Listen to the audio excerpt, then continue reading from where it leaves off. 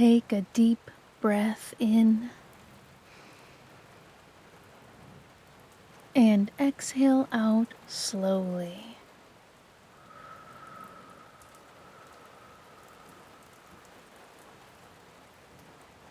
Relax. Feel yourself sinking into your bed. Deeper, deeper. Deep breath in. Exhale.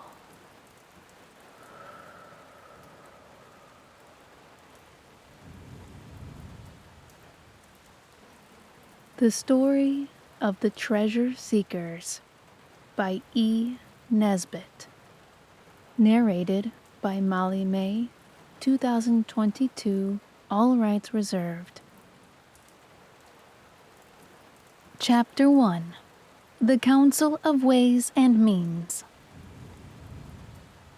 This is the story of the different ways we looked for treasure, and I think when you have read it, you will see that we are not lazy about the looking.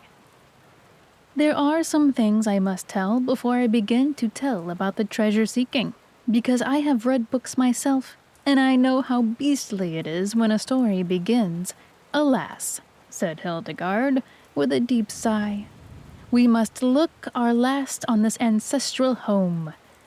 And then someone else says something, and you don't know for pages and pages where the home is, or who Hildegard is, or anything about it. Our ancestral home is in the Lewisham Road. It is semi-detached and has a garden, not a large one. We are the Bastables. There are 6 of us besides Father. Our mother is dead, and if you think we don't care because I don't tell you much about her, you only show that you do not understand people at all. Dora is the eldest, then Oswald, and then Dickie. Oswald won the Latin prize at his preparatory school, and Dickie is good at sums.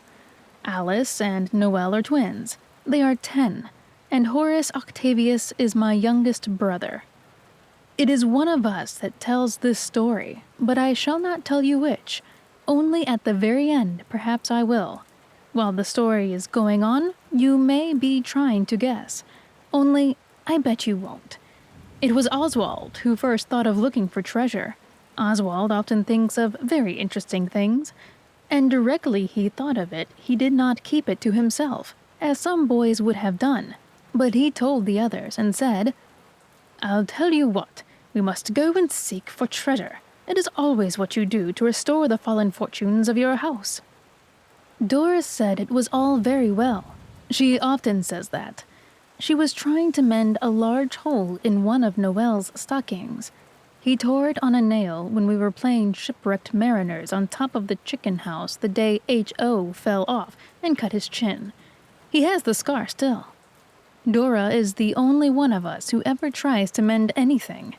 Alice tries to make things sometimes. Once she knitted a red scarf for Noel because his chest is delicate, but it was much wider at one end than the other, and he couldn't wear it. So we used it as a pennon, and it did very well, because most of our things are black or gray since Mother died, and scarlet was a nice change. Father does not like you to ask for new things. That was one way we had of knowing that the fortunes of the ancient house of Bastable were really fallen. Another way was that there was no more pocket money, except a penny now and then to the little ones, and people did not come to dinner anymore, like they used to, with pretty dresses, driving up in cabs, and the carpets got holes in them, and when the legs came off things, they were not sent to be mended, and we gave up having the gardener, except for the front garden, and not that very often. And the silver in the big oak plate chest that is lined with green baize all went away to the shop to have the dents and scratches taken out of it, and it never came back. We think Father hadn't enough money to pay the silver man for taking out the dents and scratches. The new spoons and forks were yellowy white, and not so heavy as the old ones, and they never shone after the first day or two. Father was very ill after Mother died, And while he was ill, his business partner went to Spain, and there was never much money afterwards. I don't know why. Then the servants left, and there was only one, a general. A great deal of your comfort and happiness depends on having a good general. The last but one was nice. She used to make jolly good currant puddings for us, and let us have the dish on the floor and pretend it was a wild boar we were killing with our forks. But the general we have now nearly always makes sago puddings, and they are the watery kind, and you cannot pretend anything with them, not even islands, like you do with porridge. Then we left off going to school, and Father said we should go to a good school as soon as he could manage it. He said a holiday would do us all good. We thought he was right, but we wished he had told us he couldn't afford it, for, of course, we knew. Then a great many people used to come to the door with envelopes with no stamps on them, and sometimes they got very angry and said they were calling for the last time before putting it in other hands. I asked Eliza what that meant, and she kindly explained to me, and I was so sorry for Father. And once a long blue paper came. A policeman brought it, and we were so frightened. But Father said it was all right. Only when he went up to kiss the girls after they were in bed, they said he had been crying, though I'm not sure that's not true, because only cowards and snivellers cry, and my father is the bravest man in the world. So you see, it was time we looked for treasure, and Oswald said so, and Dora said it was all very well, but the others agreed with Oswald. So we held a council. Dora was in the chair, the big dining room chair that we let the fireworks off from the 5th of November when we had the measles and couldn't do it in the garden. The hole has never been mended, so now we have that chair in the nursery, and I think it was cheap at the blowing up we boys got when the hole was burnt. "We must do something," said Alice, "because the exchequer is empty." She rattled the money box as she spoke, and it really did rattle, because we always keep the bad sixpence in it for luck. "Yes, but what shall we do?" said Dickie. "It's so jolly easy to say let's do something." Dickie always wants everything settled exactly. Father calls him the definite article. "Let's read all the books again. We shall get lots of ideas out of them." It was Noel who suggested this, but we made him shut up, because we knew well enough he only wanted to get back to his old books. Noel is a poet. He sold some of his poetry once, and it was printed, but that does not come in this part of the story. Then Dickie said, "Look here. We'll be quite quiet for 10 minutes by the clock, and each think of some way to find treasure. And when we've thought, we've try all the ways, one after the other, beginning with the eldest." "I shan't be able to think in 10 minutes. Make it half an hour," said H.O. His real name is Horace Octavius, but we call him H.O. because of the advertisement, and it's not so very long ago he was afraid to pass the hoarding where it says "Eat H.O." in big letters. He says it was when he was a little boy, but I remember last Christmas, but one, he woke in the middle of the night crying and howling, and they said it was the pudding. But he told me afterwards he had been dreaming that they really had come to eat H.O., and it couldn't have been the pudding, when you come to think of it, because it was so very plain. Well, we made it half an hour, and we all sat quiet and thought, and I made up my mind before 2 minutes were over, and I saw the others had, all but Dora, who was always an awful time over everything.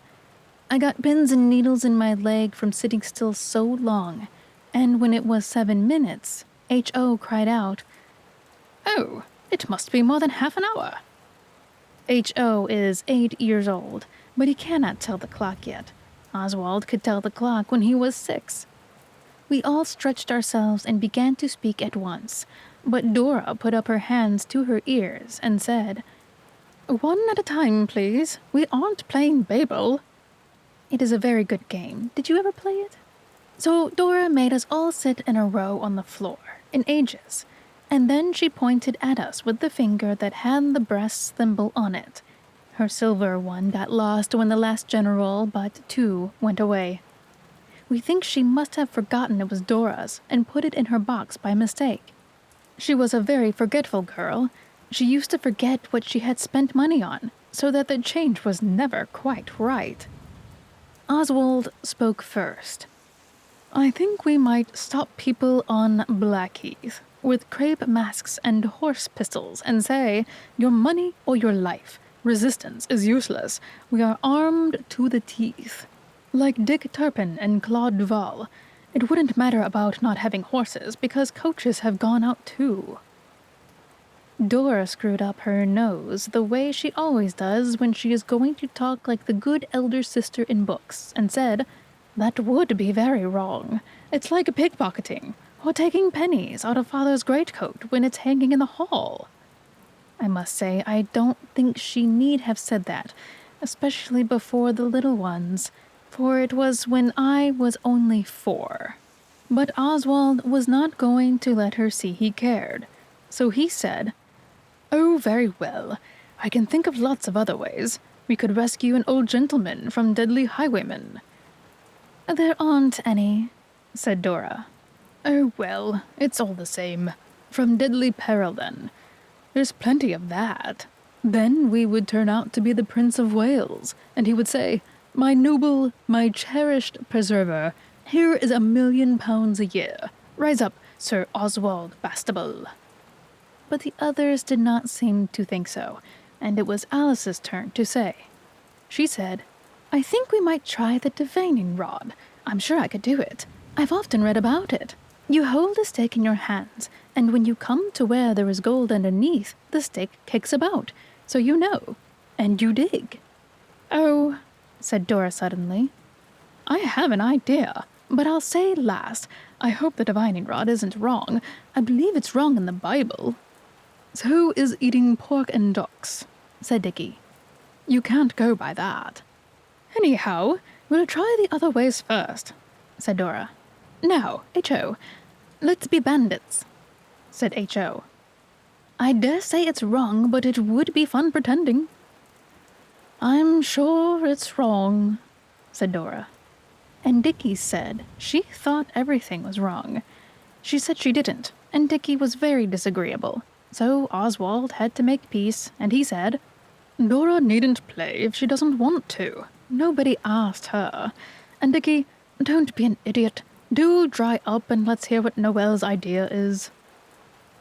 Dora and Dickie did not look pleased, but I kicked Noel under the table to make him hurry up, and then he said he didn't think he wanted to play anymore. That's the worst of it. The others are so jolly ready to quarrel. I told Noel to be a man and not a sniveling pig, and at last he said he had not made up his mind whether he would print his poetry in a book and sell it, or find a princess and marry her. Whichever it is, he added, none of you shall want for anything, though Oswald did kick me and say I was a sniveling pig. I didn't, said Oswald. I told you not to be. And Alice explained to him that that was quite the opposite of what he thought, so he agreed to drop it. Then Dickie spoke. You must all of you have noticed the advertisements in the paper, telling you that ladies and gentlemen can easily earn £2 a week in their spare time, and to send 2 shillings for sample and instructions, carefully packed free from observation. Now that we don't go to school, all our time is spare time, so I think we could easily earn £20 a week each. That would do us very well. We'll try some of the other things first, and directly we have any money, we'll send for the sample and instructions. And I have another idea, but I must think about it before I say. We all said, out with it, what's the other idea? But Dickie said, no. That is Dickie all over. He never will show you anything he's making till it's quite finished, and the same with his inmost thoughts. But he is pleased if you seem to want to know. So Oswald said, keep your silly old secrets then. Now, Dora, drive ahead. We've all said except you. Then Dora jumped up and dropped the stocking and the thimble. It rolled away, and we did not find it for days, and said, let's try my way now. Besides, I'm the eldest, so it's only fair. Let's dig for treasure. Not any tiresome divining rod, but just plain digging. People who dig for treasure always find it. And then we shall be rich, and we needn't try your ways at all. Some of them are rather difficult, and I'm certain some of them are wrong. And we must always remember that wrong things... But we told her to shut up and come on, and she did. I couldn't help wondering as we went down to the garden why Father had never thought of digging there for treasure instead of going to his beastly office every day. Chapter 2. Digging for Treasure. I am afraid the last chapter was rather dull. It is always dull in books when people talk and don't do anything. But I was obliged to put it in, or else you wouldn't have understood all the rest. The best part of books is when things are happening. That is the best part of real things too. That is why I shall not tell you in this story about all the days when nothing happened. You will not catch me saying, "Thus the sad days passed slowly by," or "The years rolled on their weary course," or "Time went on," because it is silly. Of course time goes on, whether you say so or not. So I shall just tell you the nice, interesting parts, and in between you will understand that we had our meals and got up and went to bed, and dull things like that. It would be sickening to write all that down, though of course it happens. I said so to Albert next door's uncle, who writes books, and he said, "Quite right, and that's what we call selection, a necessity of true art." And he is very clever indeed, so you see. I have often thought that if the people who write books for children knew a little more, it would be better. I shall not tell you anything about us except what I should like to know about if I was reading the story, and you were writing it. Albert's uncle says I ought to have put this in the preface, but I never read prefaces, and it is not much good writing things just for people to skip. I wonder other authors have never thought of this. Well, when we had agreed to dig for treasure, we all went down into the cellar and lighted the gas. Oswald would have liked to dig there, but it is stone flags. We looked among the old boxes and broken chairs and fenders and empty bottles and things, and at last we found the spades we had to dig in the sand with when we went to the seaside 3 years ago. They are not silly, babyish wooden spades that split if you look at them, but good iron, with a blue mark across the top of the iron part and yellow wooden handles. We wasted a little time getting them dusted, because the girls wouldn't dig with spades that had cobwebs on them. Girls would never do for African explorers or anything like that. They are too beastly particular. It was no use doing the thing by halves. We marked out a sort of square in the moldy part of the garden, about 3 yards across, and began to dig. But we found nothing except worms and stones, and the ground was very hard. So we thought we'd try another part of the garden, and we found a place in the big round flower bed where the ground was much softer. We thought we'd make a smaller hole to begin with, and it was much better. We dug and dug and dug, and it was jolly hard work. We got very hot digging, but we found nothing. Presently, Albert next door looked over the wall. We do not like him very much, but we let him play with us sometimes, because his father is dead, and you must not be unkind to orphans, even if their mothers are alive. Albert is always very tidy. He wears frilly collars and velvet knickerbockers.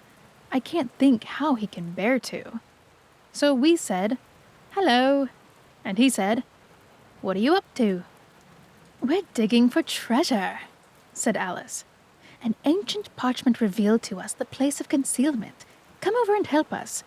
When we have dug deep enough, we shall find a great pot of red clay full of gold and precious jewels." Albert next door only sniggered and said, "What silly nonsense." He cannot play properly at all. It is very strange, because he has a very nice uncle.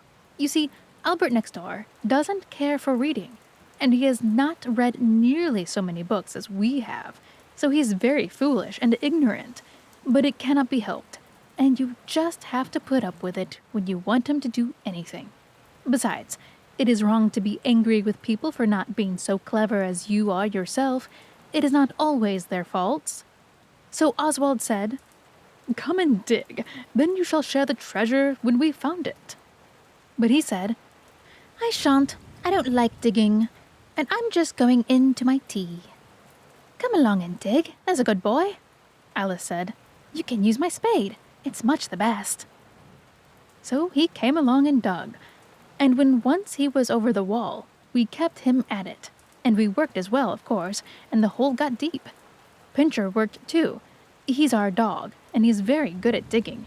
He digs for rats in the dustbin sometimes and gets very dirty. But we love our dog, even when his face wants washing. "I expect we shall have to make a tunnel," Oswald said, "to reach the rich treasure." So he jumped into the hole and began to dig at one side. After that, we took it in turns to dig at the tunnel, and Pincher was most useful in scraping the earth out of the tunnel. He does it with his back feet when you say rats, and he digs with his front ones, and burrows with his nose as well. At last, the tunnel was nearly a yard long, and big enough to creep along to find the treasure, if only it had been a bit longer. Now it was Albert's turn to go in and dig, but he funked it. "Take your turn like a man," said Oswald. Nobody can say that Oswald doesn't take his turn like a man, but Albert wouldn't, so we had to make him, because it was only fair. "It's quite easy," Alice said. "You just crawl in and dig with your hands. Then when you come out, we can scrape out what you've done with the spades. Come, be a man. You won't notice it being dark in the tunnel if you shut your eyes tight. We've all been except Dora, and she doesn't like worms." "I don't like worms neither." Albert next door said this, but we remembered how he had picked a fat red and black worm up in his fingers and thrown it at Dora only the day before, so we put him in. But he would not go in head first the proper way and dig with his hands as we had done. And though Oswald was angry at the time, for he hates snivellers, yet afterwards he owned that perhaps it was just as well. You should never be afraid to own that perhaps you were mistaken, but it is cowardly to do it unless you are quite sure you are in the wrong. "Let me go in feet first," said Albert next door. "I'll dig with my boots. I will truly honor Bright." So we let him get in feet first, and he did it very slowly, and at last he was in, and only his head sticking out into the hole and all the rest of him in the tunnel. "Now dig with your boots," said Oswald, "and Alice, do catch hold of Pincher. He'll be digging again in another minute, and perhaps it would be uncomfortable for Albert if Pincher threw the mold into his eyes." You should always try to think of these little things. Thinking of other people's comfort makes them like you. Alice held Pincher, and we all shouted, "Kick, dig with your feet, for all you're worth." So Albert next door began to dig with his feet, and we stood on the ground over him waiting. And all in a minute the ground gave way, and we tumbled together in a heap, and when he got up there was a little shallow hollow where we had been standing, and Albert next door was underneath, stuck quite fast, because the roof of the tunnel had tumbled in on him. He is a horribly unlucky boy to have anything to do with. It was dreadful the way he cried and screamed, though he had to own it didn't hurt, only it was rather heavy, and he couldn't move his legs. We would have dug him out all right enough in time, but he screamed, so we were afraid the police would come. So Dickie climbed over the wall to tell the cook there to tell Albert next door's uncle he had been buried by mistake, and to come and help dig him out. Dickie was a long time gone. We wondered what had become of him, and all the while the screaming went on and on. For we had taken the loose earth off Albert's face so that he could scream quite easily and comfortably. Presently Dickie came back, and Albert next door's uncle came with him. He has very long legs, and his hair is light, and his face is brown. He has been to sea, but now he writes books. I like him. He told his nephew to stow it, so Albert did, and then he asked him if he was hurt. And Albert had to say he wasn't, for though he is a coward and very unlucky, he is not a liar like some boys are. This promises to be a protracted if agreeable task, said Albert next door's uncle, rubbing his hands and looking at the hole with Albert's head in it. I will get another spade. So he fetched the big spade out of the next door garden tool shed and began to dig his nephew out. Mind you keep very still, he said, or I might chunk a bit out of you with the spade. Then after a while, he said, I confess that I am not absolutely insensible to the dramatic interest of the situation. My curiosity is excited. I own that I should like to know how my nephew happened to be buried. But don't tell me if you'd rather not. I suppose no force was used. Only moral force, said Alice.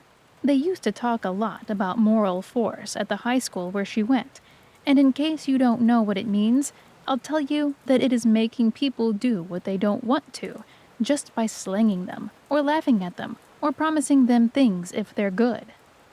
Only moral force, eh? Said Albert next door's uncle. Well, Dora said. I'm very sorry it happened to Albert. I'd rather it had been one of us. It would have been my turn to go into the tunnel, only I don't like worms, so they let me off. You see, we were digging for treasure. Yes, said Alice. And I think we were just coming to the underground passage that leads to the secret hoard when the tunnel fell in on Albert. He is so unlucky. And she sighed. Then Albert next door began to scream again, and his uncle wiped his face, his own face, not Albert's, with his silk handkerchief, and then he put it in his trousers pocket.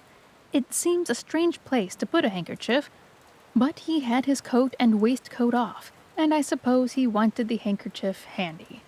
Digging is warm work. He told Albert next door to drop it, or he wouldn't proceed further in the matter. So Albert stopped screaming, and presently his uncle finished digging him out.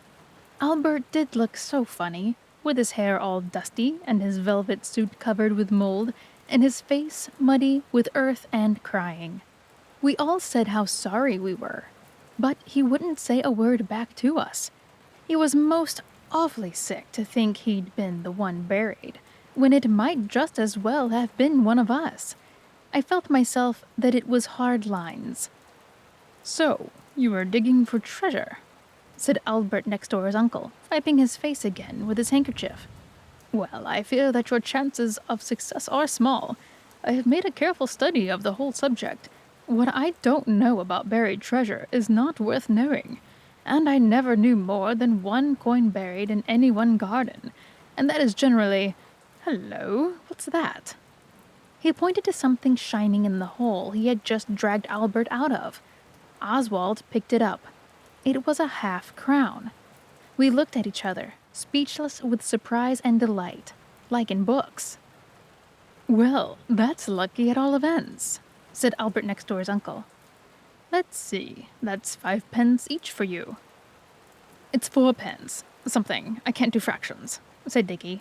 There are 7 of us, you see. Oh, you count Albert as one of yourselves on this occasion, eh? Of course, said Alice. And I say, he was buried after all.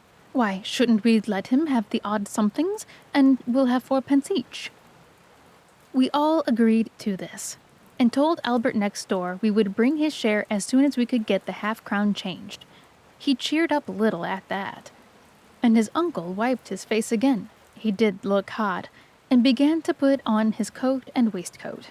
When he had done it, he stooped and picked up something. He held it up, and you will hardly believe it, but it is quite true. It was another half-crown. To think that there should be 2, he said. In all my experiences of buried treasure, I never heard of such a thing. I wish Albert next door's uncle would come treasure-seeking with us regularly. He must have very sharp eyes, for Dora says She was looking just the minute before at the very place where the second half crown was picked up from, and she never saw it. Chapter 3. Being Detectives. The next thing that happened to us was very interesting. It was as real as the half-crowns, not just pretending. I shall try to write it as like a real book as I can. Of course, we have read Mr. Sherlock Holmes, as well as the yellow-covered books with pictures outside that are so badly printed, and you get them for 4 pence halfpenny at the bookstall when the corners of them are beginning to curl up and get dirty, with people looking to see how the story ends when they are waiting for trains. I think this is most unfair to the boy at the bookstall. The books are written by a gentleman named Gaboriau, and Albert's uncle says they are the worst translations in the world, and written in vile English. Of course, they're not like Kipling, but they're jolly good stories, and we had just been reading a book by Dick Diddlington. That's not his right name, but I know all about libel actions, so I shall not say what his name is really, because his books are rot. Only they put it into our heads to do what I am going to narrate. It was in September, and we were not to go to the seaside because it is so expensive, even if you go to Sheerness, where it is all tin cans and old boots and no sand at all. But everyone else went, even the people next door, not Albert's side, but the other. Their servant told Eliza they were all going to Scarborough. The next day, sure enough, all the blinds were down and the shutters up, and the milk was not left any more. There is a big horse-chestnut tree between their garden and ours, very useful for getting conkers out of and for making stuff to rub on your chilblains.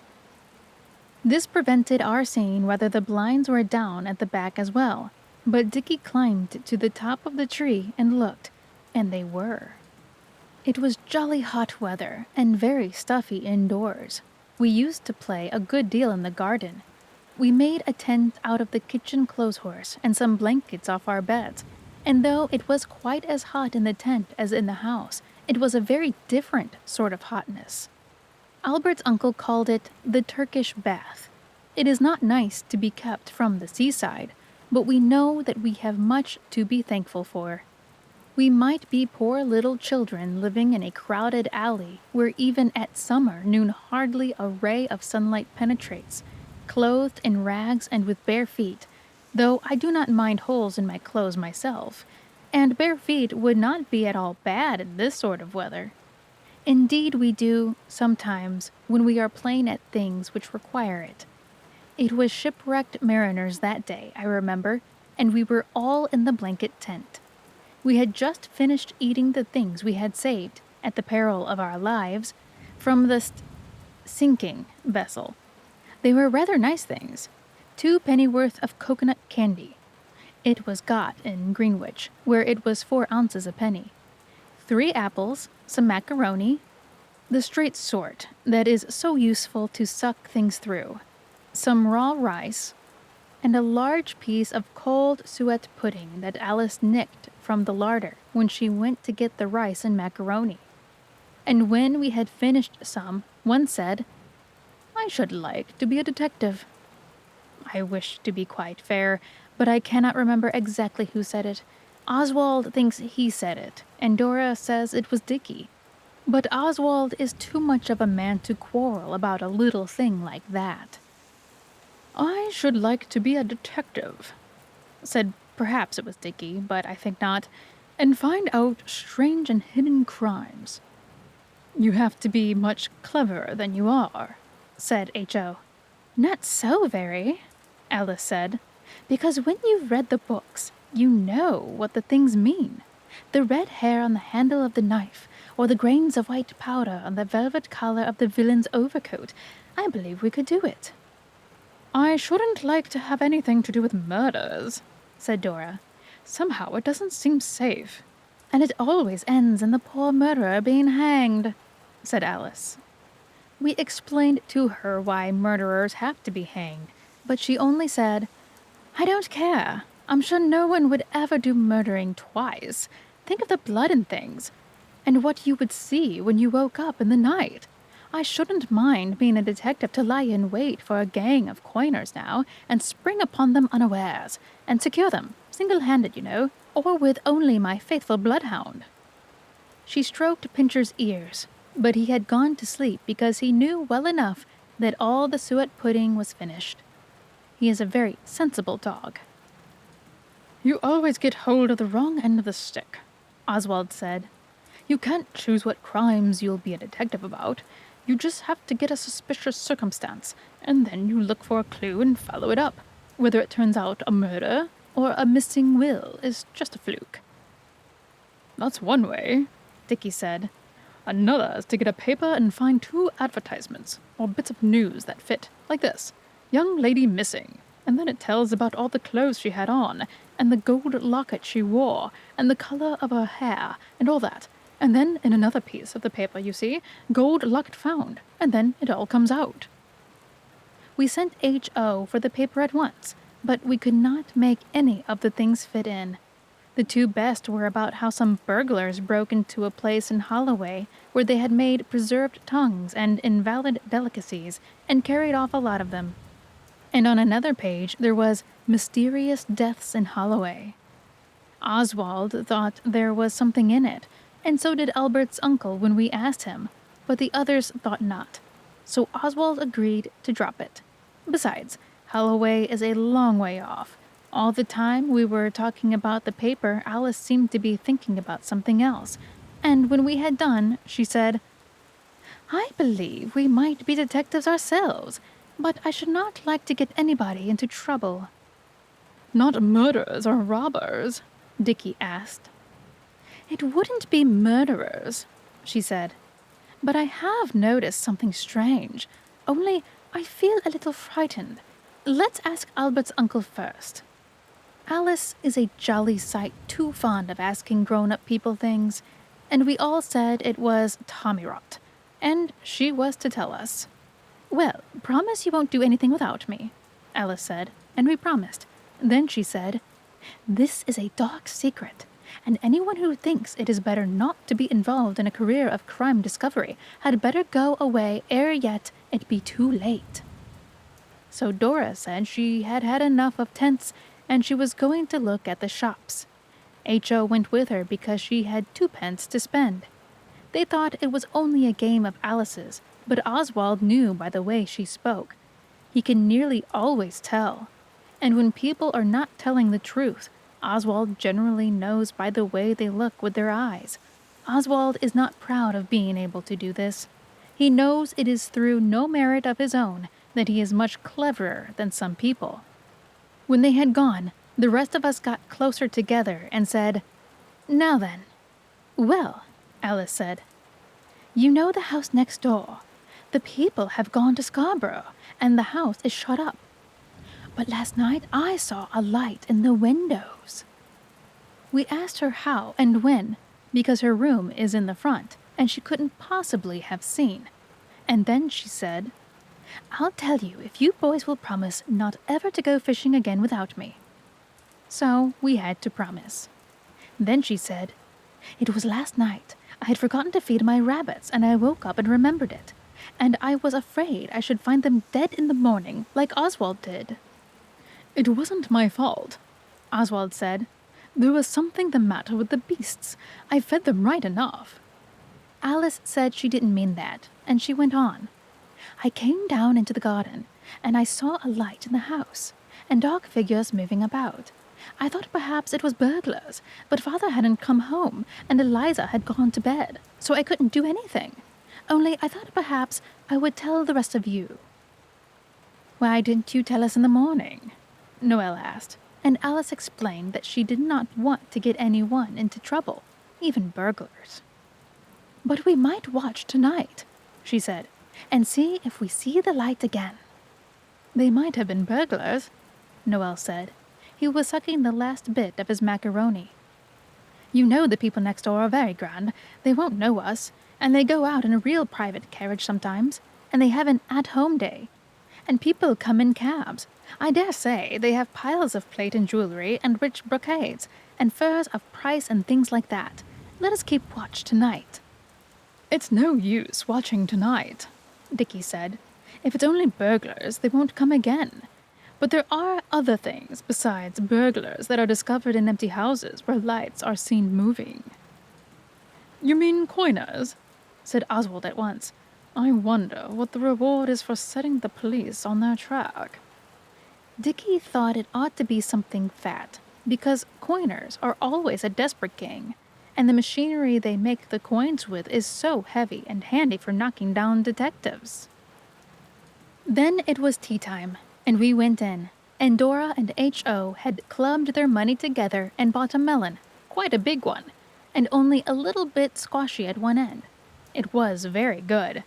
And then we washed the seeds and made things with them, and with pins and cotton.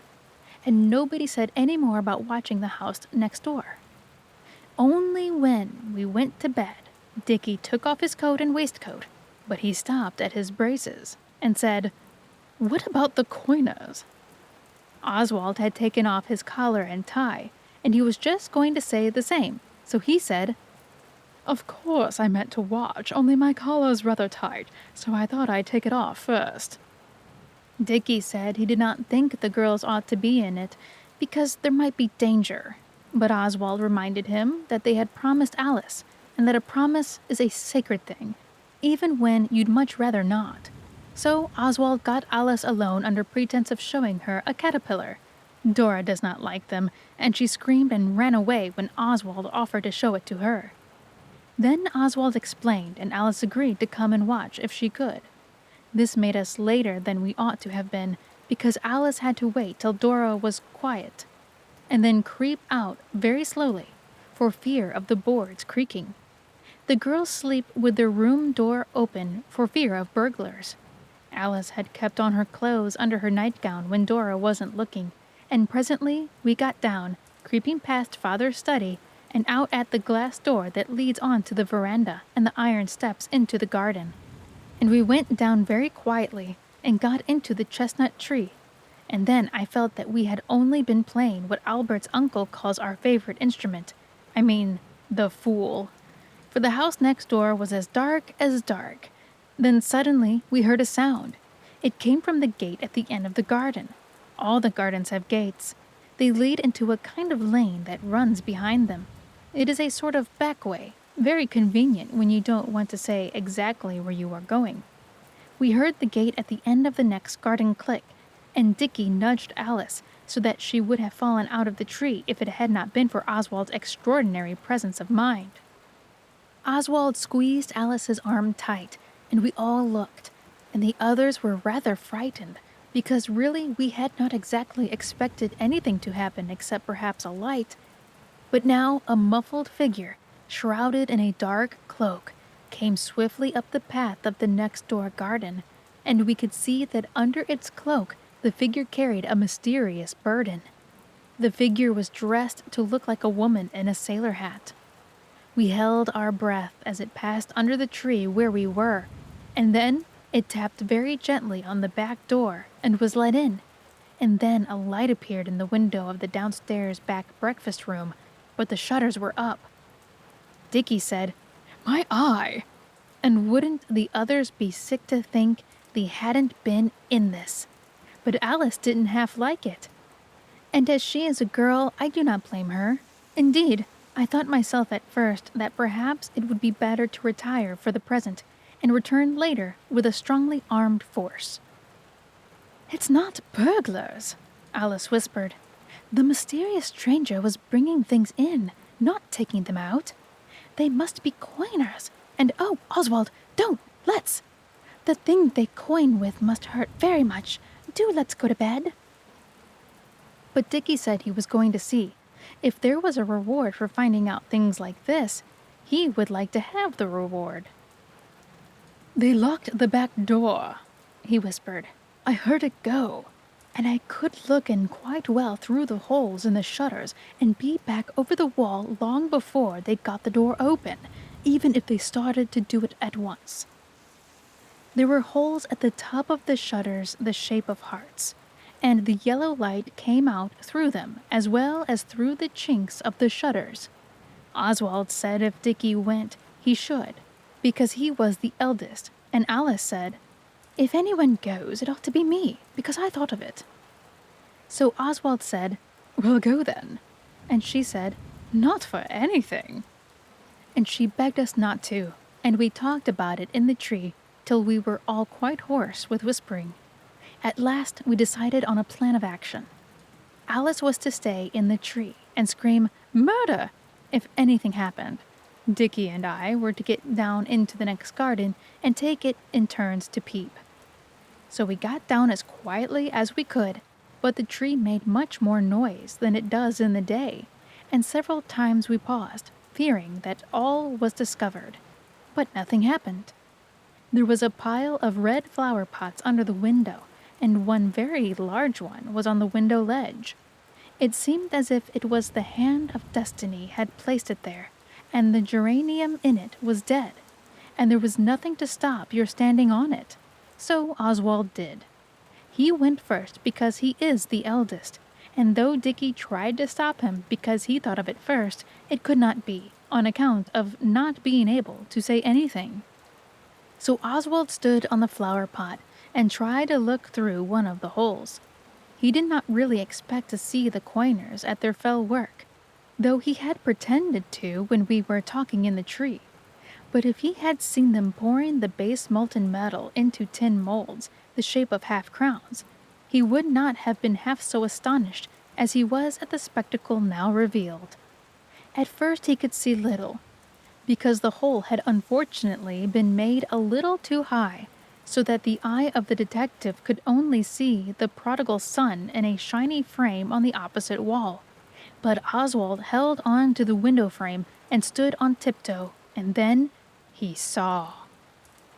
There was no furnace, and no base metal, no bearded men in leather aprons with tongs and things, but just a table with a tablecloth on it for supper, and a tin of salmon, and a lettuce, and some bottled beer. And there on a chair was the cloak and the hat of the mysterious stranger, and the two people sitting at the table were the two youngest grown-up daughters of the lady next door. And one of them was saying, "So I got the salmon 3 halfpence cheaper, and the lettuces are only 6 a penny in the Broadway. Just fancy. We must save as much as ever we can on our housekeeping money if we want to go away decent next year."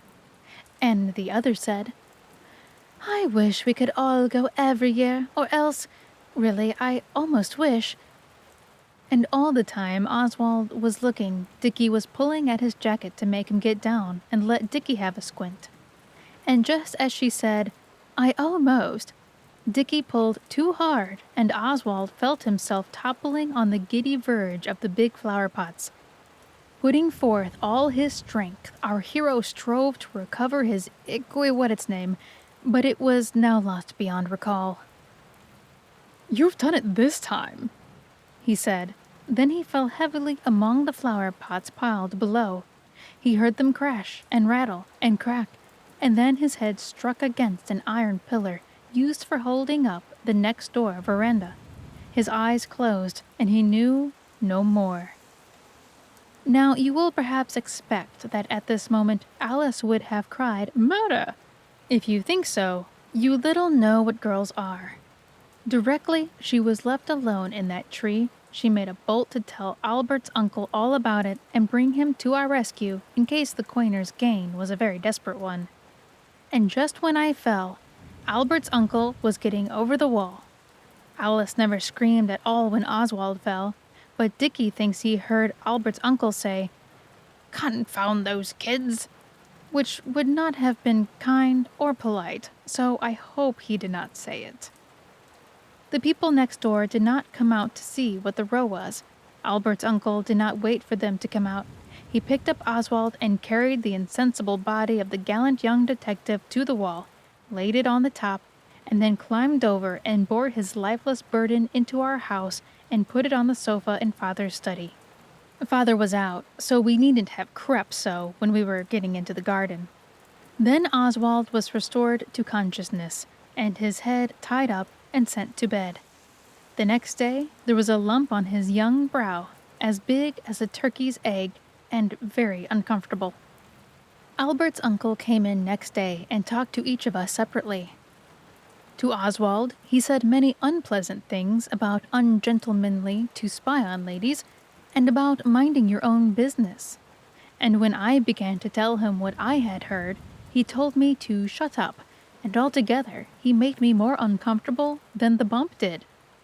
Oswald did not say anything to anyone, but next day, as the shadows of eve were falling, he crept away and wrote on a piece of paper, "I want to speak to you," and shoved it through the hole like a heart in the top of the next door shutters. And the youngest young lady put an eye to the heart-shaped hole, and then opened the shutter and said, "Well?" very crossly. Then Oswald said, "I am very sorry, and I beg your pardon. We wanted to be detectives, and we thought a gang of coiners infested your house, so we looked through your window last night. I saw the letters, and I heard what you said about the salmon being 3 halfpence cheaper, and I know it is very dishonorable to pry into other people's secrets, especially ladies, and I never will again if you will forgive me this once." Then the lady frowned, and then she laughed, and then she said, "So it was you tumbling into the flower pots last night? We thought it was burglars. It frightened us horribly. Why, what a bump on your poor head." And then she talked to me a bit, and presently she said she and her sister had not wished people to know they were at home because, and then she stopped short and grew very red, and I said, "I thought you were all at Scarborough. Your servant told Eliza so. Why didn't you want people to know you were at home?" The lady got redder still, and then she laughed and said, "Never mind the reason why. I hope your head doesn't hurt much. Thank you for your nice, manly little speech. You've done nothing to be ashamed of, at any rate." Then she kissed me, and I did not mind. And then she said, "Run away now, dear. I'm going to pull up the blinds and open the shutters, and I want to do it at once, before it gets dark, so that everyone can see we're at home, and not at Scarborough." Chapter 4. Good Hunting. When we had got that 4 shillings by digging for treasure, we ought, by rights, to have tried Dickie's idea of answering the advertisement about ladies and gentlemen and spare time and £2 a week. But there were several things we rather wanted. Dora wanted a new pair of scissors, and she said she was going to get them with her 8 pence. But Alice said, "You ought to get her those, Oswald, because you know you broke the points off hers getting the marble out of the brass thimble." It was quite true, though I had almost forgotten it. But then it was H.O. who jammed the marble into the thimble first of all. So I said, "It's H.O.'s fault, as much as mine anyhow. Why shouldn't he pay?" Oswald didn't so much mind paying for the beastly scissors, but he hates injustice of every kind. "He's just a little kid," said Dickie, and of course H.O. said he wasn't a little kid, and it very nearly came to being a row between them. But Oswald knows when to be generous, so he said, "Look here, I'll pay 6 pence of the scissors, and H.O. shall pay the rest, to teach him to be careful." H.O. agreed. He is not at all a mean kid, but I found out afterwards that Alice paid his share out of her own money. Then we wanted some new paints, and Noel wanted a pencil and a halfpenny account book to write poetry with, and it does seem hard never to have any apples. So, somehow or other, nearly all the money got spent, and we agreed that we must let the advertisement run loose a little longer. "I only hope," Alice said, "that they won't have got all the ladies and gentlemen they want before we have got the money to write for the sample and instructions." And I was a little afraid myself, because it seemed such a splendid chance. But we looked in the paper every day, and the advertisement was always there, so we thought it was all right. Then we had the detective try on, and it proved no go. And then, when all the money was gone, except a halfpenny of mine and 2 pence of Noel's and 3 pence of Dickie's and a few pennies that the girls had left, we held another council. Dora was sewing the buttons on H.O.'s Sunday things. He got himself a knife with his money, and he cut every single one of his best buttons off. You've no idea how many buttons there are on a suit. Dora counted them. There are 24, counting the little ones on the sleeves that don't undo. Alice was trying to teach Pincher to beg, but he has too much sense when he knows you've got nothing in your hands, and the rest of us were roasting potatoes under the fire. We had made a fire on purpose, though it was rather warm. They are very good if you cut away the burnt parts, but you ought to wash them first, or you are a dirty boy. "Well, what can we do?" said Dickie. "You are so fond of saying, 'Let's do something,' and never saying what." "We can't try the advertisement yet. Shall we try rescuing someone?" said Oswald. It was his own idea, but he didn't insist on doing it, though he is next to the eldest, for he knows it is bad manners to make people do what you want, when they would rather not. "What was Noel's plan?" Alice asked. "A princess or a poetry book," said Noel sleepily. He was lying on his back on the sofa, kicking his legs. "Only I shall look for the princess all by myself, but I'll let you see her when we're married." "Have you got enough poetry to make a book?" Dickie asked that, and it was rather sensible of him, because when Noel came to look, there were only 7 of his poems that any of us could understand. There was the Wreck of the Malabar, and the poem he wrote when Eliza took us to hear the reviving preacher, and everybody cried, and Father said it must have been the preacher's eloquence. So Noel wrote, "O eloquence, and what art thou? Aye, what art thou, because we cried? And everybody cried inside. When they came out, their eyes were red, and it was your doing, Father said." But Noel told Alice he got the first line and a half from a book a boy at school was going to write when he had time. Besides this, there were the lines on a dead black beetle that was poisoned. "O beetle, how I weep to see thee lying on thy poor back. It is so very sad, indeed. You were so shiny and black. I wish you were alive again, but Eliza says wishing it is nonsense and a shame." It was very good beetle poison, and there were hundreds of them lying dead. But Noel only wrote a piece of poetry for one of them. He said he hadn't time to do them all, and the worst of it was he didn't know which one he'd written it to.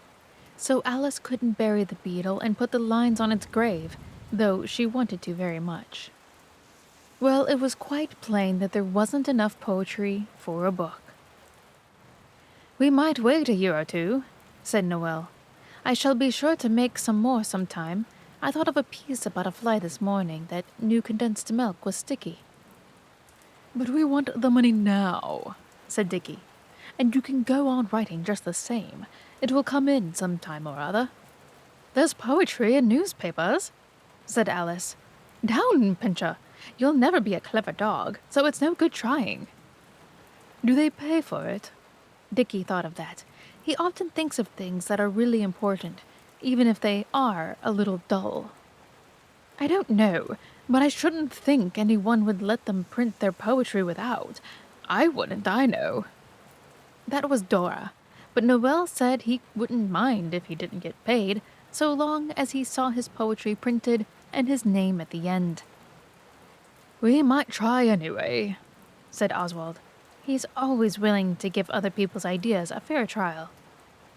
So we copied out The Wreck of the Malabar and the other 6 poems on drawing paper. Dora did it. She writes best. And Oswald drew a picture of the Malabar going down with all hands. It was a full-rigged schooner, and all the ropes and sails were correct, because my cousin is in the Navy, and he showed me. We thought a long time whether we'd write a letter and send it by post with the poetry, and Dora thought it would be best. But Noel said he couldn't bear not to know at once if the paper would print the poetry, so we decided to take it. I went with Noel because I am the eldest, and he is not old enough to go to London by himself. Dickie said poetry was rot, and he was glad he hadn't got to make a fool of himself. That was because there was not enough money for him to go with us. H.O. couldn't come either, but he came to the station to see us off and waved his cap and called out, "Good hunting," as the train started. There was a lady in spectacles in the corner. She was writing with a pencil on the edges of long strips of paper that had print all down them. When the train started, she asked, "What was that he said?" So Oswald answered, "It was good hunting. It's out of the Jungle Book." "That's very pleasant to hear," the lady said. "I am very pleased to meet people who know their Jungle Book. And where are you off to? The Zoological Gardens to look for Bagheera?" We were pleased, too, to meet someone who knew the Jungle Book. So Oswald said, "We are going to restore the fallen fortunes of the House of Bastable, and we have all thought of different ways, and we're going to try them all. Noel's way is poetry. I suppose great poets get paid?" The lady laughed. She was awfully jolly, and said she was a sort of poet too, and the long strips of paper were the proofs of her new book of stories. Because before a book is made into a real book, with pages and a cover, they sometimes print it all on strips of paper, and the writer makes marks on it with a pencil to show the printers what idiots they are not to understand what a writer means to have printed. We told her all about digging for treasure and what we meant to do. Then she asked to see Noel's poetry, and he said he didn't like, so she said, "Look here, if you'll show me yours, I'll show you some of mine." So he agreed. The jolly lady read Noel's poetry, and she said she liked it very much, and she thought a great deal of the picture of the Malabar. And then she said, "I write serious poetry, like yours myself, too, but I have a piece here that I think you will like because it's about a boy." She gave it to us, and so I can copy it down, and I will, for it shows that some grown-up ladies are not so silly as others. I like it better than Noel's poetry, though I told him I did not, because he looked as if he was going to cry. This was very wrong, for you should always speak the truth, however unhappy it makes people, and I generally do. But I did not want him crying in the railway carriage. The lady's piece of poetry. Oh, when I wake up in my bed and see the sun all fat and red, I'm glad to have another day for all my different kinds of play. There are so many things to do, the things that make a man of you. If grown-ups did not get so vexed and wonder what you will do next. I often wonder whether they ever made up our kinds of play, if they were always good as gold and only did what they were told. They like you best to play with tops and toys in boxes bought in shops. They do not even know the names of really interesting games. They will not let you play with fire or trip your sister up with wire. They grudge the tea tray for a drum or booby traps when callers come. They don't like fishing, and it's true, you sometimes soak a suit or two. They look on fireworks, though they're dry, with quite a disapproving eye. They do not understand the way to get the most out of your day. They do not know how hunger feels, nor what you need between your meals. And when you're sent to bed at night, they're happy, but they're not polite. For through the door you hear them say, "He's done his mischief for the day." She told us a lot of other pieces, but I cannot remember them, and she talked to us all the way up, and when we got nearly to Cannon Street, she said, "I've got 2 new shillings here. Do you think they would help to smooth the path to fame?" Noel said, "Thank you," and was going to take the shilling, but Oswald, who always remembers what he is told, said, "Thank you very much, but Father told us we ought never to take anything from strangers." "That's a nasty one," said the lady. She didn't talk a bit like a real lady, but more like a jolly sort of grown-up boy in a dress and hat. "A very nasty one. But don't you think, as Noel and I are both poets, I might be considered a sort of relation? You've heard of brother poets, haven't you? Don't you think Noelle and I are aunt and nephew poets, or some relationship of that kind?" I didn't know what to say, and she went on. "It's awfully straight of you to stick to what your father tells you. But look here, you take the shillings, and here's my card. When you get home, tell your father all about it, and if he says no, you can just bring the shillings back to me." So we took the shillings, and she shook hands with us and said, "Goodbye and good hunting." We did tell father about it, and he said it was all right, and when he looked at the card, he told us we were highly honored, for the lady wrote better poetry than any other lady alive now. We had never heard of her, and she seemed much too jolly for a poet. Good old Kipling. We owe him those 2 shillings, as well as the Jungle Books. Chapter 5. The Poet and the Editor. It was not bad sport, being in London entirely on our own hook. We asked the way to Fleet Street, where father says all the newspaper offices are. They said straight on down Ludgate Hill, but it turned out to be quite another way. At least we didn't go straight on. We got to St. Paul's. Noelle would go in, and we saw where Gordon was buried, at least the monument. It is very flat, considering what a man he was. When we came out, we walked a long way, and when we asked a policeman, he said we'd better go back through Smithfield. So we did. They don't burn people anymore there now, so it was rather dull, besides being a long way, and Noelle got very tired. He's a peaky little chap. It comes of being a poet, I think. We had a bun or 2 at different shops, out of the shillings, and it was quite late in the afternoon when we got to Fleet Street. The gas was lighted, and the electric lights. There is a jolly Bovril sign that comes off and on in different colored lamps. We went to the Daily Recorder office and asked to see the editor. It is a big office, very bright, with brass and mahogany and electric lights. They told us the editor wasn't there, but at another office, so we went down a dirty street to a very dull-looking place. There was a man there inside, in a glass case, as if he was a museum, and he told us to write down our names and our business. So Oswald wrote, "Oswald Bastable, Noelle Bastable, business very private indeed." Then we waited on the stone stairs. It was very draughty, and the man in the glass case looked at us as if we were the museum instead of him. We waited a long time, and then a boy came down and said, "The editor can't see you. Will you please write your business?" And he laughed. I wanted to punch his head, but Noelle said, "Yes, I'll write it if you'll give me a pen and ink, and a sheet of paper and an envelope." The boy said he'd better write by post, but Noelle is a bit pig-headed. It's his worst fault. So he said, "No, I'll write it now." So I backed him up by saying, "Look at the price penny stamps are since the coal strike." So the boy grinned, and the man in the glass case gave us pen and paper, and Noelle wrote.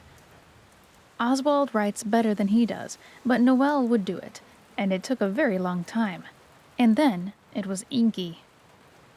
"Dear Mr. Editor, I wanted you to print my poetry and pay for it, and I am a friend of Mrs. Leslie's. She is a poet too. Your affectionate friend, Noelle Bastable." He licked the envelope a good deal, so that the boy shouldn't read it going upstairs, and he wrote, "Very private," outside, and gave the letter to the boy. I thought it wasn't any good, but in a minute the grinning boy came back, and he was quite respectful and said, "The editor says, please will you step up?"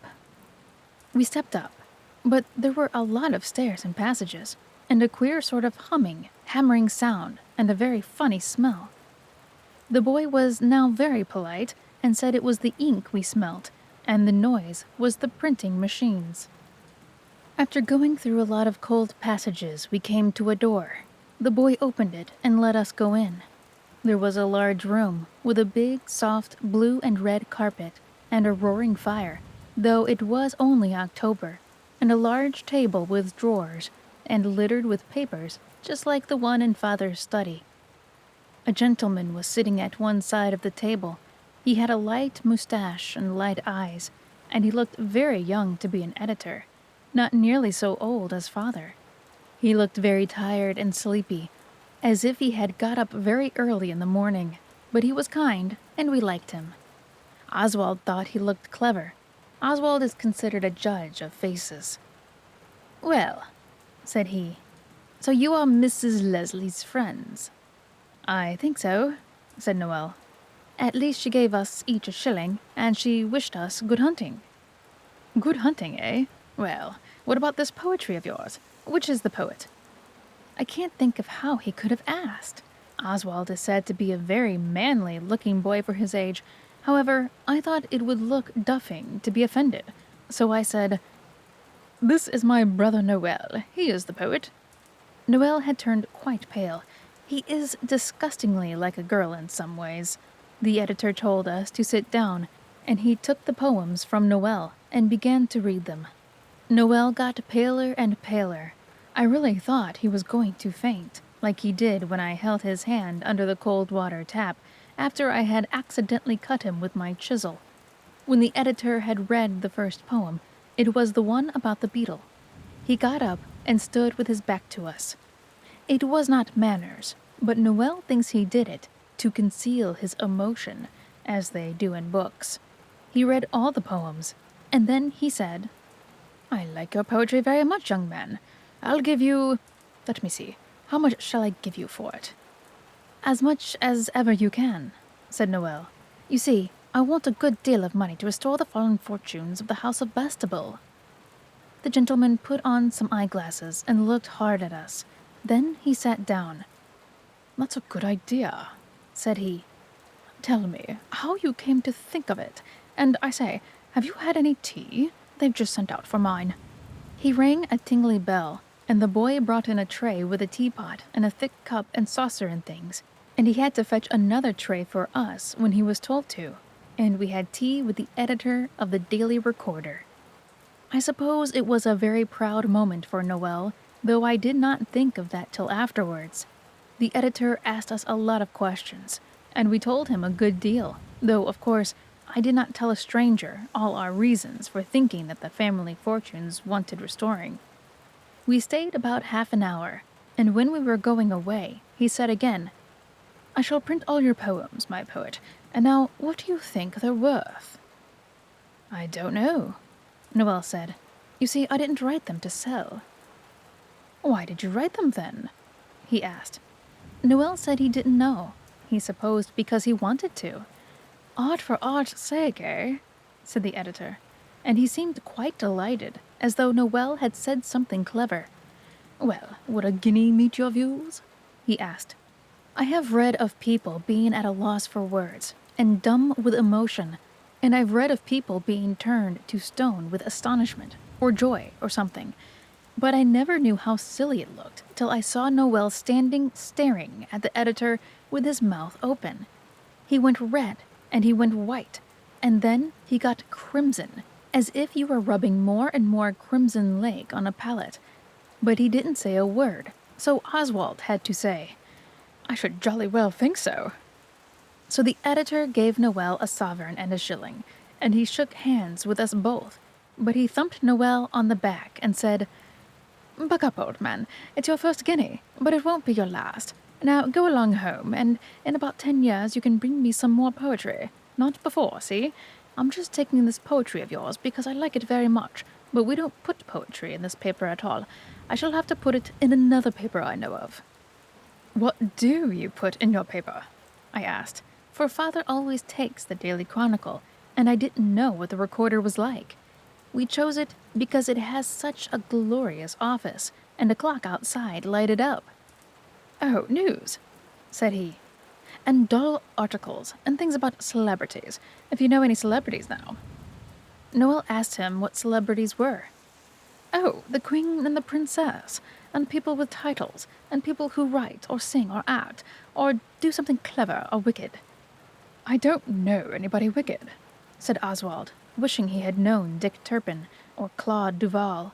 so as to be able to tell the editor things about them. But I know someone with a title, Lord Tottenham. The man old protectionist, eh? How did you come to know him? We don't know him to speak to, but he goes over the heath every day at 3, and he strides along like a giant, with a black cloak like Lord Tennyson's flying behind him, and he talks to himself like 1 o'clock. What does he say? The editor had sat down again, and he was fiddling with a blue pencil. We only heard him once, close enough to understand, and then he said, "The curse of the country, sir, ruin and desolation." And then he went striding along again, hitting at the furze bushes as if they were the heads of his enemies. Excellent descriptive touch, said the editor. Well, go on. That's all I know about him, except that he stops in the middle of the heath every day, and he looks all around to see if there's anyone about, and if there isn't, he takes his collar off. The editor interrupted, which is considered rude, and said, You're not romancing. I beg your pardon, said Oswald. Drawing the long bow, I mean, said the editor. Oswald drew himself up and said he wasn't a liar. The editor only laughed and said romancing and lying were not at all the same, only it was important to know what you were playing at. So Oswald accepted his apology and went on. We were hiding among the furze bushes one day, and we saw him do it. He took off his collar and he put on a clean one, and he threw the other among the furze bushes. We picked it up afterwards, and it was a beastly paper one. Thank you, said the editor, and he got up and put his hand in his pocket. Well, that's worth 5 shillings, and there you are. Would you like to see round the printing offices before you go home? I pocketed my 5 bob and thanked him, and I said we should like it very much. He called another gentleman and said something we couldn't hear. Then he said goodbye again, and all this time Noel hadn't said a word. But now he said, I've made a poem about you. It is called Lines to a Noble Editor. Shall I write it down?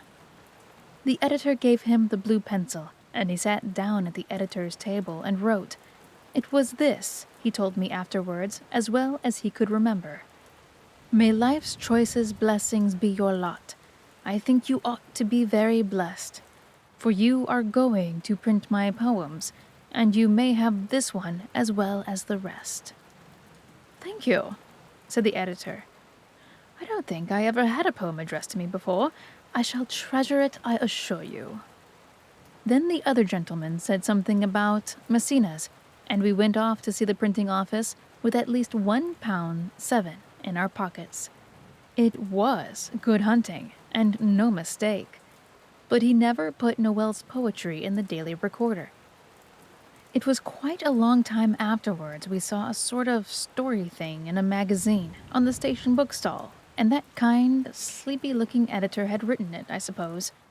It was not at all amusing. It said a lot about Noel and me, describing us all wrong, and saying how we had tea with the editor, and all Noel's poems were in the story thing. I think myself the editor seemed to make game of them, but Noel was quite pleased to see them printed, so that's all right. It wasn't my poetry anyhow, I am glad to say. Chapter 6. Noel's Princess. She happened quite accidentally. We were not looking for a princess at all just then. But Noel had said he was going to find a princess all by himself and marry her, and he really did, which was rather odd, because when people say things are going to befall, very often they don't.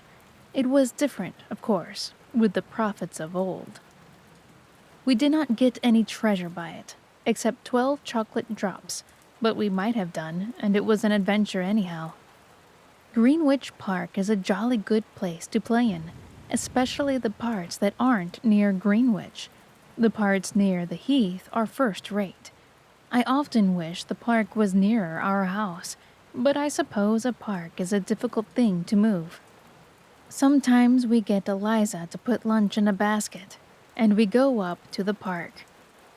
She likes that. It saves cooking dinner for us, and sometimes she says of her own accord, I've made some pasties for you, and you might as well go into the park as not. It's a lovely day. She always tells us to rinse out the cup at the drinking fountain, and the girls do.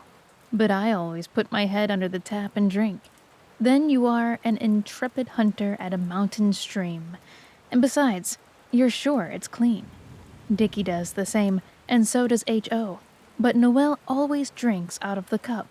He says it is a golden goblet wrought by enchanted gnomes. The day the princess happened was a fine hot day, last October, and we were quite tired with the walk up to the park. We always go in by the little gate at the top of Croom's Hill. It is the postern gate that things always happen at in stories.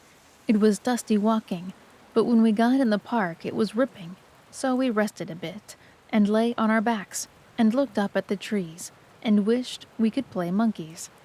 I have done it before now, but the park keeper makes a row if he catches you.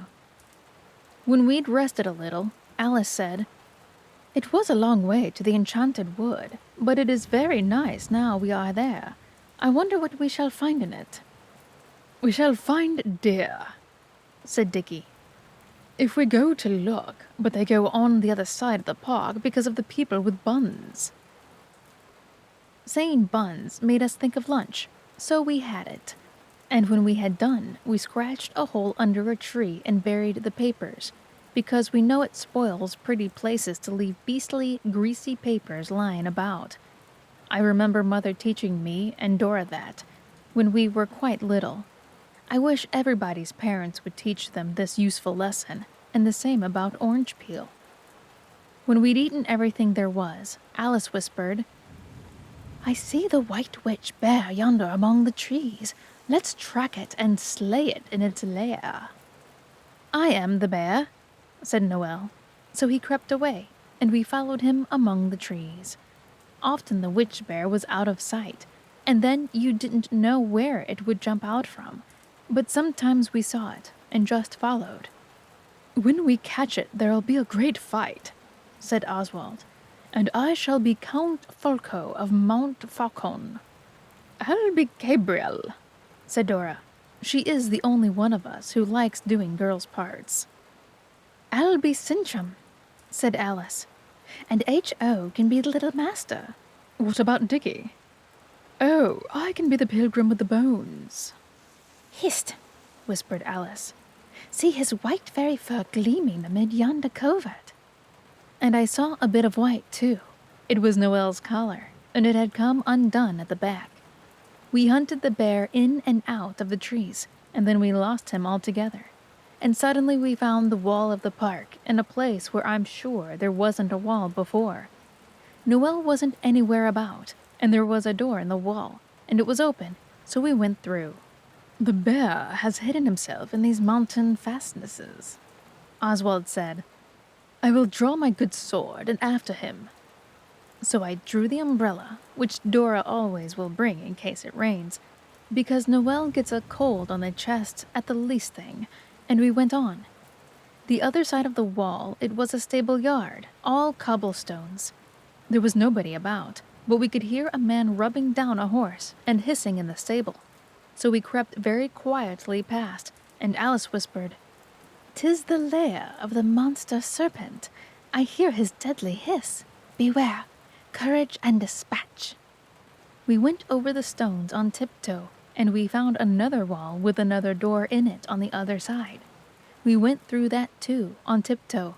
It really was an adventure. And there we were in a shrubbery, and we saw something white through the trees. Dora said it was the white bear. That is so like Dora.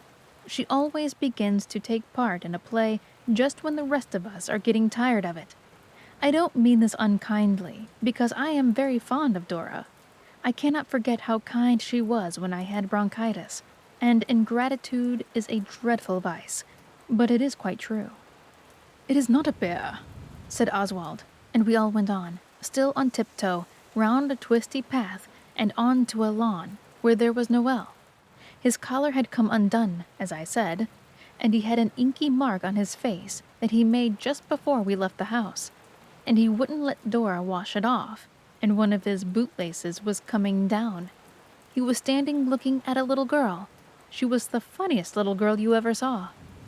She was like a china doll, the sixpenny kind. She had a white face and long yellow hair, done up very tight in two pigtails. Her forehead was very big and lumpy, and her cheeks came high up, like little shelves under her eyes. Her eyes were small and blue. She had on a funny black frock with curly braid on it, and button boots that went almost up to her knees. Her legs were very thin. She was sitting in a hammock chair nursing a blue kitten. Not a sky blue one, of course, but the color of a new slate pencil. As we came up, we heard her say to Noel, "Who are you?" Noel had forgotten about the bear, and he was taking his favorite part, so he said, "I'm Prince Camaralzaman." The funny little girl looked pleased. "I thought at first you were a common boy," she said. Then she saw the rest of us and said, "Are you all princesses and princes too?" Of course, we said, "Yes," and she said, "I am a princess also." She said it very well too, exactly as if it were true. We were very glad, because it is so seldom you meet any children who can begin to play right off without having everything explained to them. And even then they will say they are going to pretend to be a lion, or a witch, or a king. Now this little girl just said, "I am a princess." Then she looked at Oswald and said, "I fancy I've seen you at Baden." Of course Oswald said, "Very likely." The little girl had a funny voice, and all her words were quite plain, each word by itself. She didn't talk at all like we do. H.O. asked her what the cat's name was, and she said, "Katinka." Then Dickie said, "Let's get away from the windows. If you play near windows, someone inside generally knocks at them and says, 'Don't.'" The princess put down the cat very carefully and said, "I am forbidden to walk off the grass." "That's a pity," said Dora. "But I will if you like," said the princess. "You mustn't do things you are forbidden to do," Dora said. But Dickie showed us that there was some more grass beyond the shrubs with only a gravel path between. So I lifted the princess over the gravel so that she should be able to say she hadn't walked off the grass. When we got to the other grass, we all sat down, and the princess asked us if we liked draggies. I know that's how you spell it, for I asked Albert next door's uncle. We said we thought not, but she pulled a real silver box out of her pocket and showed us. They were just flat, round chocolates. We had 2 each. Then we asked her her name, and she began. When she began, she went on, and on, and on, till I thought she was never going to stop. H.O. said she had 50 names, but Dickie is very good at figures, and he says there were only 18. The first were Pauline, Alexandra, Alice, and Mary was one, and Victoria, and we all heard that, and it ended up with Hildegard, Cunigod, something or other, princess of something else. When she'd done, H.O. said, "That's jolly good. Say it again." And she did. But even then we couldn't remember it. We told her our names, but she thought they were too short. So when it was Noel's turn, he said he was Prince Noel Camaralzaman Ivan Constantine Charlemagne James John Edward Biggs Maximilian Bastable Prince of Lewisham. But when she asked him to say it again, of course, he could only get the first 2 names right, because he'd made it up as he went on. So the princess said, "You are quite old enough to know your own name." She was very grave and serious. She told us that she was the 5th cousin of Queen Victoria. We asked who the other cousins were, but she did not seem to understand. She went on and said she was 7 times removed. She couldn't tell us what that meant either, but Oswald thinks it means that the Queen's cousins are so fond of her that they will keep coming bothering, so the Queen's servants have orders to remove them. This little girl must have been very fond of the Queen to try so often to see her, and to have been 7 times removed.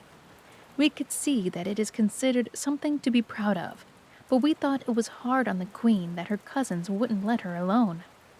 Presently the little girl asked us where our maids and governesses were. We told her we hadn't any just now, and she said, "How pleasant! And did you come here alone?" "Yes," said Dora. "We came across the heath." "You are very fortunate," said the little girl. She sat very upright on the grass, with her fat little hands in her lap. I should like to go on the heath. There are donkeys there, with white saddle covers. I should like to ride them, but my governess will not permit. I'm glad we haven't a governess, H.O. said. We ride the donkeys whenever we have any pennies, and once I gave the man another penny to make it gallop.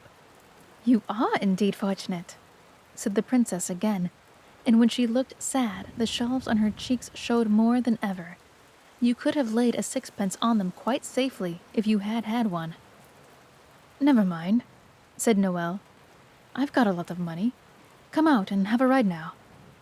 But the little girl shook her head and said she was afraid it would not be correct. Dora said she was quite right.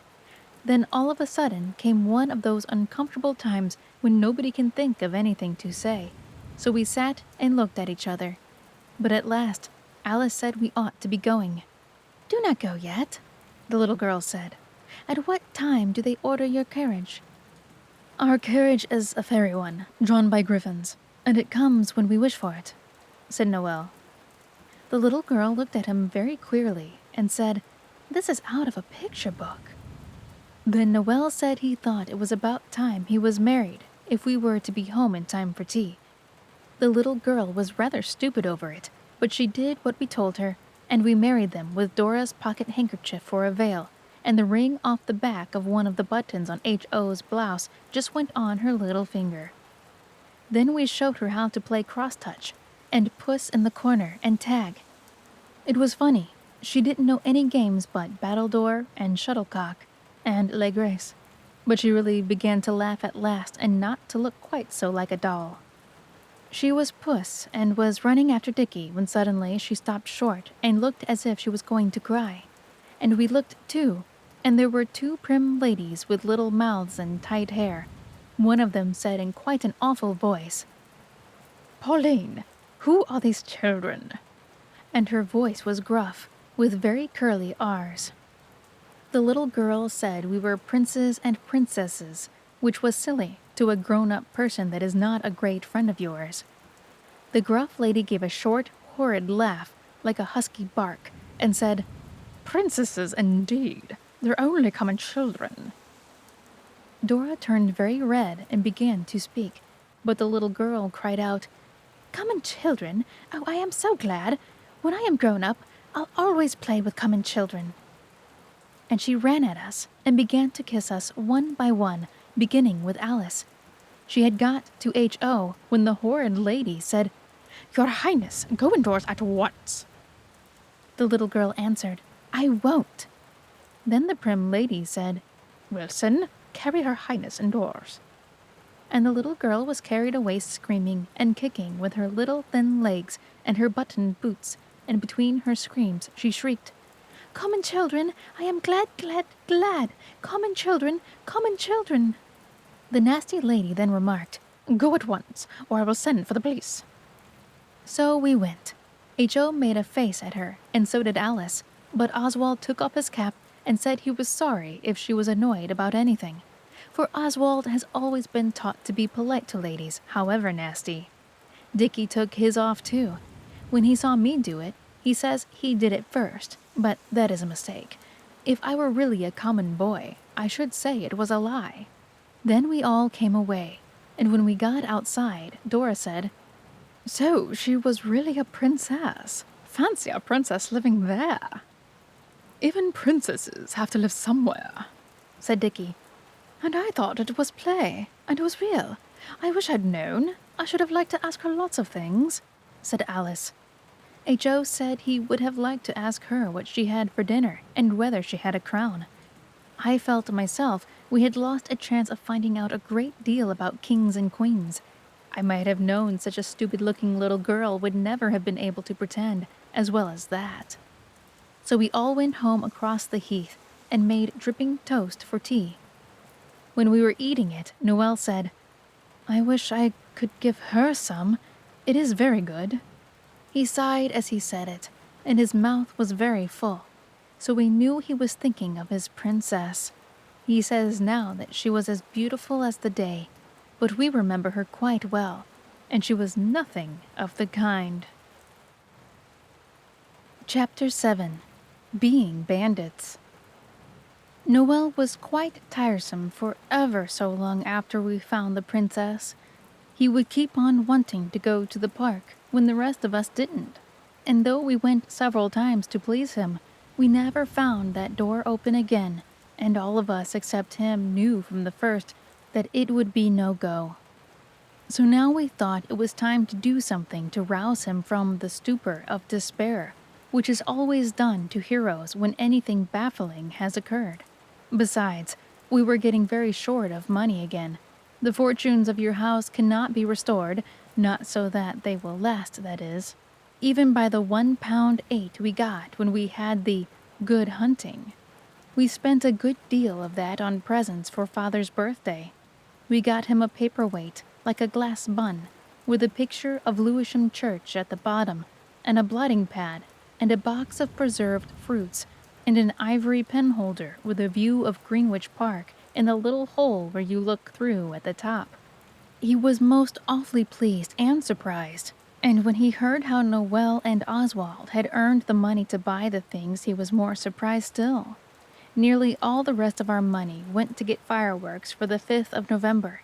We got 6 Catherine wheels and 4 rockets, 2 hand lights, 1 red and 1 green, a 6-penny maroon, 2 Roman candles, they cost a shilling, some Italian streamers, a fairy fountain, and a tourbillon that cost 18 pence and was very nearly worth it. But I think crackers and squibs are a mistake. It's true you get a lot of them for the money, and they are not bad fun for the first 2 or 3 dozen, but you get jolly sick of them before you've let off your 6 pennyworth. And the only amusing way is not allowed. It is putting them in the fire.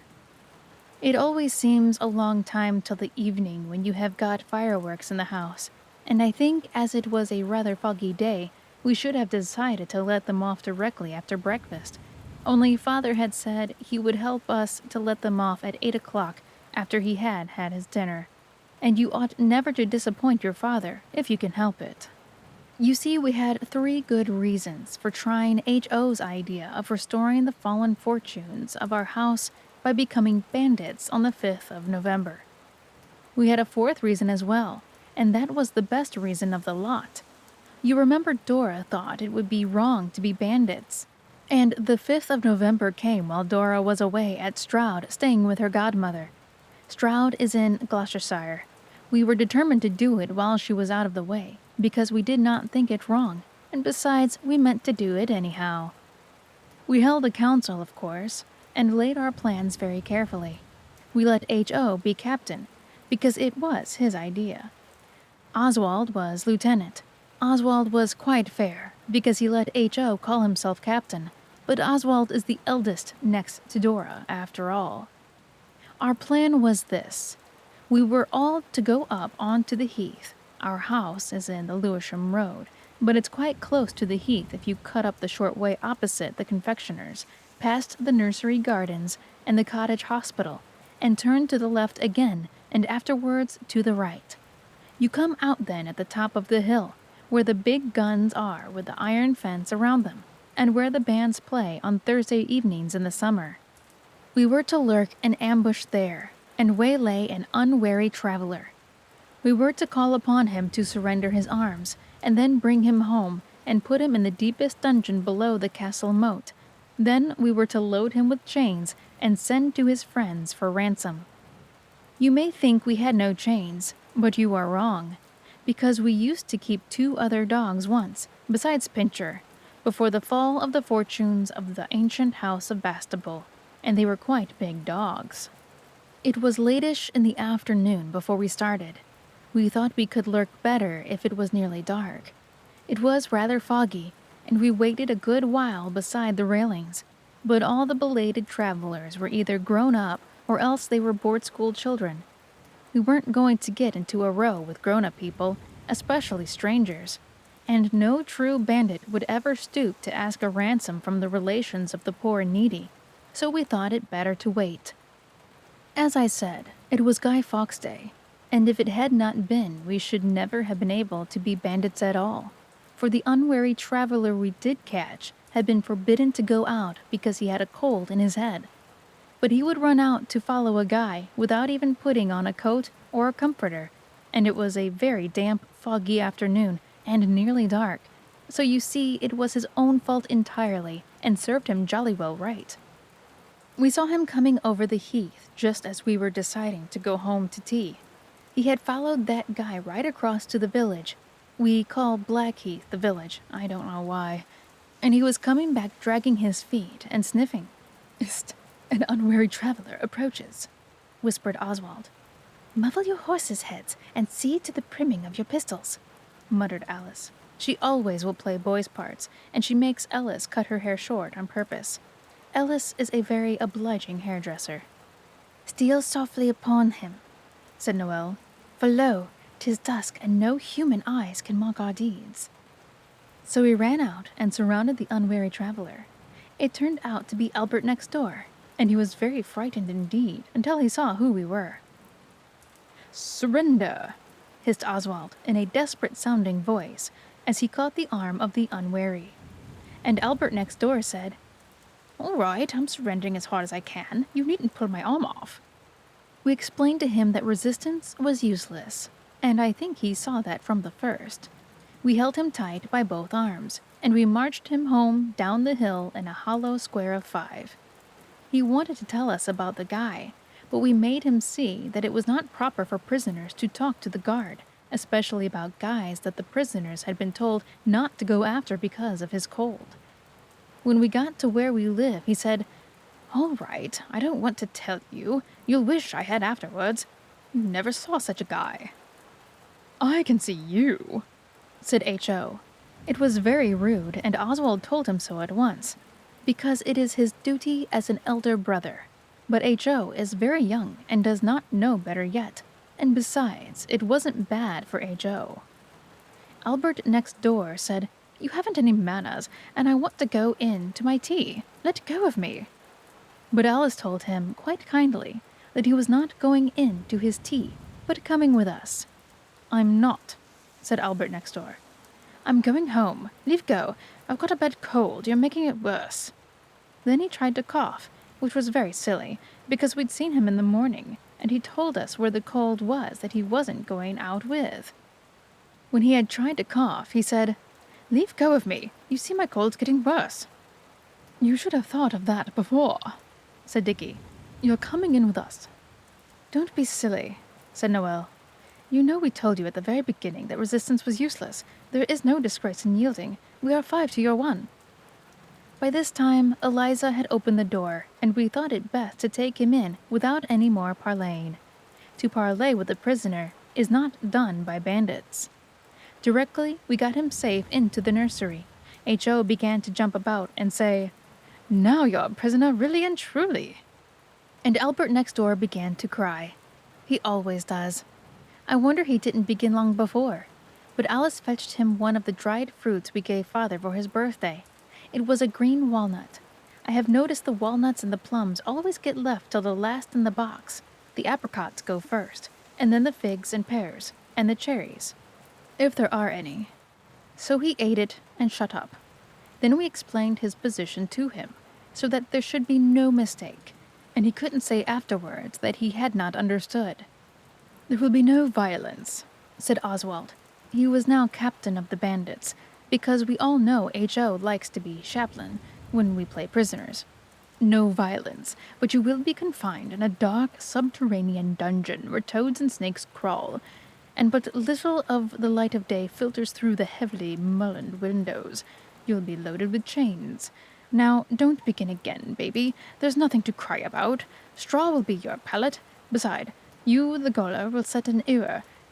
A ewer is only a jug, stupid. It won't eat you. A ewer with water, and a mouldering crust will be your food." But Albert next door never enters into the spirit of a thing. He mumbled something about tea time. Now Oswald, though stern, is always just, and besides, we were all rather hungry, and tea was ready. So we had it at once, Albert next door and all, and we gave him what was left of the 4-pound jar of apricot jam we got with the money Noel got for his poetry, and we saved our crusts for the prisoner. Albert next door was very tiresome. Nobody could have had a nicer prison than he had. We fenced him into a corner with the old wire nursery fender and all the chairs, instead of putting him in the coal cellar as we had first intended. And when he said the dog chains were cold, the girls were kind enough to warm his fetters thoroughly at the fire before we put them on him. We got the straw cases of some bottles of wine someone sent Father one Christmas. It was some years ago, but the cases are quite good. We unpacked them very carefully and pulled them to pieces and scattered the straw about. It made a lovely straw pallet and took ever so long to make, but Albert next door has yet to learn what gratitude really is. We got the bread trencher for the wooden platter where the prisoners' crusts were put. They were not moldy, but we could not wait till they got so. And for the ewer we got the toilet jug out of the spare room where nobody ever sleeps. And even then, Albert next door couldn't be happy like the rest of us. He howled and cried and tried to get out, and he knocked the ewer over and stomped on the moldering crusts. Luckily, there was no water in the ewer because we had forgotten it, only dust and spiders. So we tied him up with the clothesline from the back kitchen, and we had to hurry up, which was a pity for him. We might have had him rescued by a devoted page if he hadn't been so tiresome. In fact, Noel was actually dressing up for the page when Albert next door kicked over the prison ewer. We got a sheet of paper out of an old exercise book, and we made H.O. prick his own thumb, because he is our little brother, and it is our duty to teach him to be brave. We none of us mind pricking ourselves. We've done it heaps of times.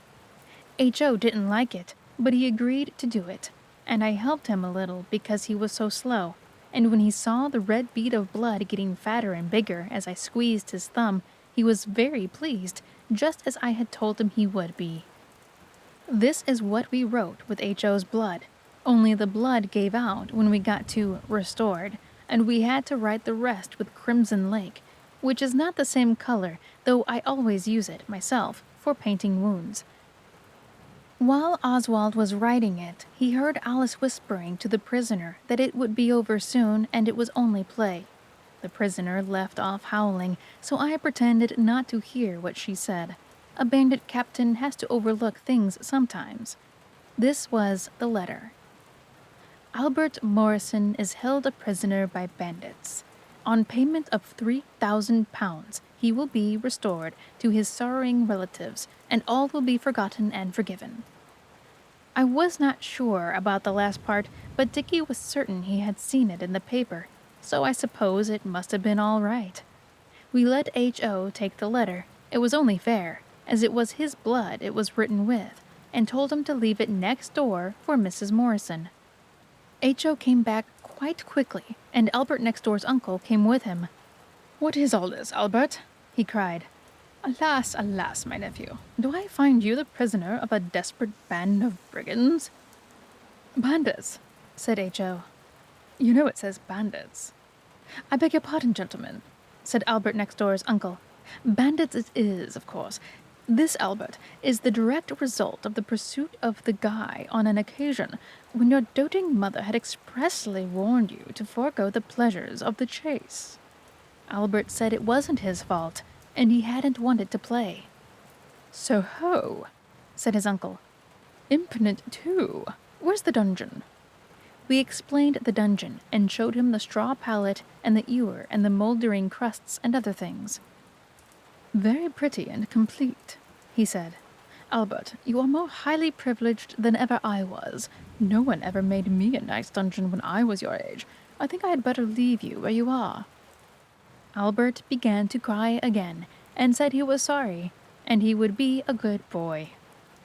"And on this old familiar basis you expect me to ransom you, do you? Honestly, my nephew, I doubt whether you are worth it. Besides, the sum mentioned in this document strikes me as excessive. Albert really is not worth £3,000. Also, by a strange and unfortunate chance, I haven't the money about me. Could you take less?" We said perhaps we could. "Say 8 pence?" suggested Albert next door's uncle, "which is all the small change I happen to have on my person." "Thank you very much," said Alice as he held it out. "But are you sure you can spare it? Because really it was only play." quite sure. Now, Albert, the game is over. You had better run home to your mother and tell her how much you've enjoyed yourself."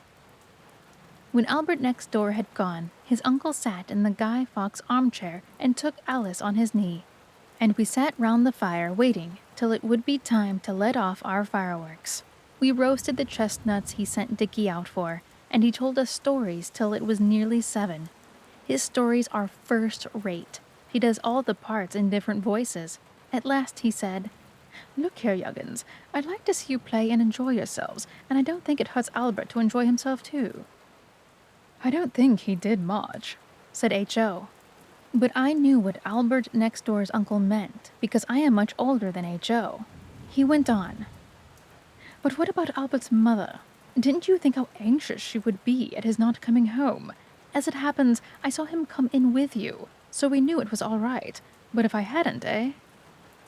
He only talks like that when he is very serious, or even angry. Other times he talks like people in books. To us, I mean.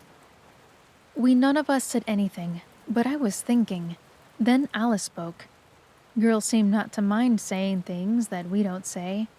She put her arms round Albert next door's uncle's neck and said, "We're very, very sorry. We didn't think about his mother. You see, we try very hard not to think about other people's mothers because—" Just then we heard Father's key in the door, and Albert next door's uncle kissed Alice and put her down. And we all went down to meet Father. As we went, I thought I heard Albert next door's uncle say something that sounded like, "Poor little beggars." He couldn't have meant us, when we'd been having such a jolly time, and chestnuts, and fireworks to look forward to after dinner, and everything. Chapter 8. Being Editors. It was Albert's uncle who thought of our trying a newspaper. He said he thought we should not find the bandit business a paying industry, as a permanency, and that journalism might be. We had sold Noel's poetry and that piece of information about Lord Tottenham to the good editor, so we thought it would not be a bad idea to have a newspaper of our own. We saw plainly that editors must be very rich and powerful, because of the grand office and the man in the glass case like a museum, and the soft carpets and big writing table. Besides our having seen a whole handful of money that the editor pulled out quite carelessly from his trousers pocket when he gave me my 5 bob.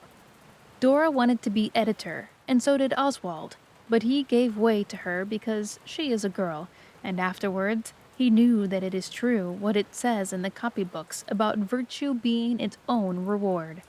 Because you've no idea what a bother it is. Everybody wanted to put in everything just as they liked, no matter how much room there was on the page. It was simply awful. Dora put up with it as long as she could, and then she said if she wasn't let alone, she wouldn't go on being editor. They could be the paper's editors themselves, so there. Then Oswald said, like a good brother, "I will help you if you like, Dora." And she said, "You're more trouble than all the rest of them. Come and be editor and see how you like it. I give it up to you." But she didn't, and we did it together. We let Albert next door be sub-editor, because he had hurt his foot with a nail in his boot that gathered. When it was done, Albert next door's uncle had it copied for us in typewriting, and we sent copies to all our friends. And then, of course, there was no one left that we could ask to buy it. We did not think of that until too late. We called the paper the Lewisham Recorder. Lewisham because we lived there, and Recorder in memory of the good editor. I could write a better paper on my head, but an editor is not allowed to write all the papers. It is very hard, but he is not. You just have to fill up with what you can get from other writers. If I ever have time, I will write a paper all by myself. It won't be patchy. We had no time to make it an illustrated paper, but I drew the ship going down with all hands for the first copy. But the typewriter can't draw ships, so it was left out in the other copies. The time the first paper took to write out no one would believe. This was the newspaper. The Lewisham Recorder. Editors, Dora and Oswald Bastable. Editorial note. Every paper is written for some reason. Ours is because we want to sell it and get money. If what we have written brings happiness to any sad heart, we shall not have labored in vain. But we want the money too. Many papers are content with the sad heart and the happiness, but we are not like that, and it is best not to be deceitful. Editors, there will be 2 serial stories, one by Dickie and one by all of us. In a serial story, you only put in 1 chapter at a time, but we shall put all our serial story at once if Dora has time to copy it. Dickie's will come later on. Serial story by us all.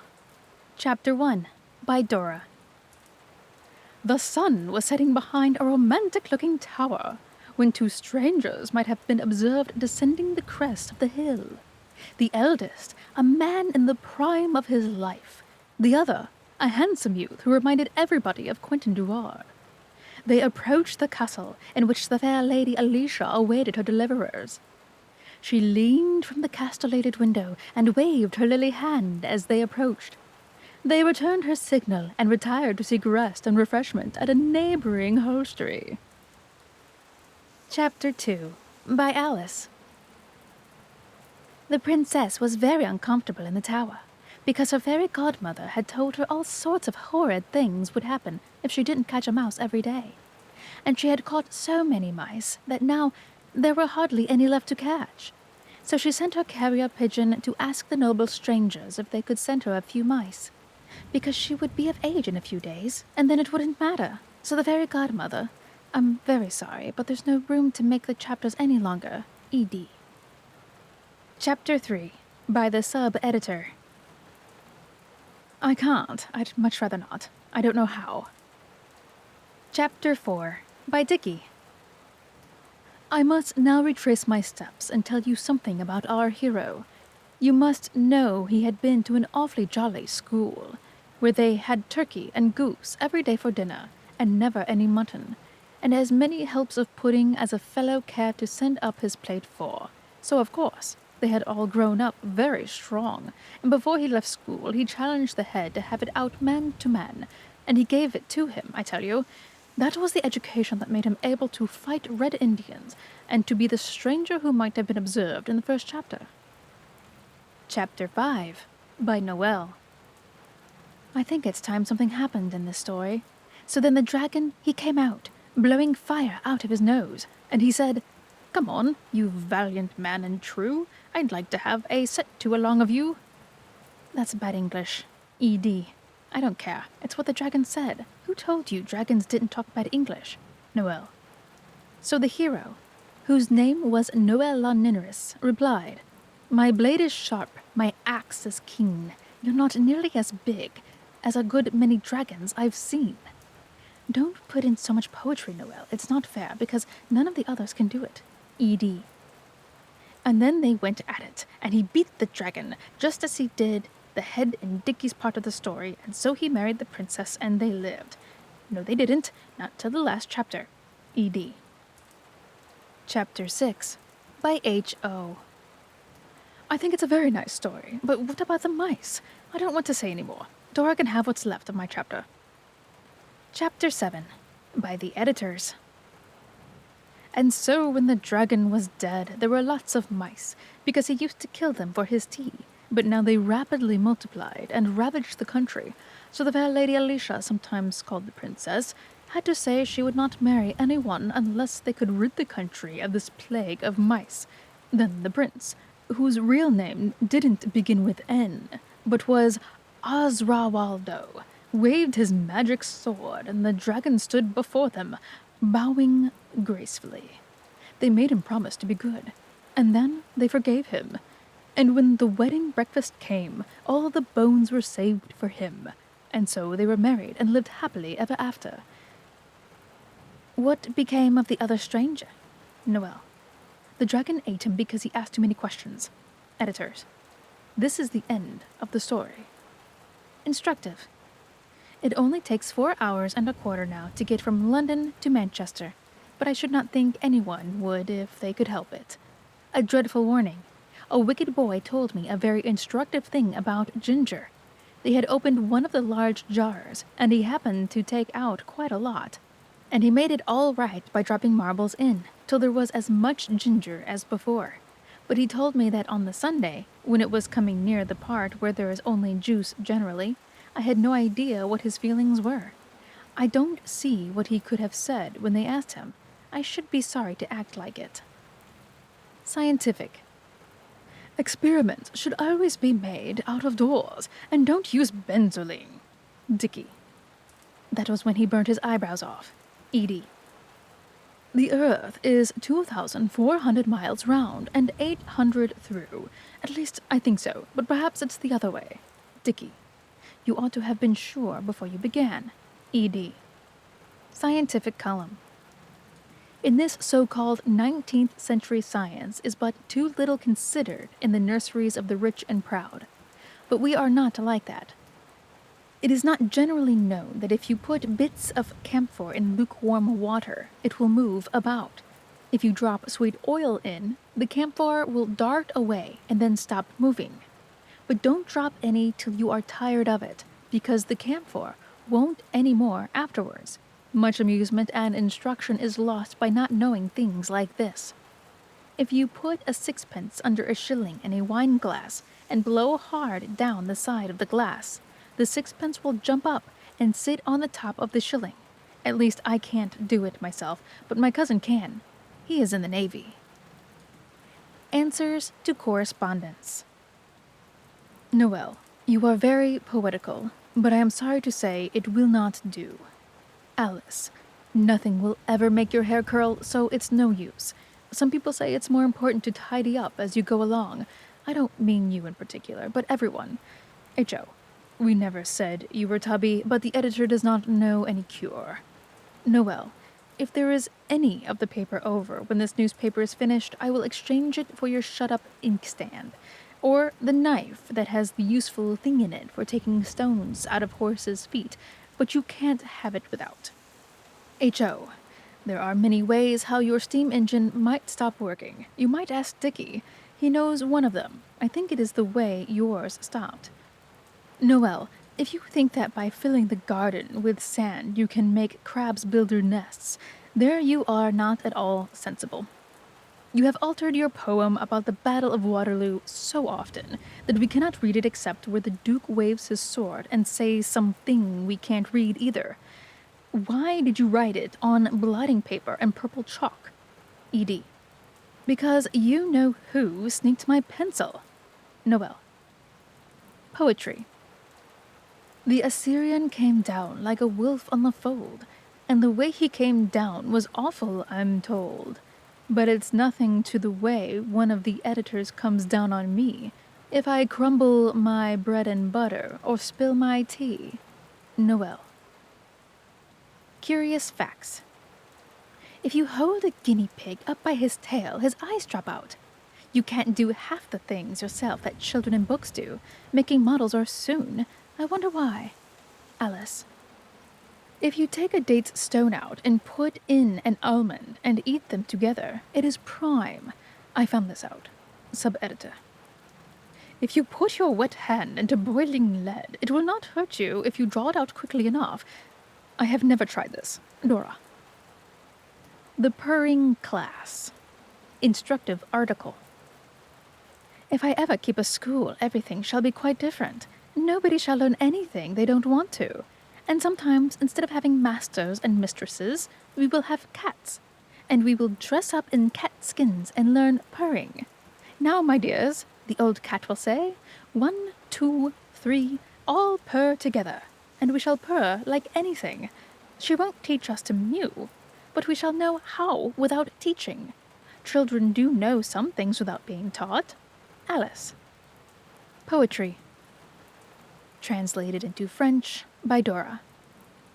Quand j'étais jeune et j'étais fou, j'étais un violon pour 18 sous, et tous les airs que je jouais étaient over the hills and far away. Another piece of it. Merci jolie vache coiffée, bon lait pour mon déjeuner, tous les matins, tous les soirs, mon pain je mange. Tonle Jabois. Recreations. It is a mistake to think that cats are playful. I often try to get a cat to play with me, but she never seems to care about the game, no matter how little it hurts. H.O. Making pots and pans with clay is fun, but do not tell the grown-ups. It is better to surprise them, and then you must say at once how easily it washes off, much easier than ink. Dicky. Sam Redfern, or The Bush Ranger's Burial, by Dicky. Well, Annie, I have bad news for you, said Mr. Ridgway as he entered the comfortable dining room of his cabin in the bush. Sam Redfern, the bushranger, is about this part of the bush just now. I hope he will not attack us with his gang. I hope not, responded Annie, a gentle maiden of some 16 summers. Just then came a knock at the door of the hut, and a gruff voice asked them to open the door. It is Sam Redfern, the bushranger, father, said the girl. The same, responded the voice, and the next moment the hall door was smashed in, and Sam Redfern sprang in, followed by his gang. Chapter 2. Annie's father was at once overpowered, and Annie herself lay bound with cords on the drawing-room sofa. Sam Redfern set a guard round the lonely hut, and all human aid was despaired of. But you never know. Far away in the bush, a different scene was being enacted. Must be Injuns, said a tall man to himself as he pushed his way through the brushwood.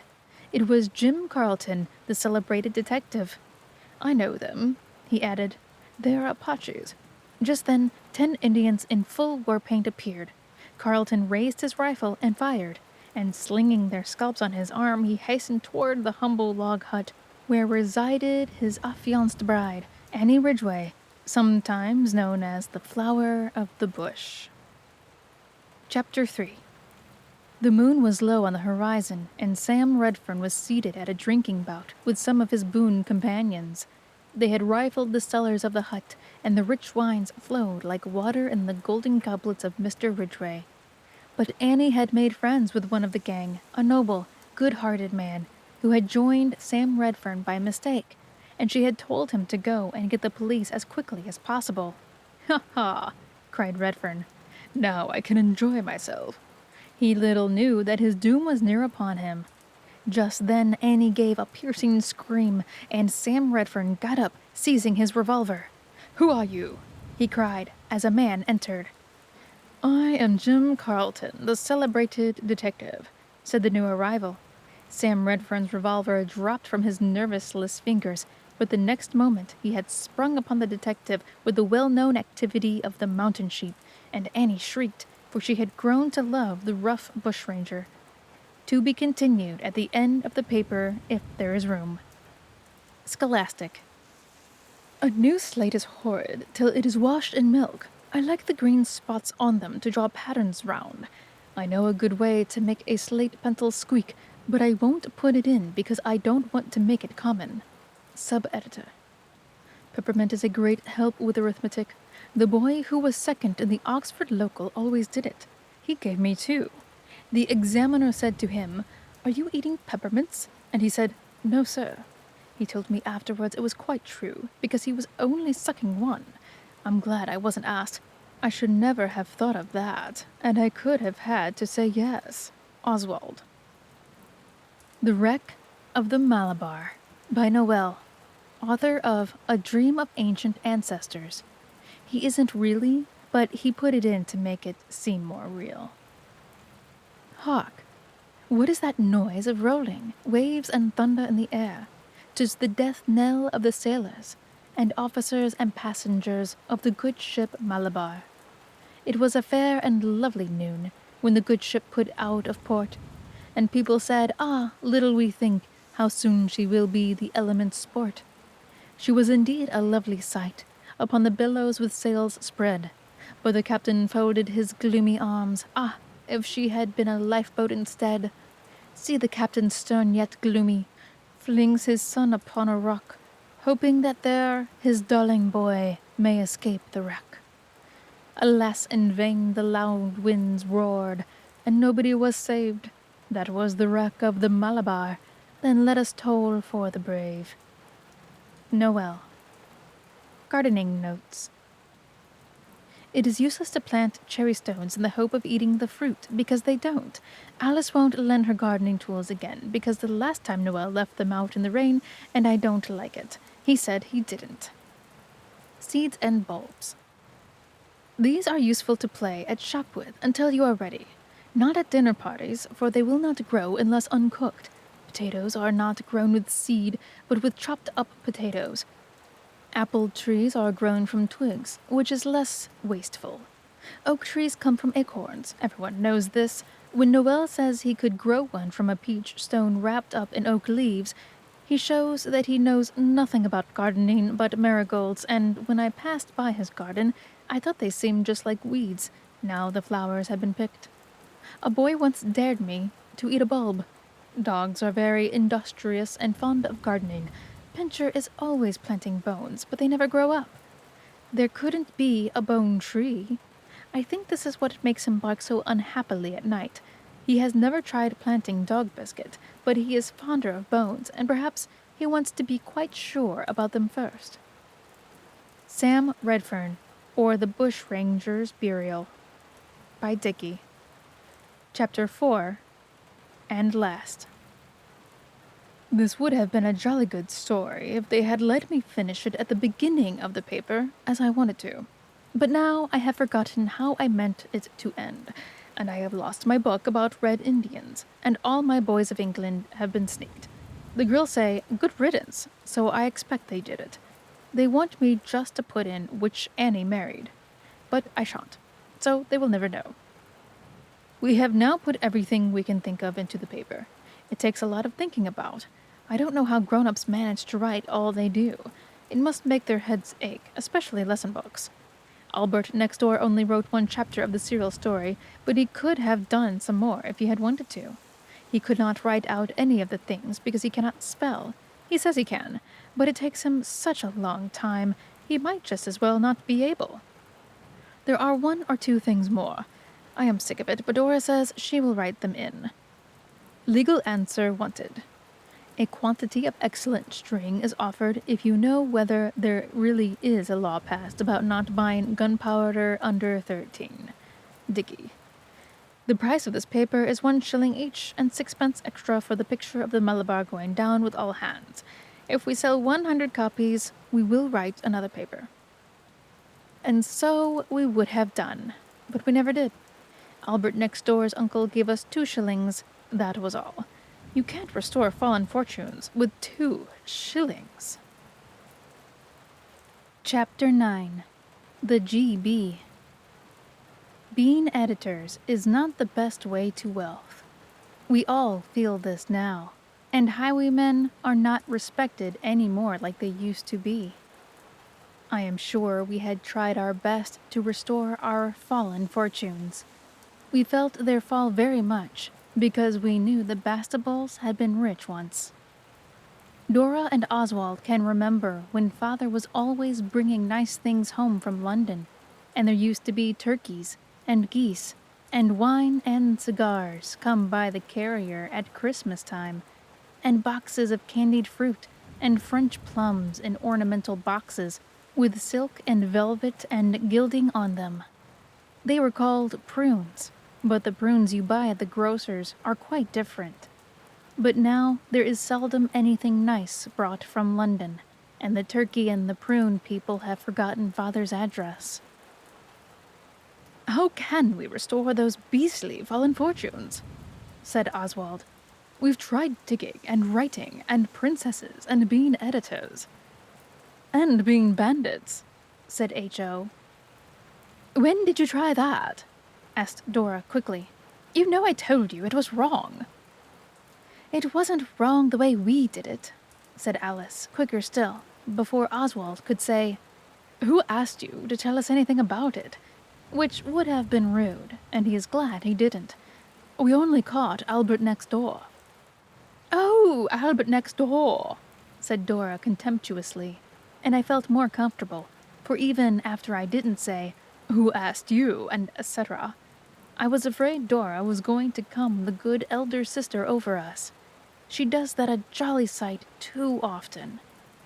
Dickie looked up from the paper he was reading and said, "This sounds likely." And he read out, L100 secures partnership in lucrative business for sale of useful patent. L10 weekly. No personal attendance necessary. Jobbins, 300 Old Street Road. "I wish we could secure that partnership," said Oswald. He is 12, and a very thoughtful boy for his age. Alice looked up from her painting. She was trying to paint a fairy queen's frock with green bice, and it wouldn't rub. There is something funny about green bice. It never will rub off, no matter how expensive your paint box is, and even boiling water is very little use. She said, "Bother the bice. And Oswald, it's no use thinking about that. Where are we to get £100? £10 a week is £5 to us," Oswald went on. He had done the sum in his head while Alice was talking. "Because partnership means halves. It would be A1. Noel sat, sucking his pencil. He had been writing poetry as usual. I saw the first 2 lines. I wonder why green bice is never very nice. Suddenly he said, "I wish a fairy would come down the chimney and drop a jewel on the table, a jewel worth just £100. "She might as well give you the £100 while she was about it," said Dora. "Or while she was about it, she might as well give us £5 a week," said Alice. "Or 50, said I. "Or 500, said Dickie. I saw H.O. open his mouth, and I knew he was going to say, "Or 5,000, so I said, "Well, she won't give us 5 pence, but if you'd only do as I am always saying, and rescue a wealthy old gentleman from deadly peril, he would give us a pot of money, and we could have the partnership and £5 a week. £5 a week would buy a great many things." Then Dickie said, "Why shouldn't we borrow it?" So we said, "Who from?" And then he read this out of the paper. "Money privately without fees. The Bond Street Bank. Manager Z. Rosenbaum. Advances cash from L20 to L10,000 on ladies' or gentlemen's note of hand alone, without security. No fees, no inquiries, absolute privacy guaranteed." "What does it all mean?" asked H.O. "It means that there is a kind gentleman who has a lot of money, and he doesn't know enough poor people to help, so he puts it in the paper that he will help them by lending them his money. That's it, isn't it, Dickie?" Dora explained this, and Dickie said, "Yes." And H.O. said he was a generous benefactor, like in Miss Edgeworth. Then Noel wanted to know what a note of hand was, and Dickie knew that because he had read it in a book, and it was just a letter saying you will pay the money when you can, and signed with your name. "No inquiries," said Alice. "Oh, Dickie, do you think he would?" "Yes, I think so," said Dickie. "I wonder Father doesn't go to this kind gentleman. I've seen his name before on a circular in Father's study." "Perhaps he has," said Dora. But the rest of us were sure he hadn't, because, of course, if he had, there would have been more money to buy nice things. Just then Pincher jumped up and knocked over the painting water. He is a very careless dog. I wonder why painting water is always such an ugly color. Dora ran for a duster to wipe it up, and H.O. dropped drops of the water on his hands and said he had got the plague. So we played at the plague for a bit, and I was an Arab physician with a bath towel turban and cured the plague with magic acid drops. After that, it was time for dinner, and after dinner, we talked it all over and settled that we would go and see the generous benefactor the very next day. But we thought perhaps the G.B., it is short for generous benefactor, would not like it if there were so many of us. I have often noticed that it is the worst of our being 6.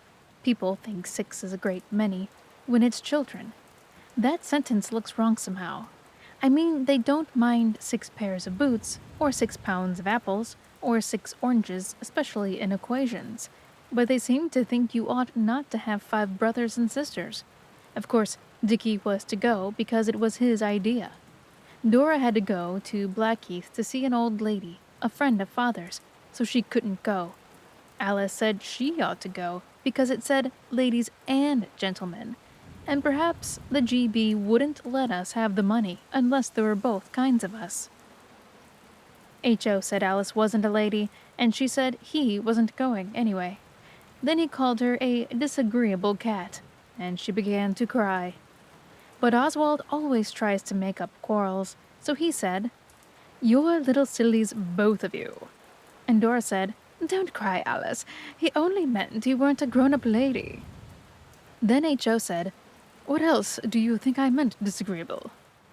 So Dickie said, "Don't be disagreeable yourself, H.O. Let her alone, and say you're sorry, or I'll jolly well make you." So H.O. said he was sorry. Then Alice kissed him and said she was sorry too. And after that, H.O. gave her a hug and said, "Now I'm really and truly sorry." So it was all right. Noel went the last time any of us went to London, so he was out of it, and Dora said she would take him to Blackheath if we'd take H.O. So as there'd been a little disagreeableness, we thought it was better to take him, and we did. At first we thought we'd tear our oldest things a bit more, and put some patches of different colors on them to show the GB how much we wanted money. But Dora said that would be a sort of cheating, pretending we were poorer than we are, and Dora is right sometimes, though she is our eldest sister. Then we thought we'd better wear our best things, so that the GB might see we weren't so very poor that he couldn't trust us to pay his money back when we had it. But Dora said that would be wrong too. So it came to our being quite honest, as Dora said, and going just as we were, without even washing our faces and hands. But when I looked at H.O. in the train, I wished we had not been quite so particularly honest. Everyone who reads this knows what it is like to go in the train, so I shall not tell about it, though it was rather fun, especially the part where the guard came for the tickets at Waterloo, and H.O. was under the seat and pretended to be a dog without a ticket. We went to Charing Cross, and we just went round to Whitehall to see the soldiers, and then by St. James's for the same reason. And when we'd looked in the shops a bit, we got to Brook Street, Bond Street. It was a brass plate on a door next to a shop, a very grand place, where they sold bonnets and hats, all very bright and smart, and no tickets on them to tell you the price. We rang a bell and a boy opened the door, and we asked for Mr. Rosenbaum. The boy was not polite. He did not ask us in. So then Dickie gave him his visiting card. It was one of Father's, really, but the name is the same, Mr. Richard Bastable, and we others wrote our names underneath. I happened to have a piece of pink chalk in my pocket, and we wrote them with that. Then the boy shut the door in our faces, and we waited on the step.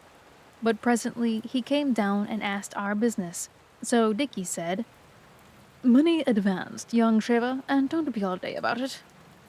And then he made us wait again, till I was quite stiff in my legs, but Alice liked it because of looking at the hats and bonnets, and at last the door opened, and the boy said, "Mr. Rosenbaum will see you." So we wiped our feet on the mat, which said so. And we went upstairs with soft carpets and into a room. It was a beautiful room. I wished then we had put on our best things, or at least washed a little, but it was too late now. The room had velvet curtains and a soft, soft carpet, and it was full of the most splendid things, black and gold cabinets, and china, and statues and pictures. There was a picture of a cabbage and a pheasant and a dead hare that was just like life, and I would have given worlds to have it for my own. The fur was so natural I should never have been tired of looking at it, but Alice liked the one of the girl with the broken jug best. Then besides the pictures, there were clocks and candlesticks, and vases, and gilt-looking glasses, and boxes of cigars, and scent, and things littered all over the chairs and tables. It was a wonderful place, and in the middle of all the splendor was a little old gentleman with a very long black coat, and a very long white beard, and a hooky nose, like a falcon. And he put on a pair of gold spectacles and looked at us as if he knew exactly how much our clothes were worth. And then, while we elder ones were thinking how to begin, for we had all said, "Good morning," as we came in, of course, H.O. began before we could stop him. He said, "Are you the GP?" "The what?" said the little old gentleman. "The GB," said H.O., and I winked at him to shut up, but he didn't see me, and the GB did. He waved his hand at me to shut up. So I had to, and H.O. went on. "It stands for Generous Benefactor." The old gentleman frowned. Then he said, "Your father sent you here, I suppose?" "No, he didn't," said Dickie. "Why did you think so?" The old gentleman held out the card, and I explained that we took that because father's name happens to be the same as Dickie's. "Doesn't he know you've come?" "No," said Alice. "We shan't tell him till we've got the partnership, because his own business worries him a good deal, and we don't want to bother him with ours till it's settled, and then we shall give him half our share." The old gentleman took off his spectacles and rumpled his hair with his hands. Then he said, "Then what did you come for?" "We saw your advertisement," Dickie said, "and we want £100 on our note of hand, and my sister came so that there should be both kinds of us, and we wanted to buy a partnership within the lucrative business for sale of useful patent. No personal attendance necessary." "I don't think I quite follow you," said the GB. "But one thing I should like settled before entering more fully into the matter. Why did you call me Generous Benefactor?" "Well, you see," said Alice, smiling at him to show she wasn't frightened, though I know really she was, awfully. "We thought it was so very kind of you to try to find out the poor people who want money and to help them and lend them your money." Said the GB. "Sit down." He cleared the clocks and vases and candlesticks off some of the chairs, and we sat down.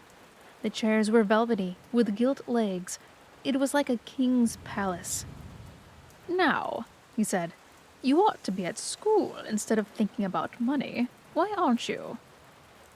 We told him that we should go to school again when father could manage it, but meantime we wanted to do something to restore the fallen fortunes of the House of Bastable.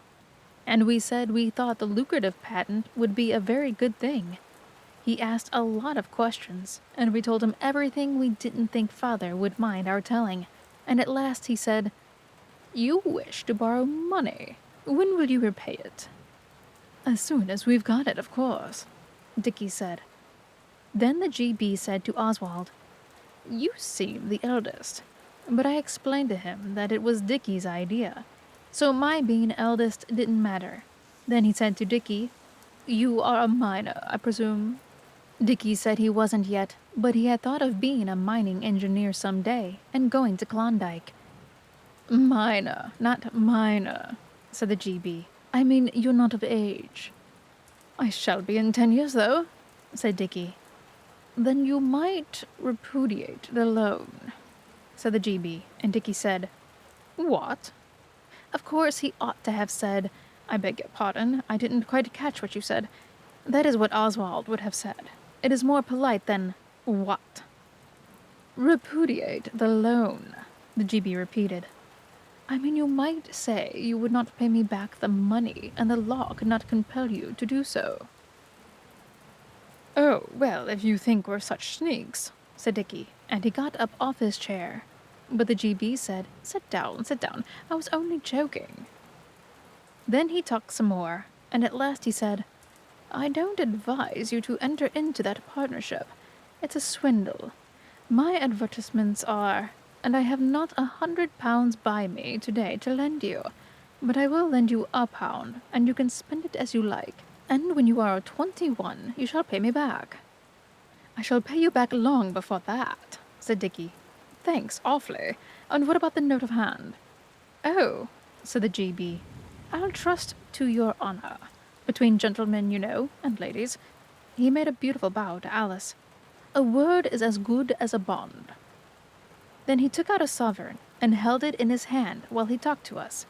He gave us a lot of good advice about not going into business too young and about doing our lessons, just swatting a bit on our own hook, so as not to be put in a low form when we went back to school.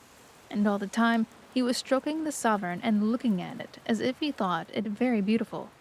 And so it was, for it was a new one. Then at last he held it out to Dickie, and when Dickie put out his hand for it, the GB suddenly put the sovereign back in his pocket. "No," he said, "I won't give you the sovereign. I'll give you 15 shillings and this nice bottle of scent. It's worth far more than the 5 shillings I'm charging you for it. And when you can, you shall pay me back the pound, and 60% interest. 60%, 60%. "What's that?" said H.O. The GB said he'd tell us that when we paid back the sovereign, but 60% was nothing to be afraid of. He gave Dickie the money, and the boy was made to call a cab, and the GB put us in and shook hands with us all, and asked Alice to give him a kiss, so she did. And H.O. would do it too, though his face was dirtier than ever. The GB paid the cabman and told him what station to go to, and so we went home.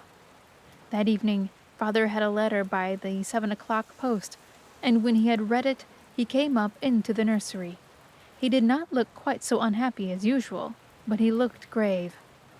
"You've been to Mr. Rosenbaum's," he said.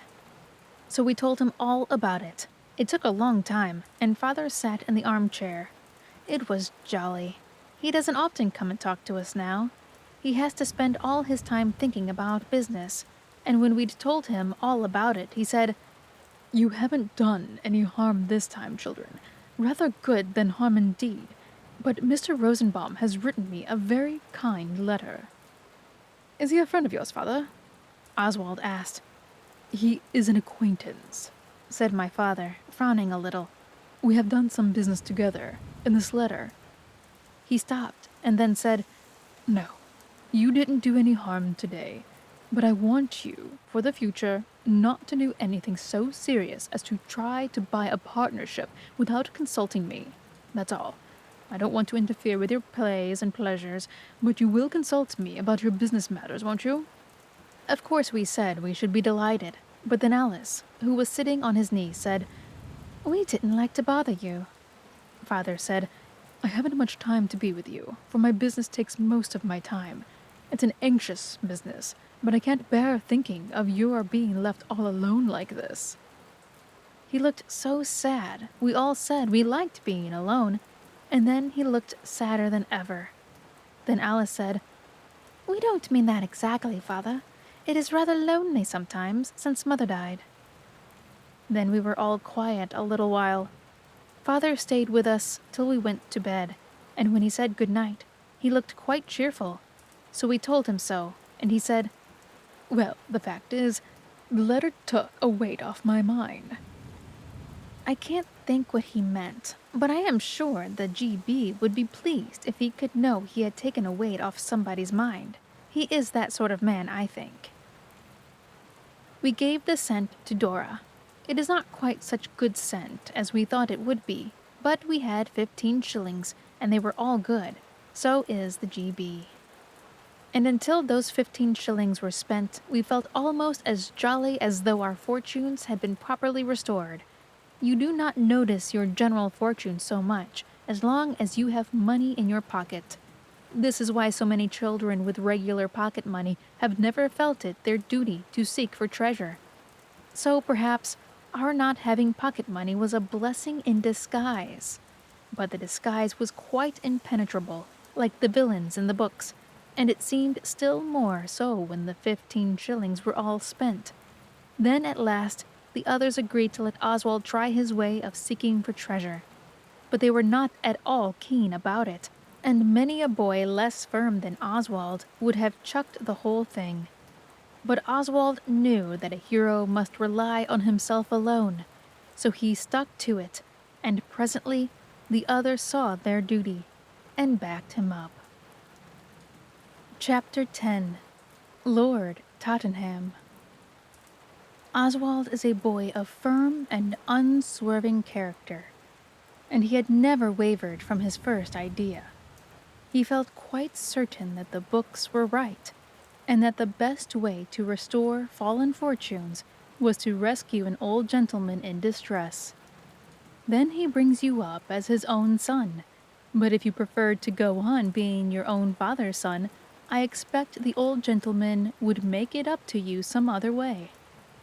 In the books, the least thing does it.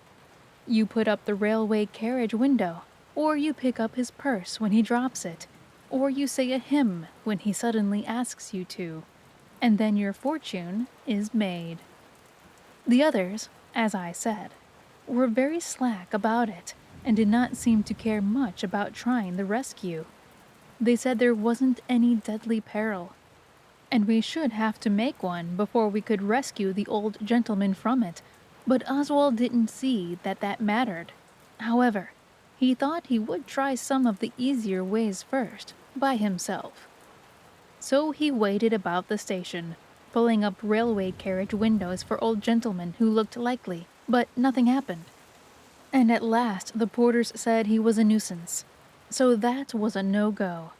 But one ever asked him to say a hymn, though he had learned a nice short one, beginning "New every morning." And when an old gentleman did drop a 2-shilling piece just by Alice's the hairdresser's, and Oswald picked it up, and was just thinking what he should say when he returned it, the old gentleman caught him by the collar and called him a young thief. It would have been very unpleasant for Oswald if he hadn't happened to be a very brave boy, and knew the policeman on that beat very well indeed.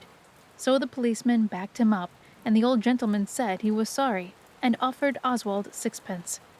Oswald refused it with polite disdain, and nothing more happened at all.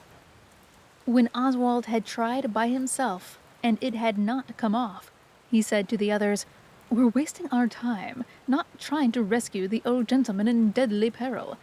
Come, buck up. Let's do something."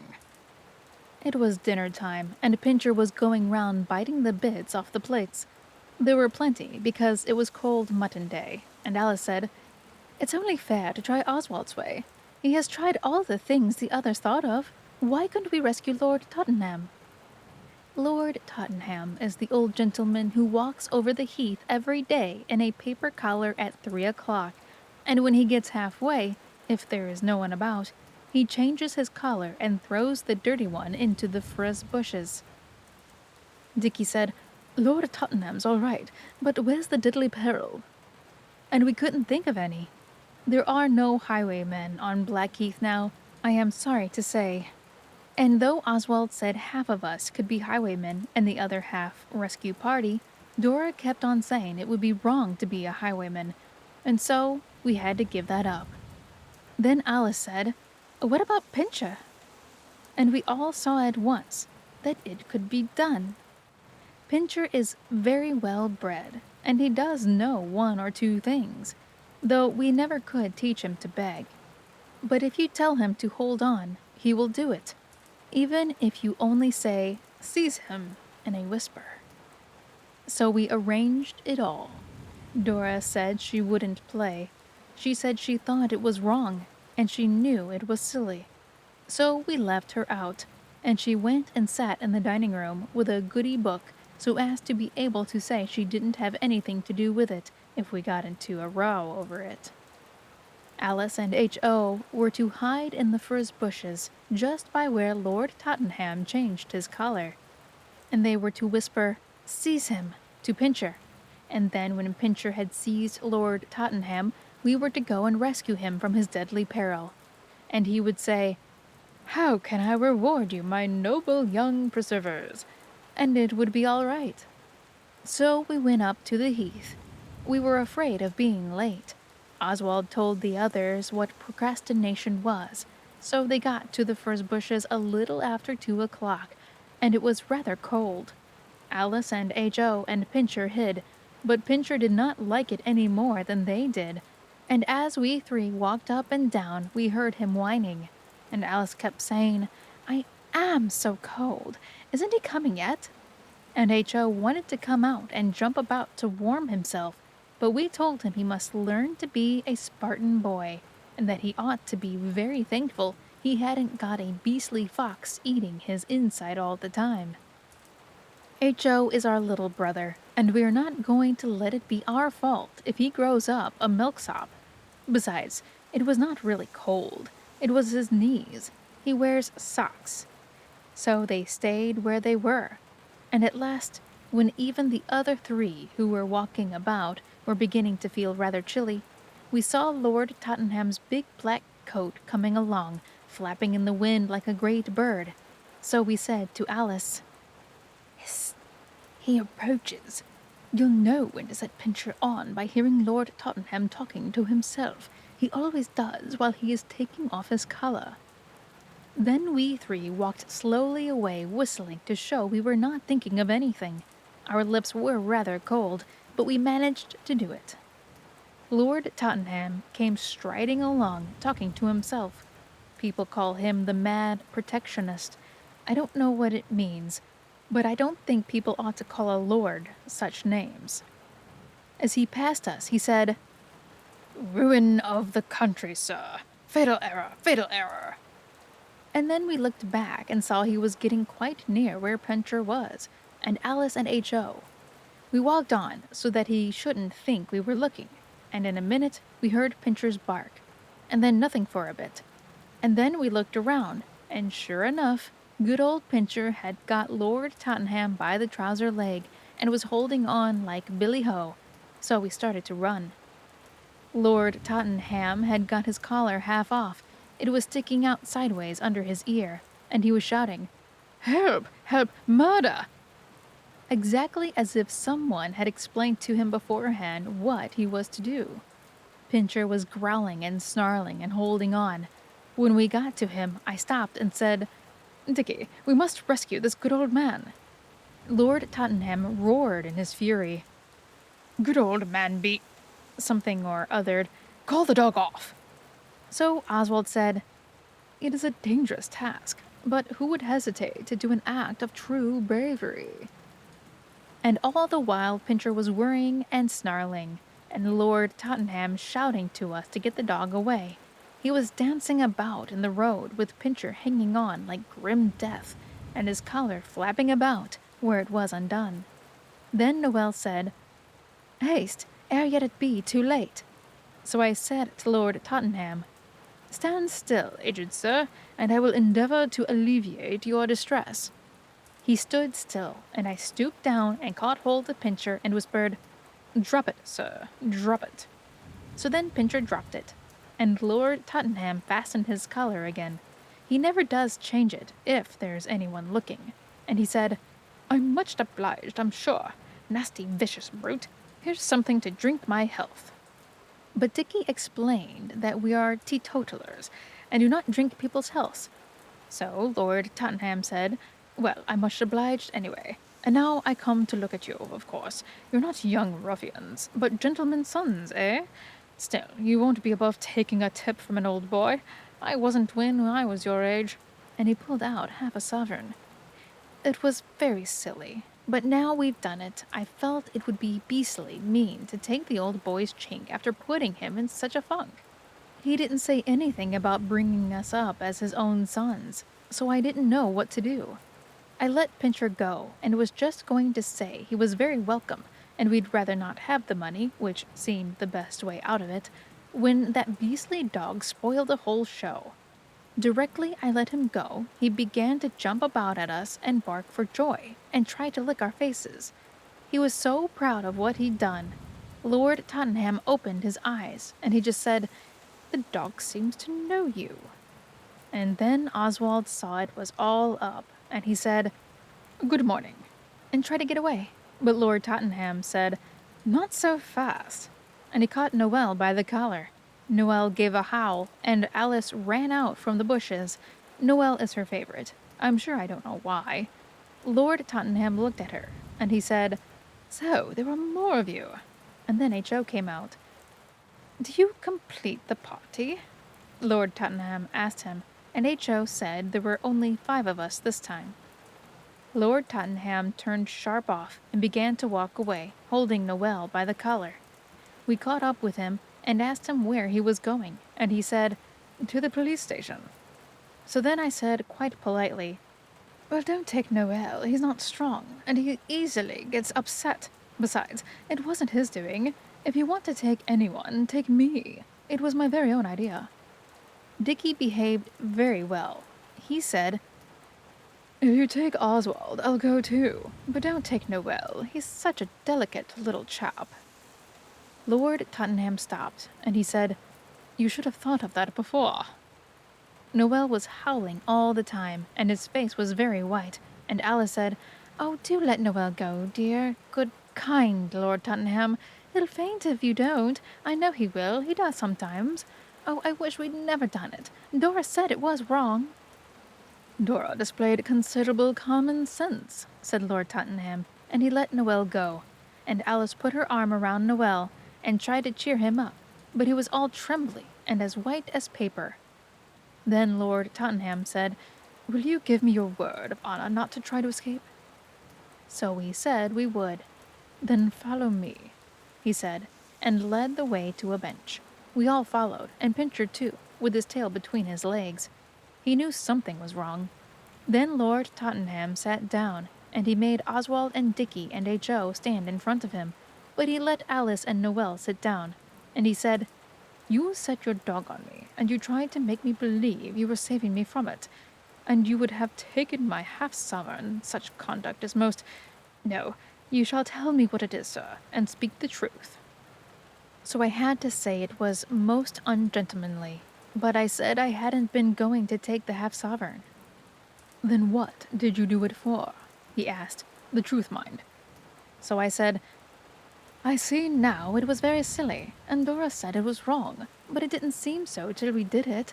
We wanted to restore the fallen fortunes of our house, and in the books if you rescue an old gentleman from deadly peril, he brings you up as his own son, or if you prefer to be your father's son, he starts you in business, so that you end in wealthy affluence. And there wasn't any deadly peril, so we made Pincher into one, and so—" I was so ashamed I couldn't go on, for it did seem an awfully mean thing. Lord Tottenham said, "A very nice way to make your fortune, by deceit and trickery. I have a horror of dogs. If I'd been a weak man, the shock might have killed me. What do you think of yourselves, eh?" We were all crying except Oswald, and the others say he was, and Lord Tottenham went on, "Well, well, I see you're sorry. Let this be a lesson to you, and we'll say no more about it. I'm an old man now, but I was young once." Then Alice slid along the bench close to him, and put her hand on his arm. Her fingers were pink through the holes in her woolly gloves, and said, "I think you are very good to forgive us, and we really are very, very sorry, but we wanted to be like the children in the books, only we never have the chances they have. Everything they do turns out all right, but we are sorry, very, very. And I know Oswald wasn't going to take the half-sovereign. Directly you said that about a tip from an old boy, I began to feel bad inside. And I whispered to H.O. that I wished we hadn't."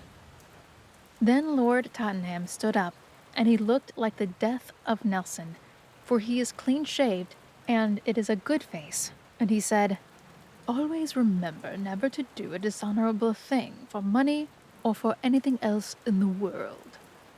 And we promised we would remember. Then he took off his hat, and we took off ours, and he went away, and we went home. I never felt so cheap in all my life. Dora said, "I told you so." But we didn't mind even that so much, though it was indeed hard to bear. It was what Lord Tottenham had said about ungentlemanly. We didn't go on to the heath for a week after that, but at last we all went, and we waited for him by the bench.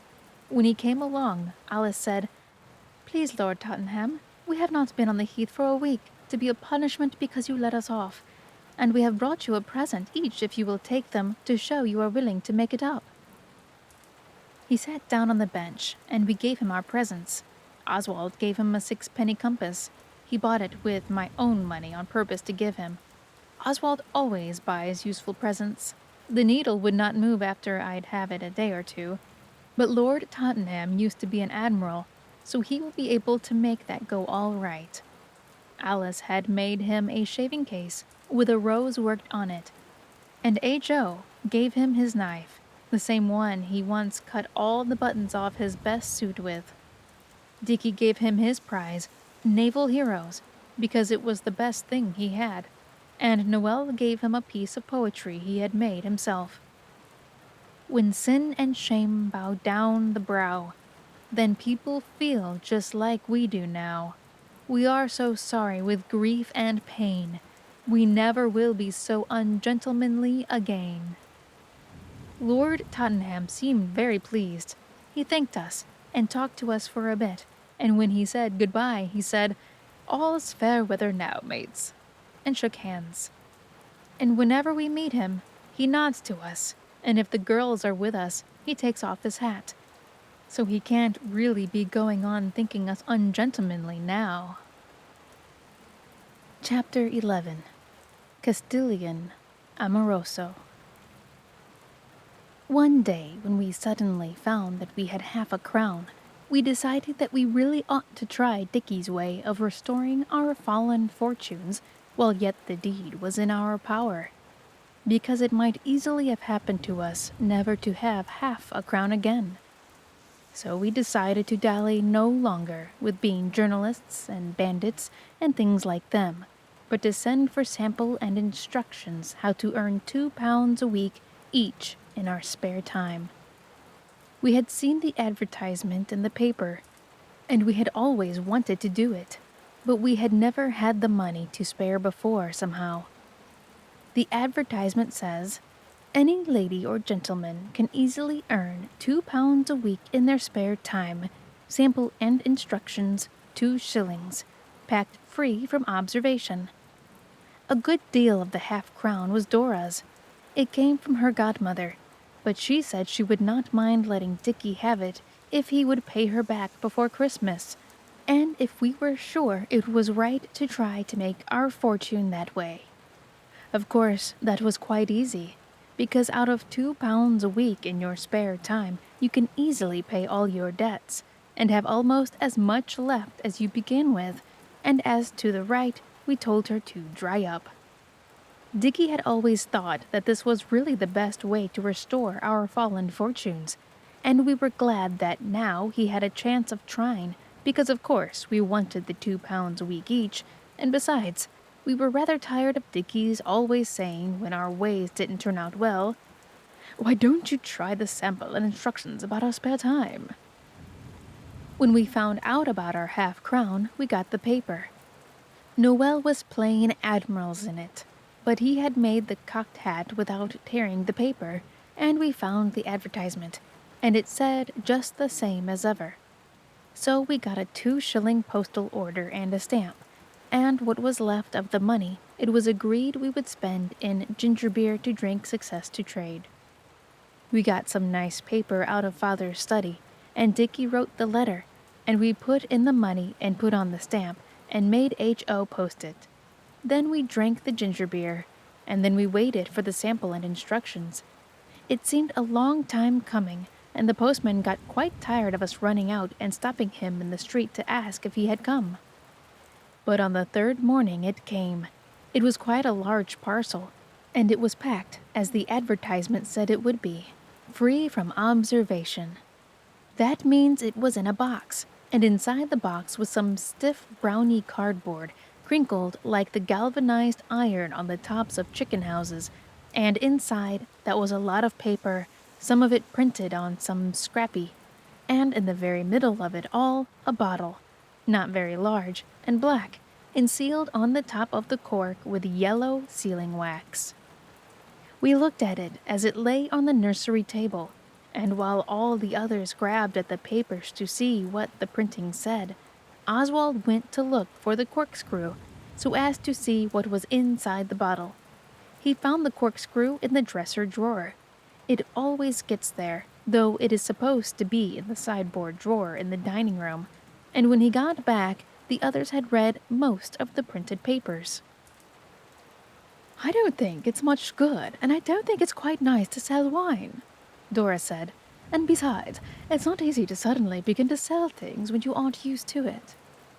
"I don't know," said Alice. "I believe I could." They all looked rather down in the mouth, though, and Oswald asked how you were to make your £2 a week. Why, you've got to get people to taste that stuff in the bottle. It's sherry. Castilian Amoroso, its name is. And then you get them to buy it. And then you write to the people and tell them the other people want the wine. And then for every dozen you sell, you get 2 shillings from the wine people. So if you sell 20 dozen a week, you get your £2. I don't think we shall sell as much as that, said Dickie. We might not the first week, Alice said. But when people found out how nice it was, they would want more and more. And if we only got 10 shillings a week, it would be something to begin with, wouldn't it? Oswald said he should jolly well think it would, and then Dickie took the cork out with the corkscrew. The cork broke a good deal, and some of the bits went into the bottle. Dora got the medicine glass that has the teaspoons and tablespoons marked on it, and we agreed to have a teaspoonful each, to see what it was like. No one must have more than that, Dora said, however nice it is. Dora behaved rather as if it were her bottle. I suppose it was, because she had lent the money for it. Then she measured out the teaspoonful, and she had first go, because of being the eldest. We asked at once what it was like, but Dora could not speak just then. Then she said, It's like the tonic Noel had in the spring, but perhaps sherry ought to be like that. Then it was Oswald's turn. He thought it was very Bernie, but he said nothing. He wanted to see first what the others would say. Dickie said his was simply beastly, and Alice said Noel could taste next if he liked. Noel said it was the golden wine of the gods, but he had to put his handkerchief up to his mouth all the same, and I saw the face he made. Then H.O. had his, and he spat it out in the fire, which was very rude and nasty, and we told him so. Then it was Alice's turn. She said, Only have a teaspoonful for me, Dora. We mustn't use it all up. And she tasted it and said nothing. Then Dickie said, Look here, I chuck this. I'm not going to hawk round such beastly stuff. Anyone who likes can have the bottle. Qui? And Alice got out ego before the rest of us. Then she said, I know what's the matter with it. It wants sugar. And at once we all saw that that was all there was the matter with the stuff. So we got 2 lumps of sugar and crushed it on the floor with one of the big wooden bricks till it was powdery, and mixed it with some of the wine up to the tablespoon mark, and it was quite different and not nearly so nasty. You see, it's all right when you get used to it, Dickie said. I think he was sorry he had said "qui" in such a hurry. Of course, Alice said. It's rather dusty. We must crush the sugar carefully in clean paper before we put it in the bottle. Dora said she was afraid it would be cheating to make one bottle nicer than what people would get when they ordered a dozen bottles. But Alice said Dora always made a fuss about everything, and really, it would be quite honest. You see, she said, I shall just tell them quite truthfully what we have done to it. And when their dozens come, they can do it for themselves. So when we crushed 8 more lumps, very cleanly and carefully between newspapers, and shook it up well in the bottle and corked it up with a screw of paper, brown and not news, for fear of the poisonous printing ink getting wet and dripping down into the wine and killing people, we made Pincher have a taste, and he sneezed for ever so long, and after that he used to go under the sofa whenever we showed him the bottle. Then we asked Alice who she would try and sell it to. She said, I shall ask everybody who comes to the house, and while we are doing that, we can be thinking of outside people to take it to. We must be careful. There's not much more than half of it left, even counting the sugar. We did not wish to tell Eliza. I don't know why.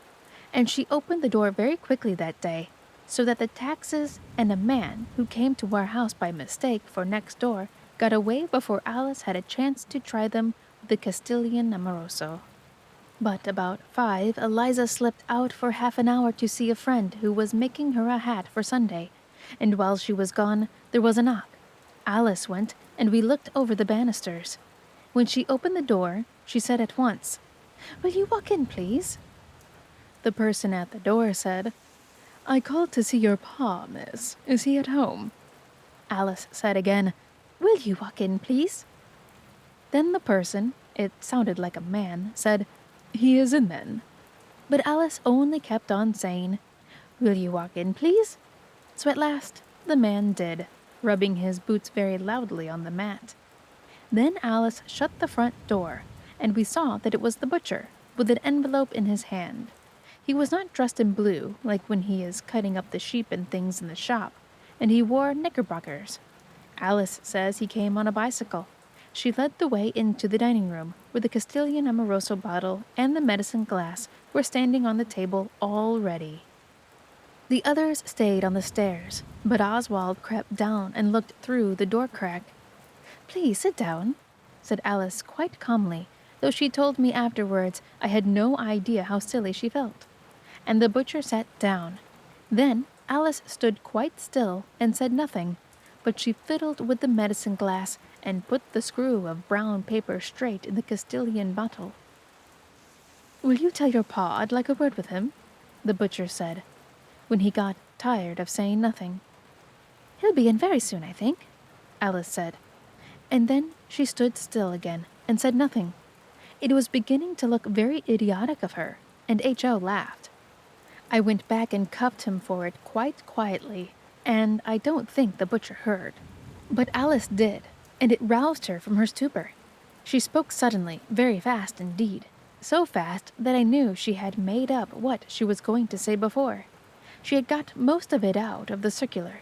She said, "I want to call your attention to a sample of sherry wine I have here.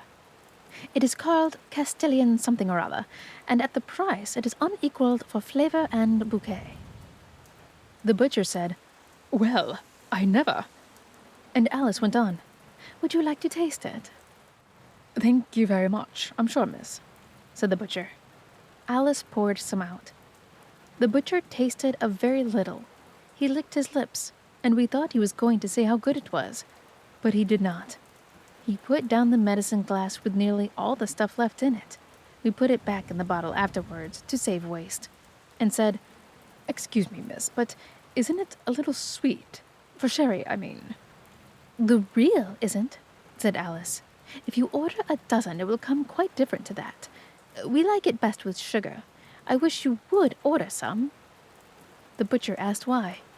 Alice did not speak for a minute, and then she said, "I don't mind telling you. You are in business yourself, aren't you? We are trying to get people to buy it, because we shall have 2 shillings for every dozen we can make anyone buy. It's called a something." "A percentage. Yes, I see," said the butcher, looking at the hole in the carpet. "You see, there are reasons," Alice went on, "why we want to make our fortunes as quickly as we can." "Quite so," said the butcher, and he looked at the place where the paper is coming off the wall. "And this seems a good way," Alice went on. "We paid 2 shillings for the sample and instructions, and it says you can make £2 a week easily in your leisure time." "I'm sure I hope you may, miss," said the butcher, and Alice said again would he buy some. "Sherry is my favorite wine," he said. Alice asked him to have some more to drink. "No, thank you, miss," he said. "It's my favorite wine, but it doesn't agree with me, not the least bit. But I've an uncle drinks it. Suppose I order him half a dozen for a Christmas present? Well, miss, here's a shilling commission anyway." And he pulled out a handful of money and gave her the shilling. "But I thought the wine people paid that," Alice said. But the butcher said not on half-dozens they didn't. Then he said he didn't think he'd wait any longer for father, but would Alice ask father to write him? Alice offered him the sherry again, but he said something about "not for worlds." And then she let him out and came back to us with the shilling and said, "How's that?" And we said, "A1." And all the evening we talked of our fortune that we had begun to make. Nobody came next day, but the day after a lady came to ask for money to build an orphanage for the children of dead sailors, and we saw her. I went in with Alice, and when we had explained to her that we had only a shilling and we wanted it for something else, Alice suddenly said, "Would you like some wine?" And the lady said, "Thank you very much." But she looked surprised. She was not a young lady, and she had a mantle with beads, and the beads had come off in places. leaving a brownie braid showing, and she had printed papers about the dead sailors in a sealskin bag, and the seal had come off in places, leaving the skin bare. We gave her a tablespoonful of the wine in a proper wine glass out of the sideboard, because she was a lady. And when she had tasted it, she got up in a very great hurry. She shook out her dress and snapped her bag shut and said, "You naughty, wicked children! What do you mean by playing a trick like this? You ought to be ashamed of yourselves. I shall write to your mamma about it. You dreadful little girl! You might have poisoned me, but your mamma—" Then Alice said, "I'm very sorry. The butcher liked it, only he said it was sweet. And please don't write to Mother. It makes Father so unhappy when letters come for her." And Alice was very near crying. "What do you mean, you silly child?" said the lady, looking quite bright and interested. "Why doesn't your father like your mother to have letters, eh?" And Alice said, "Oh, you—" and began to cry and bolted out of the room. Then I said, "Our mother is dead, and will you please go away now?" The lady looked at me a minute, and then she looked quite different, and she said, "I'm very sorry, I didn't know. Never mind about the wine. I dare say your little sister meant it kindly." And she looked round the room just like the butcher had done. Then she said again, "I didn't know. I'm very sorry." So I said, "Don't mention it," and shook hands with her and let her out. Of course, we couldn't have asked her to buy the wine after what she'd said, but I think she was not a bad sort of person. I do like a person to say they're sorry when they ought to be, especially a grown-up. They do it so seldom. I suppose that's why we think so much of it. But Alice and I didn't feel jolly for ever so long afterwards, and when I went back into the dining room, I saw how different it was from when Mother was here, and we are different, and Father is different, and nothing is like it was. I am glad I am not made to think about it every day. I went and found Alice, and told her what the lady had said, and when she had finished crying, we put away the bottle and said we would not try to sell any more to people who came. And we did not tell the others. We only said the lady did not buy any. But we went up on the heath, and some soldiers went by, and there was a Punch and Judy show, and when we came back, we were better. The bottle got quite dusty where we had put it, and perhaps the dust of ages would have laid thick and heavy on it. Only a clergyman called when we were all out. He was not our own clergyman. Mr. Bristow is our own clergyman, and we all love him, and we would not try to sell sherry to people we like and make £2 a week out of them in our spare time. It was another clergyman, just a stray one, and he asked Eliza if the dear children would not like to come to his little Sunday school. We always spend Sunday afternoons with Father, but as he had left the name of his vicarage with Eliza and asked her to tell us to come, we thought we would go and call on him, just to explain about Sunday afternoons, and we thought we might as well take the sherry with us. "I won't go unless you all go too," Alice said, "and I won't do the talking." Dora said she thought we had much better not go, but we said rot, and it ended in her coming with us, and I am glad she did. Oswald said he would do the talking if the others liked, and he learned up what to say from the printed papers. We went to the vicarage early on Saturday afternoon, and rang at the bell. It is a new red house with no trees in the garden, only very yellow mold and gravel. It was all very neat and dry. Just before we rang the bell, we heard someone inside call, "Jane! Jane!" And we thought we would not be Jane for anything. It was the sound of the voice that called that made us sorry for her. The door was opened by a very neat servant in black, with a white apron. We saw her tying the strings as she came along the hall, through the different colored glass in the door. Her face was red, and I think she was Jane. We asked if we could see Mr. Mallow. The servant said Mr. Mallow was very busy with his sermon just then, but she would see. But Oswald said, "It's all right, he asked us to come." So she let us all in and shut the front door, and showed us into a very tidy room with a bookcase full of a lot of books covered in black cotton with white labels, and some dull pictures, and a harmonium. And Mr. Mallow was writing at a desk with drawers, copying something out of a book. He was stout and short, and wore spectacles. He covered his writing up when we went in. I didn't know why. He looked rather cross, and we heard Jane or somebody being scolded outside by the voice. I hope it wasn't for letting us in, but I have had doubts. "Well," said the clergyman, "what is all this about?" "You asked us to call," Dora said, "about your little Sunday school. We are the Bastables of Lewisham Road." Yes, he said. "And shall I expect you all tomorrow?" He took up his pen and fiddled with it, and he did not ask us to sit down, but some of us did. "We always spend Sunday afternoon with Father," said Dora, "but we wish to thank you for being so kind as to ask us." "And we wish to ask you something else," said Oswald, and he made a sign to Alice to get the sherry ready in the glass. She did, behind Oswald's back, while he was speaking. "My time is limited," said Mr. Mallow, looking at his watch. "But still—" Then he muttered something about the fold, and went on. "Tell me what is troubling you, my little man, and I will try to give you any help in my power. What is it you want?" Then Oswald quickly took the glass from Alice, and held it out to him, and said, "I want your opinion on that." "On that?" he said. "What is it?" "It's a shipment," Oswald said, "but it's quite enough for you to taste." Alice had filled the glass half full. I suppose she was too excited to measure properly. "A shipment?" said the clergyman, taking the glass in his hand. "Yes," Oswald went on, "an exceptional opportunity, full-bodied and nutty." "It really does taste rather like one kind of Brazil nut." Alice put her oar in as usual.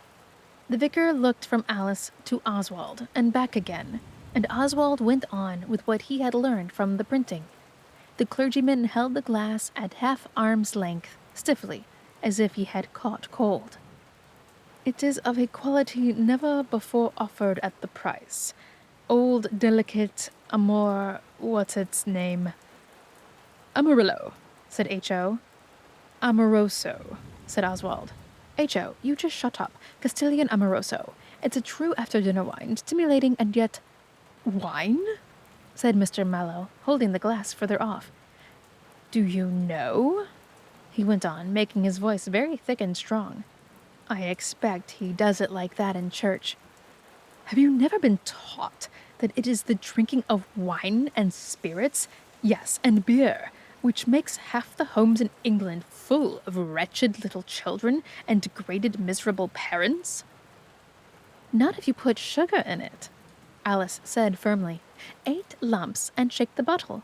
We have each had more than a teaspoonful of it, and we were not ill at all. It was something else that upset H.O., most likely all those acorns he got out of the park." The clergyman seemed to be speechless with conflicting emotions, and just then the door opened and a lady came in. She had a white cap with lace, and an ugly violet flower in it, and she was tall, and looked very strong, though thin. And I do believe she had been listening at the door. "But why," the vicar was saying, "why did you bring this dreadful fluid, the curse of our country, to me to taste?" "Because we thought you might buy some," said Dora, who never sees when a game is up. "In books, the parson loves his bottle of old port, and new sherry is just as good, with sugar, for people who like sherry. And if you would order a dozen of the wine, then we would get 2 shillings. The lady said, and it was the voice, "Good gracious, nasty, sordid little things. Haven't they anyone to teach them better?" And Dora got up and said, "No, we are not those things you say, but we are sorry we came here to be called names. We want to make our fortune just as much as Mr. Mallow does, only no one would listen to us if we preached, so it's no use our copying our sermons like him." And I think that was smart of Dora, even if it was rather rude. Then I said perhaps we had better go, and the lady said, "I should think so." But when we were going to wrap up the bottle and glass, the clergyman said, "No, you can leave that. and we were so upset we did, though it wasn't his after all. We walked home very fast and not saying much, and the girls went up to their rooms. When I went to tell them tea was ready, and there was a tea cake, Dora was crying like anything, and Alice hugging her. I'm afraid there is a great deal of crying in this chapter, but I can't help it. Girls will sometimes, I suppose it is their nature, and we ought to be sorry for their affliction. It's no good, Dora was saying. You all hate me, and you think I'm a prig and a busybody, but I do try to do right. Oh, I do. Oswald, go away. Don't come here making fun of me. So I said, I'm not making fun, Sissy. Don't cry, old girl. Mother taught me to call her Sissy when we were very little and before the others came, but I don't often somehow, now we are old. I patted her on the back, and she put her head against my sleeve, holding on to Alice all the time, and she went on. She was in that laughy, cry-y state when people say things they wouldn't say at other times. Oh dear, I do try, I do. And when Mother died, she said, Dora, take care of the others, and teach them to be good, and keep them out of trouble, and make them happy. She said, take care of them for me, Dora dear. And I have tried, and all of you hate me for it. And today, I let you do this, though I knew all the time it was silly. I hope you will not think I was a muff, but I kissed Dora for some time, because girls like it. And I will never say again that she comes the good elder sister too much. And I have put all this in, though I do hate telling about it, because I own I have been hard on Dora. But I will never be again. She is a good old sort. Of course, we never knew before about what Mother told her, or we wouldn't have ragged her as we did. We did not tell the little ones, but I got Alice to speak to Dickie, and we three can sit on the others if requisite.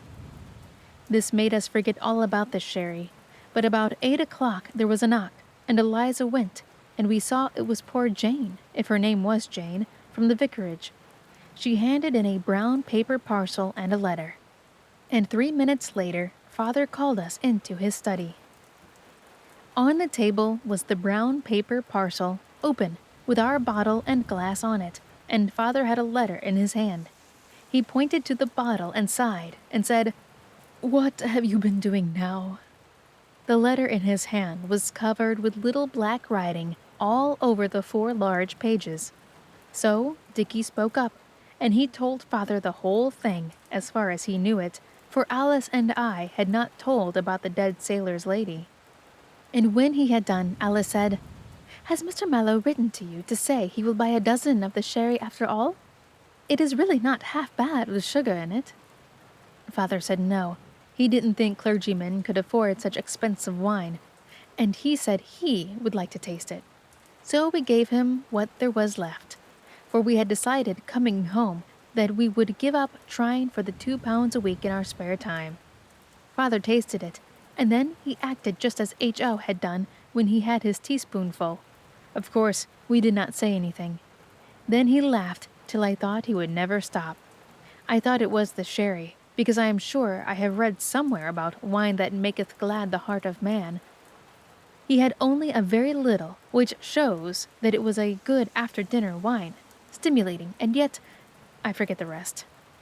But when he had done laughing, he said, It's all right, kids, only don't do it again. The wine trade is overcrowded, and besides, I thought you promised to consult me before going into business. Before buying one, I thought you meant, said Dickie. This was only on commission. And Father laughed again. I am glad we got the Castilian Amoroso, because it did really cheer Father up, and you cannot always do that. However hard you try, even if you make jokes, or give him a comic paper. Chapter 12. The Nobleness of Oswald. The part about his nobleness only comes at the end, but you would not understand it unless you knew how it began. It began, like nearly everything about that time, with treasure-seeking. Of course, as soon as we had promised to consult my father about business matters, We all gave up wanting to go into business. I don't know how it is, but having to consult about a thing with grown-up people, even the bravest and the best, seems to make the thing not worth doing afterwards. We don't mind Albert's uncle chipping in sometimes when the thing's going on, but we are glad he never asked us to promise to consult him about anything. Yet Oswald saw that my father was quite right, and I dare say, if we had had that £100, we should have spent it on the share in that lucrative business for the sale of useful patent, and then found out afterwards that we should have done better to spend the money in some other way. My father says so, and he ought to know. We had several ideas about that time, but having so little chink always stood in the way. This was the case with H.O.'s idea of setting up a coconut shy on the side of the heath, where there are none generally. We had no sticks or wooden balls, and the greengrocer said he could not book so many as 12 dozen coconuts without Mr. Bastable's written order. And as we did not wish to consult my father, it was decided to drop it. And when Alice dressed up Pincher in some of the doll's clothes, and we made up our minds to take him round with an organ as soon as we had taught him to dance, we were stopped at once by Dickie's remembering how he had once heard that an organ cost £700. Of course, this was the big church kind, but even the ones on 3 legs can't be got for 1 and 7pence, which was all we had when we first thought of it. So we gave that up too. It was a wet day, I remember, and mutton hash for dinner, very tough with pale gravy with lumps in it. I think the others would have left a good deal on the sides of their plates, although they know better. Only Oswald said it was a savory stew made of the red deer that Edward shot. So then we were the children of the New Forest, and the mutton tasted much better. No one in the New Forest minds venison being tough and the gravy pale. Then after dinner, we let the girls have a doll's tea party on condition they didn't expect us boys to wash up, and it was when we were drinking the last of the licorice water out of the little cups that Dickie said, "This reminds me." So we said, "What of?" Dickie answered us at once, though his mouth was full of bread with licorice stuck in it to look like cake. You should not speak with your mouth full, even to your own relations, and you shouldn't wipe your mouth on the back of your hand, but on your handkerchief, if you have one. Dickie did not do this. He said, "Why, you remember when we first began about treasure-seeking. I said I had thought of something, only I could not tell you because I hadn't finished thinking about it." We said yes. "Well, this licorice water—" "Tea," said Alice softly. "Well, tea then, made me think." He was going on to say what it made him think, but Noel interrupted and cried out, "I say, let's finish off this old tea party and have a council of war." So we got out the flags and the wooden sword and the drum, and Oswald beat it while the girls washed up, till Eliza came up to say she had the jumping toothache, and the noise went through her like a knife. So of course Oswald left off at once. When you are polite to Oswald, he never refuses to grant your requests. When we were all dressed up, we sat down round the campfire, and Dickie began again. "Everyone in the world wants money. Some people get it. The people who get it are the ones who see things. I have seen one thing." Dickie stopped and smoked the pipe of peace. It is the pipe we did bubbles with in the summer, and somehow it has not got broken yet. We put tea leaves in it for the pipe of peace, but the girls are not allowed to have any. It is not right to let girls smoke. They get to think too much of themselves if you let them do everything the same as men. Oswald said, "Out with it." "I see that glass bottles only cost a penny. H.O., if you dare to snigger, I'll send you round selling old bottles, and you shan't have any sweets except out of the money you get for them, and the same with you, Noel." "Noel wasn't sniggering," said Alice in a hurry. "It is only his taking so much interest in what you were saying makes him look like that. Be quiet, H.O., and don't you make faces either. Do go on, Dickie dear." So Dickie went on. There must be hundreds of millions of bottles of medicines sold every year, because all the different medicines say thousands of cures daily. And if you only take that as 2,000, which it must be at least, it mounts up. And the people who sell them must make a great deal of money by them, because they are nearly always 2 and 9 pence the bottle, and 3 and 6 for one nearly double the size. Now the bottles, as I was saying, don't cost anything like that. It's the medicine costs the money, said Dora. Look how expensive jujubes are at the chemist's, and peppermints too. That's only because they're nice, Dickie explained. Nasty things are not so dear. Look what a lot of brimstone you get for a penny, and the same with alum. We would not put the nice kinds of chemists' things in our medicine. Then he went on to tell us that when we had invented our medicine, we would write and tell the editor about it, and he would put it in the paper, and then people would send their 2 and 9 pence and 3 and 6 for the bottle nearly double the size. And then, when the medicine had cured them, they would write to the paper and their letters would be printed, saying how they had been suffering for years and never thought to get about again. But thanks to the blessing of our ointment, Dora interrupted and said, Not ointment, it's so messy. And Alice thought so too, and Dickie said he did not mean it. He was quite decided to let it be in bottles. So now it was all settled, and we did not see at the time that this would be a sort of going into business. But afterwards, when Albert's uncle showed us, we saw it, and we were sorry. We only had to invent the medicine. You might think that was easy, because of the number of them you see every day in the paper, but it is much harder than you think. First, we had to decide what sort of illness we would like to cure, and a heated discussion ensued, like in Parliament. Dora wanted it to be something to make the complexion of dazzling fairness, but we remembered how her face came all red and rough when she used the Rosabella soap that was advertised to make the darkest complexion fair as the lily, and she agreed that perhaps it was better not. Noel wanted to make the medicine first, and then find out what it would cure. But Dickie thought not, because there are so many more medicines than there are things the matter with us, so it would be easier to choose the disease first. Oswald would have liked wounds. I still think it was a good idea, but Dickie said, Who has wounds, especially now there aren't any wars? We shouldn't sell a bottle a day. So Oswald gave in, because he knows what manners are, and it was Dickie's idea. H.O. wanted a cure for the uncomfortable feeling that they give you powders for, but we explained to him that grown-up people do not have this feeling, however much they eat, and he agreed. Dickie said he did not care a straw what the loathsome disease was, as long as we hurried up and settled on something. Then Alice said, It ought to be something very common, and only one thing. Not the pains in the back and all the hundreds of things the people have in somebody's syrup. What's the commonest thing of all?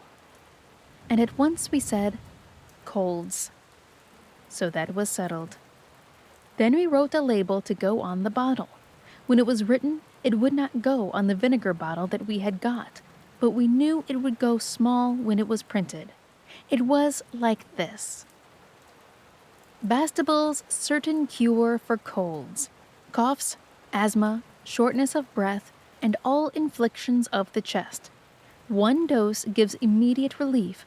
It will cure your cold in 1 bottle, especially the larger size at 3s. 6D. Order at once of the makers to prevent disappointment. Makers, D-O-R-A-N and H-O Bastable. 150 Lewisham Road, S.E. A halfpenny for all bottles returned. Of course, the next thing was for one of us to catch a cold and try what cured it. We all wanted to be the one, but it was Dickie's idea, and he said he was not going to be done out of it, so we let him. It was only fair. He left off his undershirt that very day, and next morning he stood in a draught in his nightgown for quite a long time. And we damped his day shirt with the nail brush before he put it on. But all was vain. They always tell you that these things will give you cold, but we found it was not so. So then we all went over to the park, and Dickie went right into the water with his boots on and stood there as long as he could bear it, for it was rather cold, and we stood and cheered him on. He walked home in his wet clothes, which they say is a sure thing, but it was a no-go, though his boots were quite spoiled. And 3 days after, Noel began to cough and sneeze. So then, Dickie said it was not fair. "I can't help it," Noel said. "You should have caught it yourself. Then it wouldn't have come to me." And Alice said she had known all along Noel oughtn't to have stood about on the bank cheering in the cold. Noel had to go to bed, and then we began to make the medicines. We were sorry he was out of it, but he had the fun of taking the things. We made a great many medicines. Alice made herb tea. She got sage and thyme and savory and marjoram and boiled them all up together with salt and water. But she would put parsley in too. Oswald is sure parsley is not a herb. It is only put on the cold meat, and you are not supposed to eat it. It kills parrots to eat parsley, I believe. I expect it was the parsley that disagreed so with Noel. The medicine did not seem to do the cough any good. Oswald got a pennyworth of alum because it is so cheap, and some turpentine, which everyone knows is good for colds, and a little sugar, and an aniseed ball. These were mixed in a bottle with water, but Eliza threw it away and said it was nasty rubbish, and I hadn't any money to get more things with. Dora made him some gruel, and he said it did his chest good, but of course that was no use, because you cannot put gruel in bottles and say it is medicine. It would not be honest, and besides, nobody would believe you. Dick mixed up lemon juice and sugar and a little of the juice of the red flannel that Noel's throat was done up in. It comes out beautifully in hot water. Noel took this, and he liked it. Noel's own idea was licorice water, and we let him have it, but it is too plain and black to sell in bottles at the proper price. Noel liked H.O.'s medicine the best, which was silly of him, because it was only peppermints melted in hot water and a little cobalt to make it look blue. It was all right, because H.O.'s paint box is the French kind, with couleur non vénéneuse on it. This means you may suck your brushes if you want to, or even your paints if you are a very little boy. It was rather jolly while Noel had that cold. He had a fire in his bedroom which opens out of Dickie's and Oswald's, and the girls used to read aloud to Noel all day. They will not read aloud to you when you are well. Father was away at Liverpool on business, and Albert's uncle was at Hastings. We were rather glad of this, because we wished to give all the medicines a fair trial, and grown-ups are but too fond of interfering. As if we should have given him anything poisonous. His cold went on. It was bad in his head, but it was not one of the kind when he has to have poultices and can't sit up in bed. But when it had been in his head nearly a week, Oswald happened to tumble over Alice on the stairs.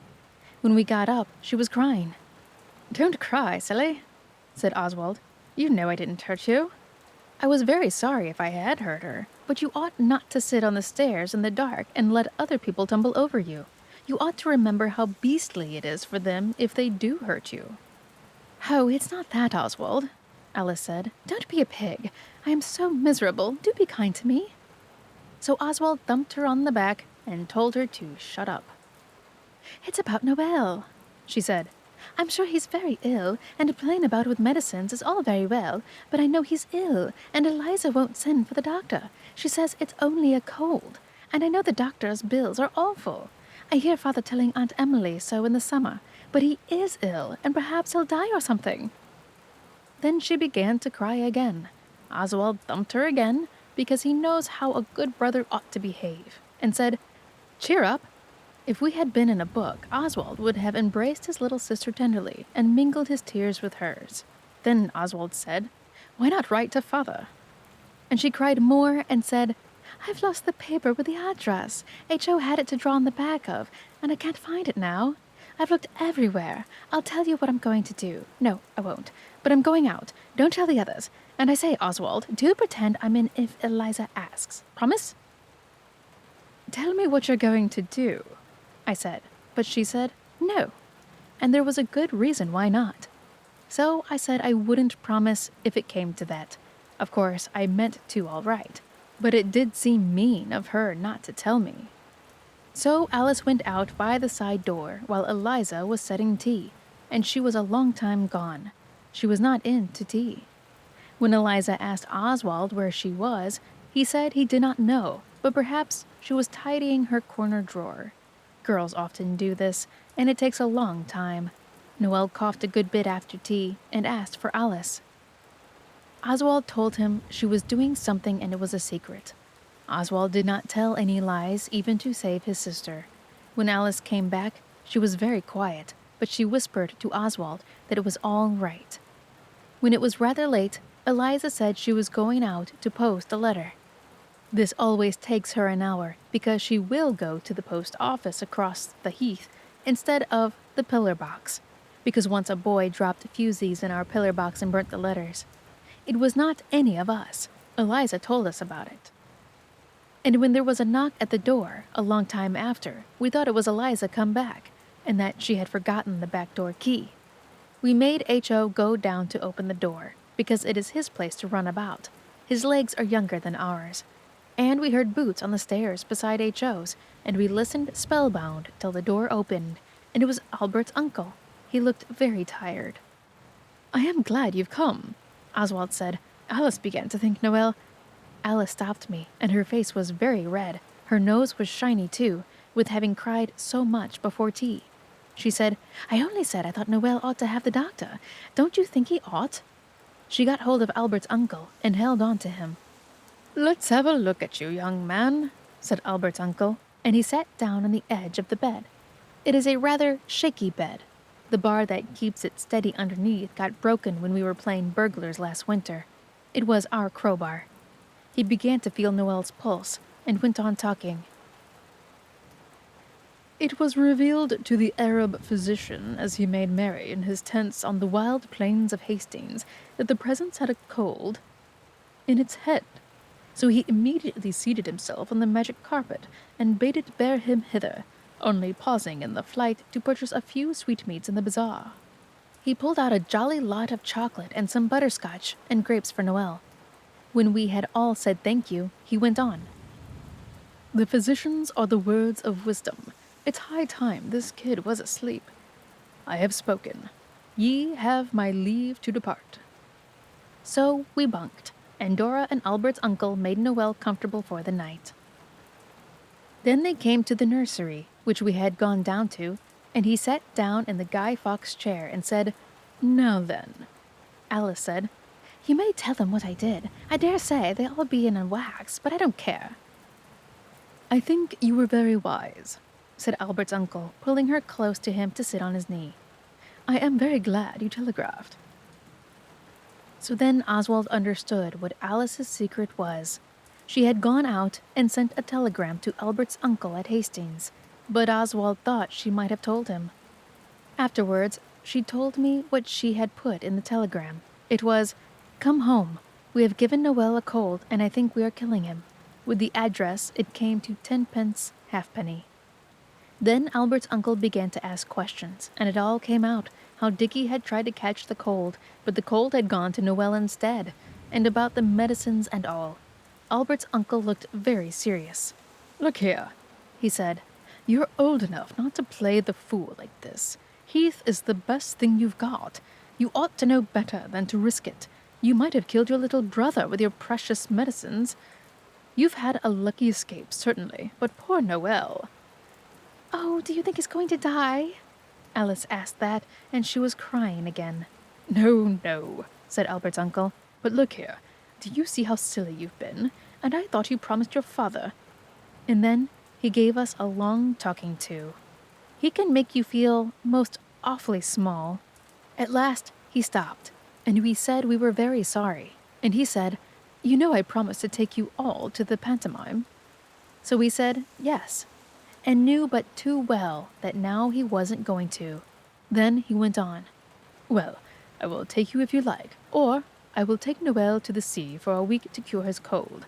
Which is it to be?" Of course, he knew we should say, "Take Noelle," and we did. But Dickie told me afterwards he thought it was hard on H.O. Albert's uncle stayed till Eliza came in, and then he said good night in a way that showed us that all was forgiven and forgotten. And we went to bed. It must have been the middle of the night when Oswald woke up suddenly, and there was Alice with her teeth chattering, shaking him to wake. "Oh, Oswald," she said, "I am so unhappy. Suppose I should die in the night." Oswald told her to go to bed and not gas, but she said, "I must tell you. I wish I'd told Albert's uncle I'm a thief, and if I die tonight, I know where thieves go to." So Oswald saw it was no good, and he sat up in bed and said, "Go ahead." So Alice stood shivering and said, "I hadn't enough money for the telegram, so I took the bad 6 pence out of the exchequer, and I paid for it with that and the 5 pence I had. And I wouldn't tell you because if you'd stopped me doing it, I couldn't have borne it. And if you'd helped me, you'd have been a thief too. Oh, what shall I do?" Oswald thought a minute, and then he said, "You'd better have told me, but I think it would be all right if we pay it back. Go to bed. Cross with you? No, stupid. Only another time. You'd better not keep secrets." So she kissed Oswald, and he let her, and she went back to bed.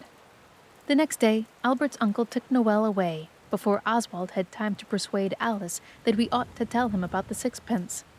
Alice was very unhappy, but not so much as in the night. You can be very miserable in the night if you have done anything wrong and you happen to be awake. I know this for a fact. None of us had any money except Eliza, and she wouldn't give us any unless we said what for, and of course, we could not do that because of the honor of the family. And Oswald was anxious to get the 6 pence to give to the telegraph people because he feared that the badness of that 6 pence might have been found out and that the police might come for Alice at any moment.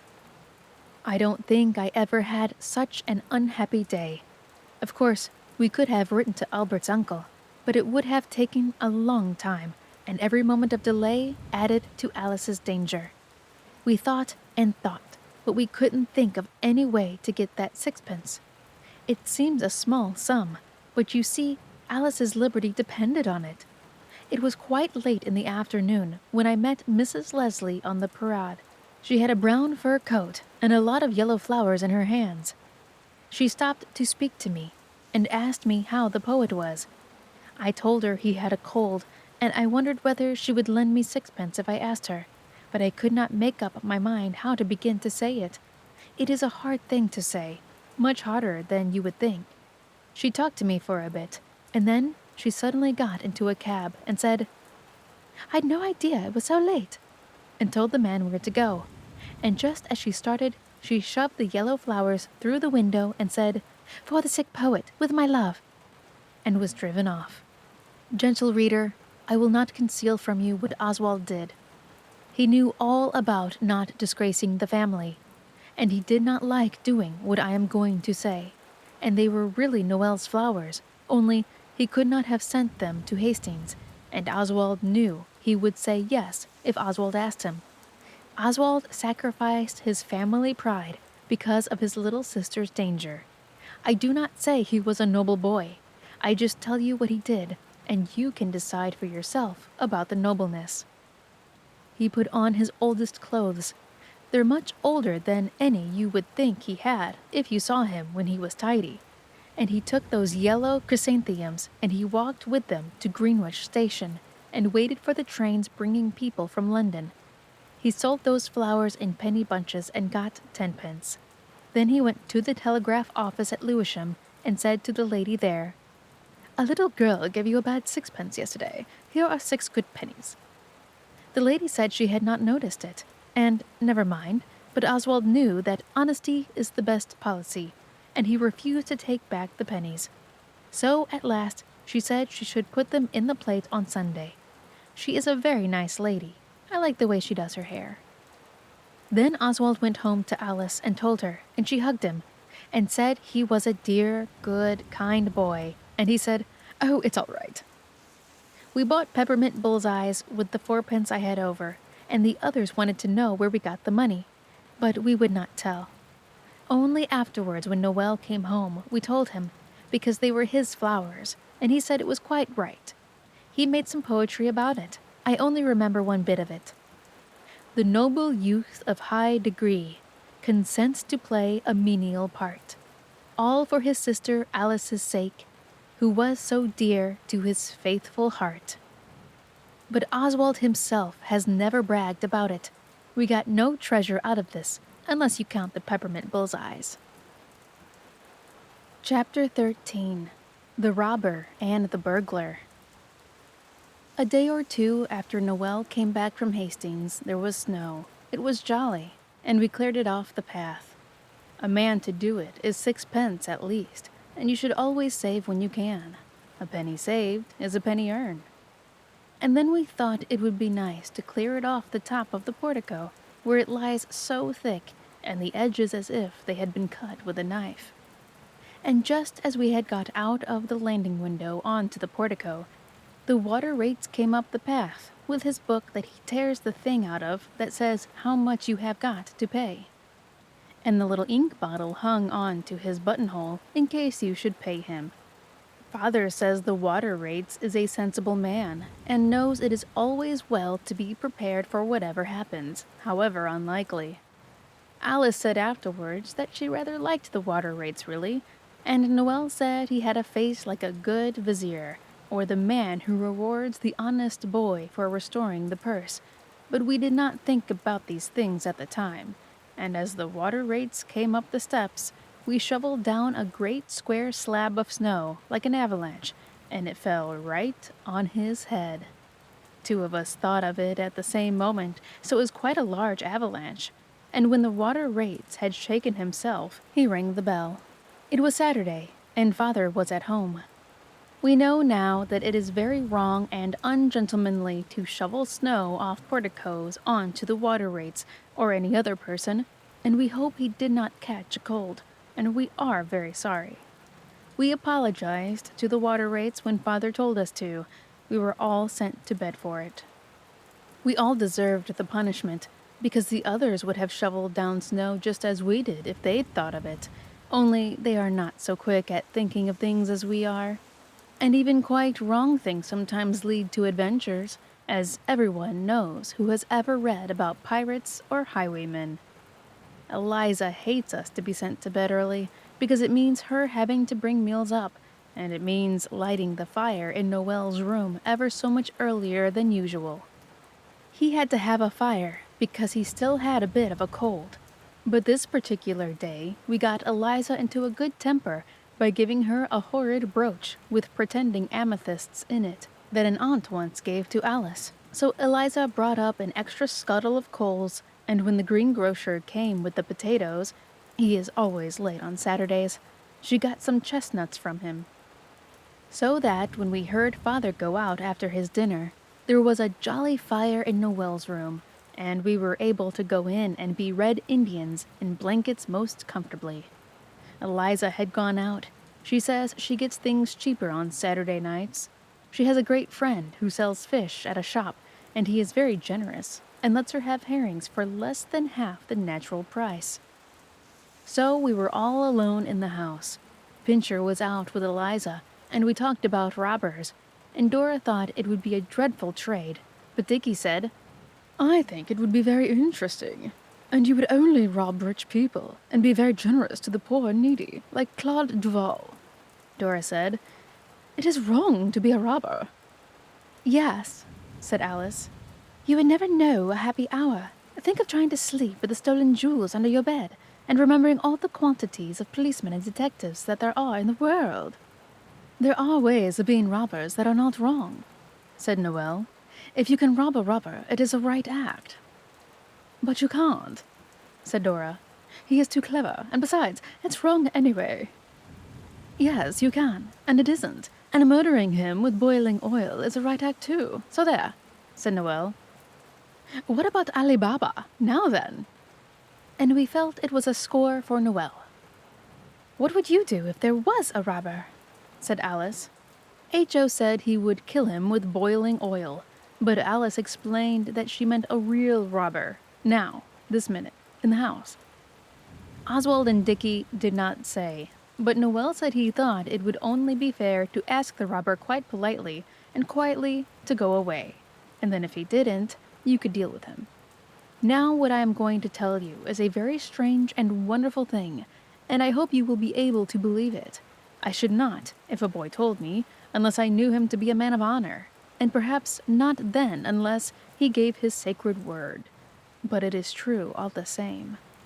And it only shows that the days of romance and daring deeds are not yet at an end. Alice was just asking Noel how he would deal with the robber who wouldn't go if he was asked politely and quietly, when we heard a noise downstairs. Quite a plain noise, not the kind of noise you fancy you hear. It was like somebody moving a chair. We held our breath and listened, and then came another noise, like someone poking a fire. Now, you remember there was no one to poke a fire or move a chair downstairs, because Eliza and Father were both out.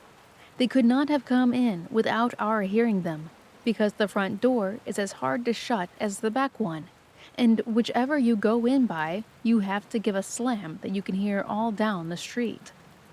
H.O. and Alice and Dora caught hold of each other's blankets and looked at Dickie and Oswald, and everyone was quite pale, and Noel whispered, "It's ghosts, I know it is." And then we listened again, but there was no more noise. Presently Dora said in a whisper, "Whatever shall we do? Oh, whatever shall we do?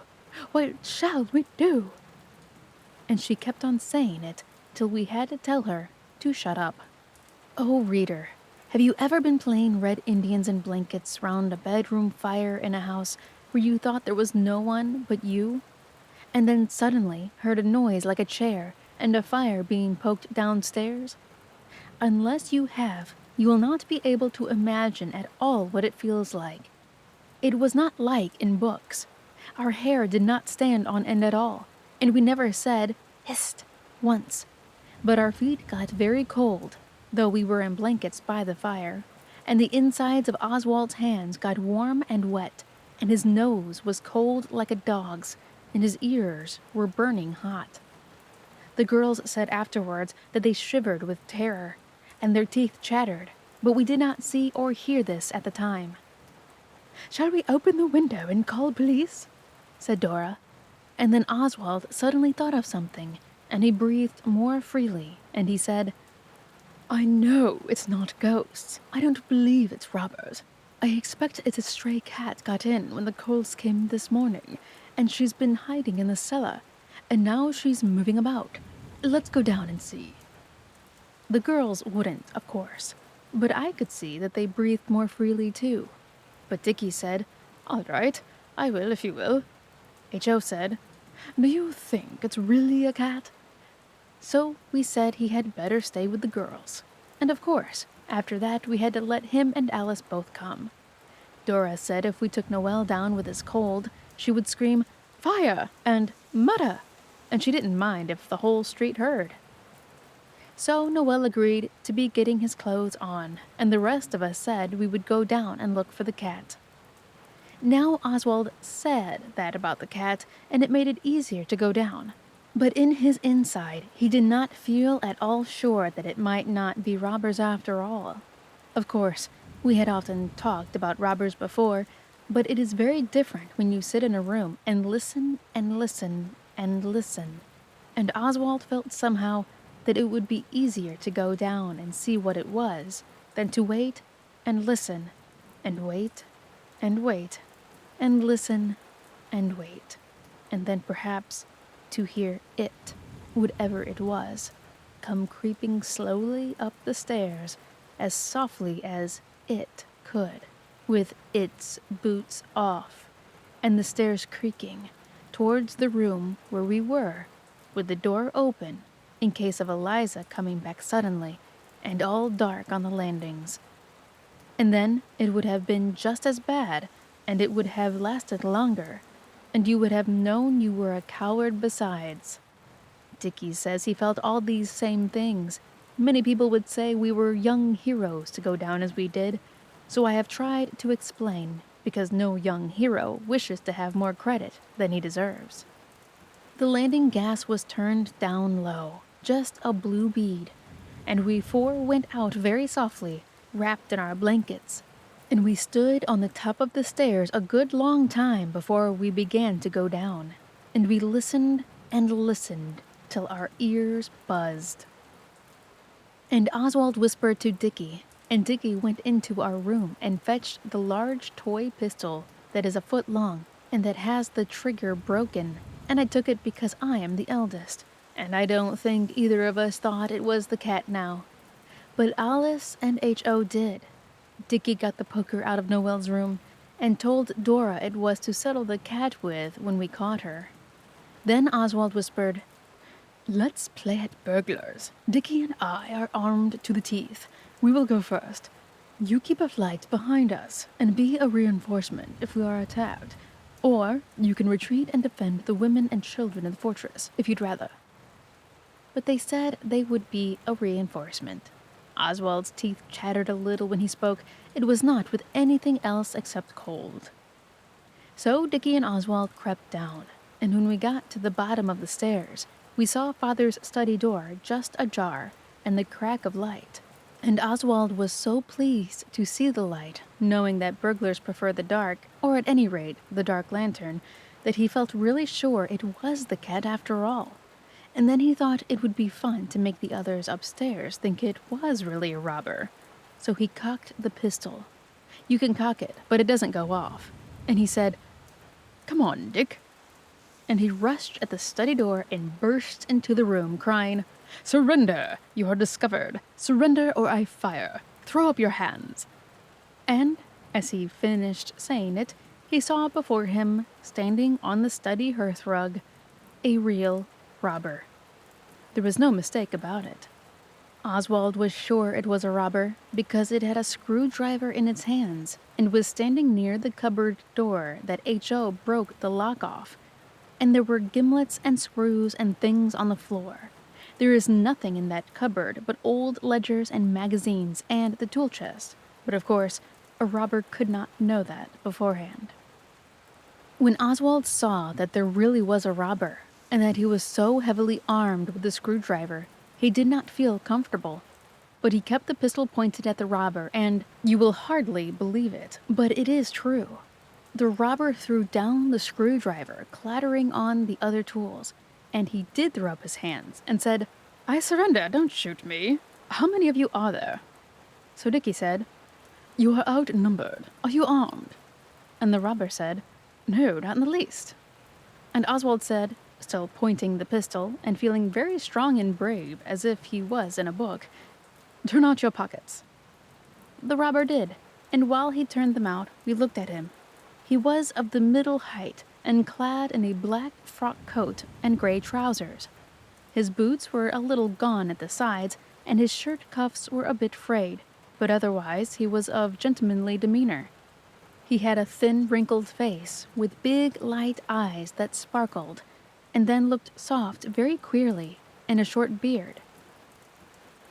In his youth, it must have been of a fair golden color, but now it was tinged with gray.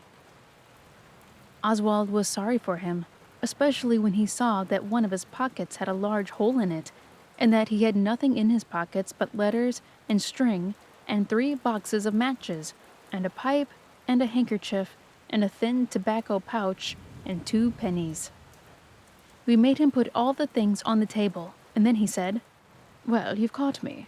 What are you going to do with me? Police?" Alice and H.O. had come down to be reinforcements when they heard a shout, and when Alice saw that it was a real robber and that he had surrendered, she clapped her hands and said, "Bravo, boys!" And so did H.O. And now she said, "If he gives his word of honor not to escape, I shouldn't call the police. It seems a pity. Wait till Father comes home." The robber agreed to this and gave his word of honor and asked if he might put on a pipe, and we said yes.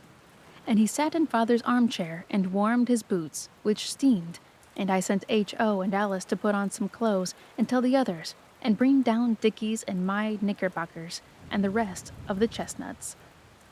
And they all came, and we sat round the fire, and it was jolly. The robber was very friendly and talked to us a great deal. I wasn't always in the slow way of business, he said, when Noel said something about the things he had turned out of his pockets. It's a great come-down to a man like me, but if I must be caught, it's something to be caught by brave young heroes like you. My stars, how you did burst into the room. Surrender, and up with your hands. You might have been born and bred to the thief-catching. Oswald is sorry if it was mean, but he could not own up just then that he did not think there was anyone in the study when he did that brave if rash act. He has told since. And what made you think there was anyone in the house? The rubber asked, when he had thrown his head back and laughed for quite half a minute.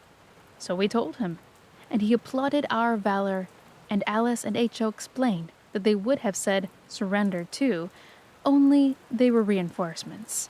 The robber ate some of the chestnuts, and we sat and wondered when father would come home, and what he would say to us for our intrepid conduct. And the robber told us of all the things he had done before he began to break into houses. Dickie picked up the tools from the floor, and suddenly he said, "Why, this is father's screwdriver and his gimlets and all. Well, I do call it jolly cheek to pick a man's locks with his own tools." True, said the robber. It is cheek of the jolliest, but you see, I've come down in the world. I was a highway robber once, but horses are so expensive to hire. 5 shillings an hour, you know, and I couldn't afford to keep them. The highwayman business isn't what it was. What about a bike? Said H.O., but the robber thought cycles were low, and besides, you couldn't go across country with them when occasion arose, as you could with a trusty steed. And he talked of highwaymen as if he knew just how we liked hearing it. Then he told us how he had been a pirate captain, and how he had sailed over waves mountains high, and gained rich prizes, and how he did begin to think that there he had found a profession to his mind. I don't say there are no ups and downs in it, he said, especially in stormy weather, but what a trade! And a sword at your side, and the Jolly Roger flying at the peak, and a prize in sight, and all the black mouths of your guns pointed at the laden trader, and the wind in your favor, and your trusty crew ready to live and die for you. Oh, but it's a grand life. I did feel so sorry for him. He used such nice words, and he had a gentleman's voice. I'm sure you weren't brought up to be a pirate, said Dora. She had dressed even to her collar, and made Noel do it too, but the rest of us were in blankets with just a few odd things put on anyhow underneath. The robber frowned and sighed. No, he said, I was brought up to the law. I was a Belial, bless your hearts, and that's true anyway. He sighed again and looked hard at the fire. That was my father's college. H.O. was beginning, but Dickie said, Why did you leave off being a pirate? A pirate, he said, as if he had not been thinking of such things. Oh, yes, why I gave it up, because I could not get over the dreadful seasickness. Nelson was seasick, said Oswald. Ah, said the robber, but I hadn't his luck or his pluck, or something. He stuck to it, and won Trafalgar, didn't he? Kiss me hearty and all that, eh? I couldn't stick to it. I had to resign, and nobody kissed me. I saw by his understanding about Nelson that he was really a man who had been to a good school, as well as to Belial. Then we asked him, And what did you do then? And Alice asked if he was ever a coiner, and we told him how we had thought we'd caught the desperate gang next door, and he was very much interested, and said he was glad he had never taken to coining. Besides, the coins are so ugly nowadays, he said. No one could really find any pleasure in making them, and it's a hole and corner business at the best, isn't it? And it must be a very thirsty one, with the hot metal and furnaces and things. And again he looked at the fire. Oswald forgot for a minute that the interesting stranger was a robber, and asked him if he wouldn't have a drink. Oswald has heard father do this to his friends, so he knows it is the right thing. The robber said he didn't mind if he did, and that is right too. And Dora went and got a bottle of father's ale, the light, sparkling family, and a glass, and we gave it to the robber. Dora said she would be responsible. Then, when he had had a drink, he told us about bandits, but he said it was so bad in wet weather. Bandits' caves were hardly ever properly weather-tight, and bushranging was the same. As a matter of fact, he said, I was bushranging this afternoon among the furze bushes on the heath, but I had no luck. I stopped the Lord Mayor in his gilt coach, with all his footmen in plush and gold lace, smart as cockatoos. But it was a no-go.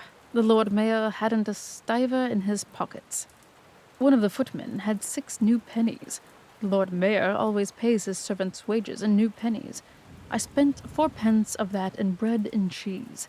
That on the table's the 2 pence. Ah, it's a poor trade. And then he filled his pipe again. We had turned out the gas, so that Father should have a jolly good surprise when he did come home, and we sat and talked as pleasant as could be. I never liked a new man better than I liked that robber, and I felt so sorry for him. He told us he had been a war correspondent and an editor in happier days, as well as a horse stealer and a colonel of dragoons. And quite suddenly, just as we were telling him about Lord Tottenham and our being highwaymen ourselves, he put up his hand and said, "Shh," and we were quiet and listened. There was a scraping noise. It came from downstairs. They're filing something, whispered the robber. Here, shut up. Give me that pistol and the poker. This is a burglar now, and no mistake. It's only a toy one, and it won't go off, I said, but you can cock it. Then we heard a snap. There goes the window bar, said the robber softly. Jove, what an adventure. You can stay here. I'll tackle it.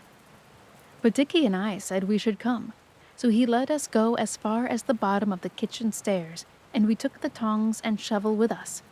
There was a light in the kitchen, a very little light. It is curious we never thought, any of us, that this might be a plant of our robbers to get away. We never thought of doubting his word of honor. And we were right. The noble robber dashed the kitchen door open and rushed in with the big toy pistol in one hand and the poker in the other, shouting out just like Oswald had done. Surrender! You are discovered. Surrender or I'll fire. Throw up your hands. And Dickie and I rattled the tongs and shovel so that he might know there were more of us, all bristling with weapons. And we heard a husky voice in the kitchen saying, All right, Governor. Stow that scent sprinkler. I'll give in. Blowed if I ain't pretty well sick of the job anyway. Then we went in. Our robber was standing in the grandest manner with his legs very wide apart and the pistol pointing at the cowering burglar. The burglar was a large man who did not mean to have a beard, I think, but he had got some of one, and a red comforter, and a fur cap, and his face was red, and his voice was thick. How different from our own robber! The burglar had a dark lantern, and he was standing by the plate basket. When he had lit the gas, we all thought he was very like what a burglar ought to be. He did not look as if he could ever have been a pirate or a highwayman or anything really dashing or noble, and he scowled and shuffled his feet and said, Well, go on. Why don't you fetch the police? Upon my word, I don't know, said our robber, rubbing his chin. Oswald, why don't we fetch the police? It is not every robber that I would stand Christian names from. I can tell you, but just then I didn't think of that. I just said, Do you mean I'm to fetch one? Our robber looked at the burglar and said nothing. Then the burglar began to speak very fast and to look different ways with his hard, shiny little eyes. Look here, Governor, he said. I was stony broke, so help me I was, and blessed if I'd nicked a ha'porth of your little lot. You know yourself there ain't much to tempt a bloke. He shook the plate basket as if he was angry with it, and the yellowy spoons and forks rattled.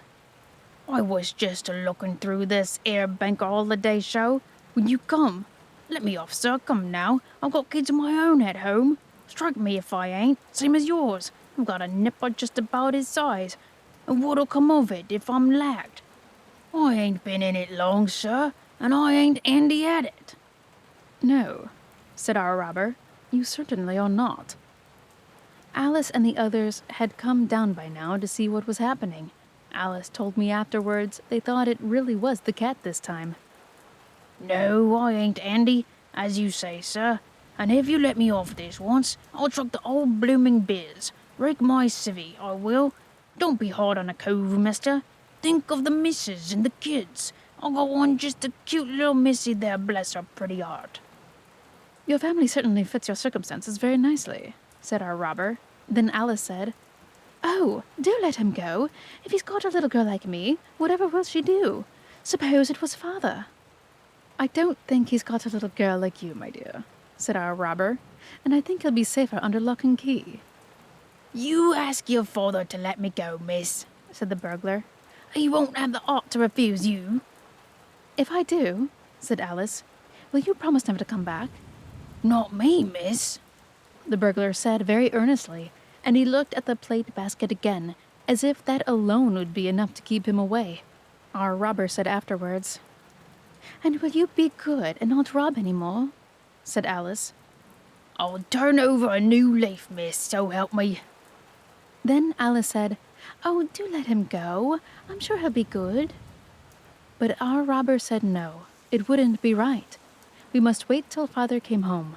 Then H.O. said, very suddenly and plainly, I don't think it's at all fair when you're a robber yourself. The minute he'd said it, the burglar said, Kidded, by gum!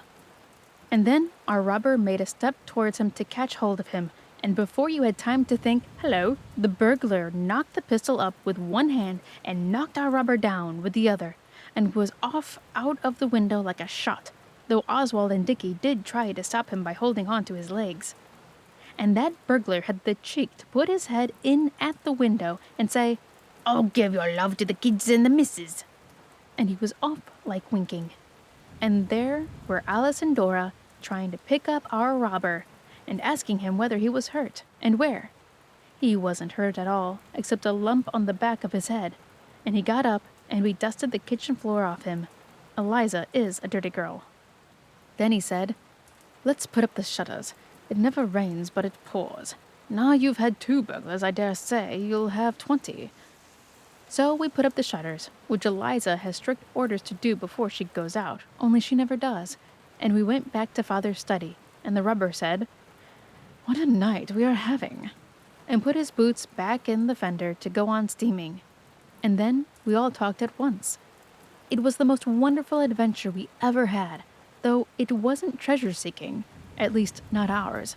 I suppose it was the burglar's treasure-seeking, but he didn't get much, and our robber said he didn't believe a word about those kids that were so like Alice and me. And then there was the click of the gate, and we said, Here's father. And the robber said, And now for the police. Then we all jumped up. We did like him so much, and it seemed so unfair that he should be sent to prison, and the horrid, lumping big burglar not. And Alice said, Oh, no, run! Dickie will let you out the back door. Oh, do go. Go now. And we all said, Yes, go. And pulled him towards the door, and gave him his hat and stick and the things out of his pockets. But father's latchkey was in the door, and it was too late. Father came in quickly, purring with the cold, and began to say, It's all right, folks. I've got...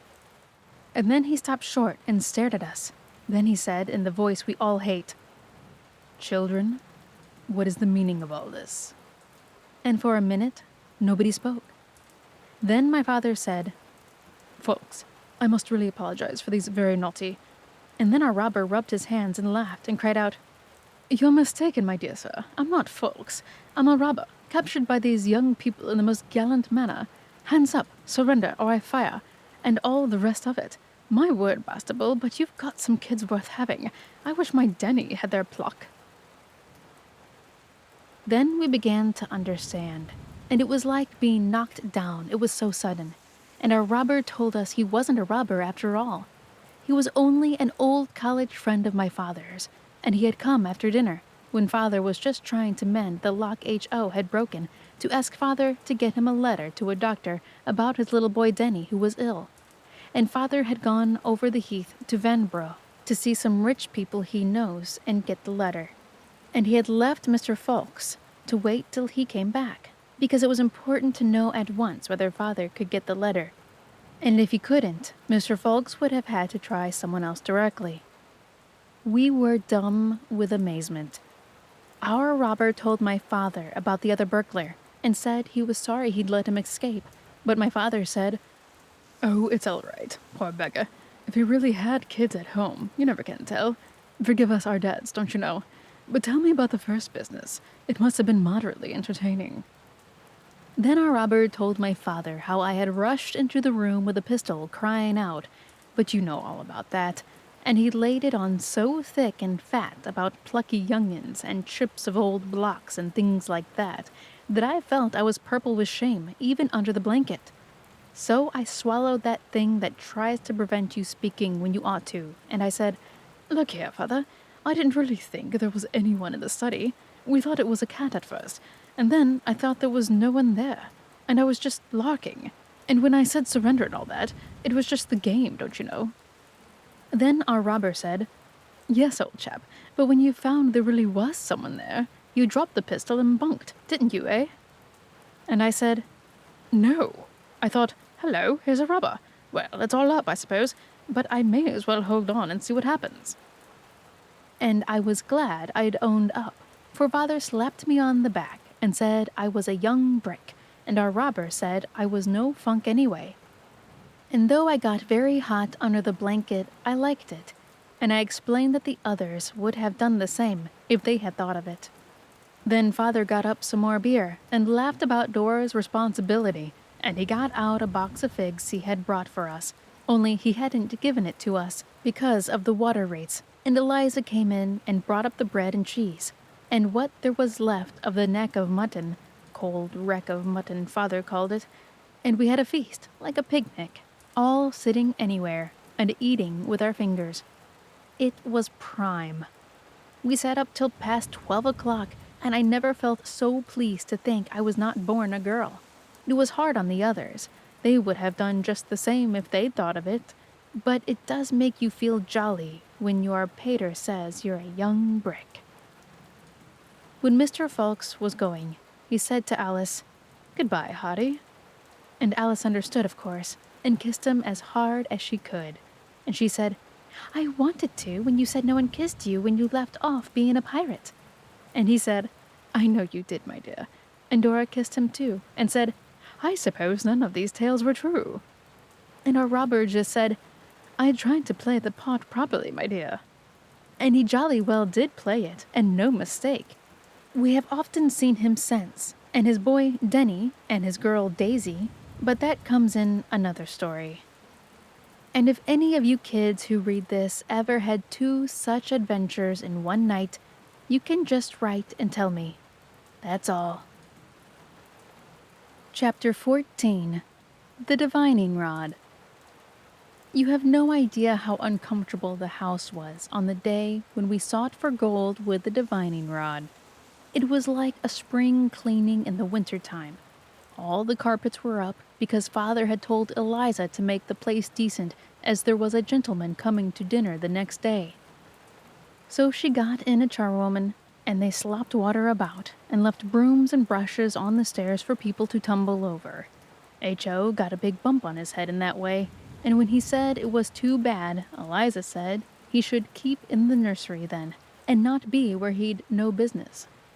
We bandaged his head with a towel, and then he stopped crying and played at being England's wounded hero dying in the cockpit while every man was doing his duty as the hero had told him to, and Alice was Hardy, and I was the doctor, and the others were the crew. Playing at Hardy made us think of our own dear robber, and we wished he was there, and wondered if we should ever see him any more. We were rather astonished at father's having anyone to dinner, because now he never seemed to think of anything but business. Before mother died, people often came to dinner, and father's business did not take up so much of his time and was not the bother it is now. And we used to see who could go furthest down in our nightgowns and get nice things to eat without being seen, out of the dishes as they came out of the dining room. Eliza can't cook very nice things. She told father she was a good plain cook, but he says it was a fancy portrait. We stayed in the nursery till the charwoman came in and told us to be off. She was going to make one job of it and have our carpet up as well as all of the others, now the man was here to beat them. It came up and was very dusty, and under it we found my 3-penny bit that I lost ages ago, which shows what Eliza is. H.O. had got tired of being the wounded hero, and Dickie was so tired of doing nothing that Dora said she knew he'd begin to tease Noelle in a minute. Then, of course, Dickie said he wasn't going to tease anybody. He was going out to the heath. He said he'd heard that nagging woman drove a man from his home, and now he found it was quite true. Oswald always tries to be a peacemaker, so he told Dickie to shut up and not make an ass of himself. And Alice said, "Well, Dora began," and Dora tossed her chin up and said it wasn't any business of Oswald's anyway, and no one asked Alice's opinion. So we all felt very uncomfortable till Noelle said, "Don't, let's quarrel about nothing. You know, let dogs delight, and I made up another piece while you were talking. Quarreling is an evil thing. It fills with gall life's cup. For when once you begin, it takes such a long time to make it up." We all laughed then and stopped jawing at each other.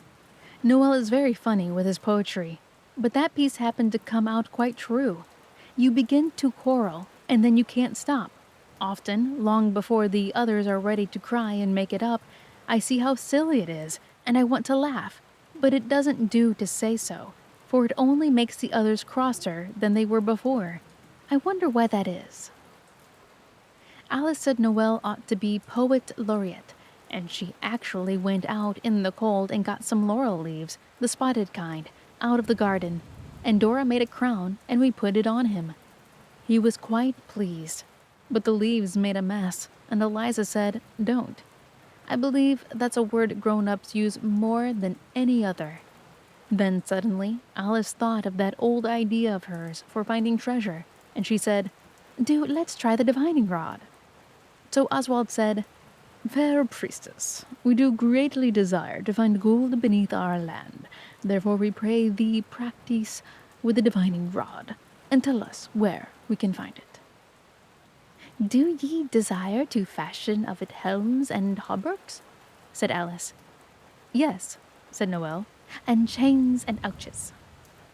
"I bet you don't know what an ouch is," said Dickie. "Yes, I do, so there," said Noelle. "It's a carcanet. I looked it out in the digger, now then." We asked him what a carcanet was, but he wouldn't say. "And we want to make fair goblets of the gold," said Oswald. "Yes, to drink coconut milk out of," said H.O. "And we desire to build fair palaces of it," said Dickie. "And to buy things," said Dora. "A great many things. New Sunday frocks and hats and kid gloves and—" She would have gone on for ever so long, only we reminded her that we hadn't found the gold yet. By this, Alice had put on the nursery tablecloth, which is green, and tied the old blue and yellow antimacassar over her head, and she said, "If your intentions are correct, fear nothing and follow me." And she went down into the hall. We all followed, chanting, "Heroes." It is a gloomy thing the girls learned at the high school, and we always use it when we want a priestly chant. Alice stopped short by the hat stand and held up her hands as well as she could for the tablecloth, and said, "Now, great altar of the golden idol, yield me the divining rod, that I may use it for the good of the suffering people." The umbrella stand was the altar of the golden idol, and it yielded her the old school umbrella. She carried it between her palms. "Now," she said, "I shall sing the magic chant. You mustn't say anything, but just follow wherever I go. Like, follow my leader, you know. And when there is gold underneath, the magic rod will twist in the hand of the priestess like a live thing that seeks to be free. Then you will dig, and the golden treasure will be revealed.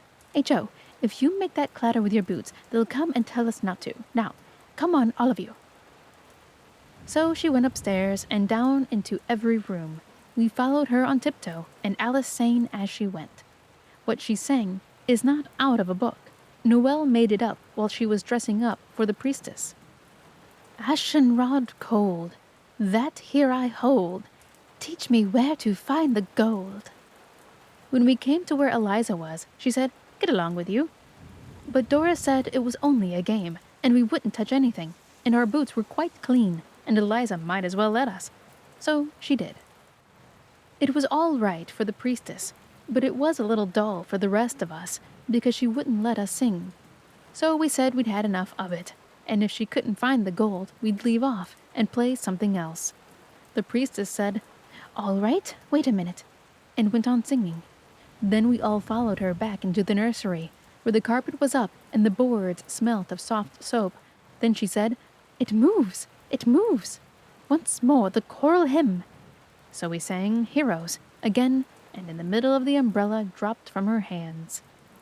"The magic rod has spoken," said Alice. "Dig here, and that with courage and dispatch." We didn't quite see how to dig, but we all began to scratch on the floor with our hands. But the priestess said, "Don't be so silly. It's the place where they come to do the gas. That board's loose. Dig an you value your lives, for ere sundown the dragon who guards this spoil will return in his fiery fury and make you his unresisting prey." So we dug.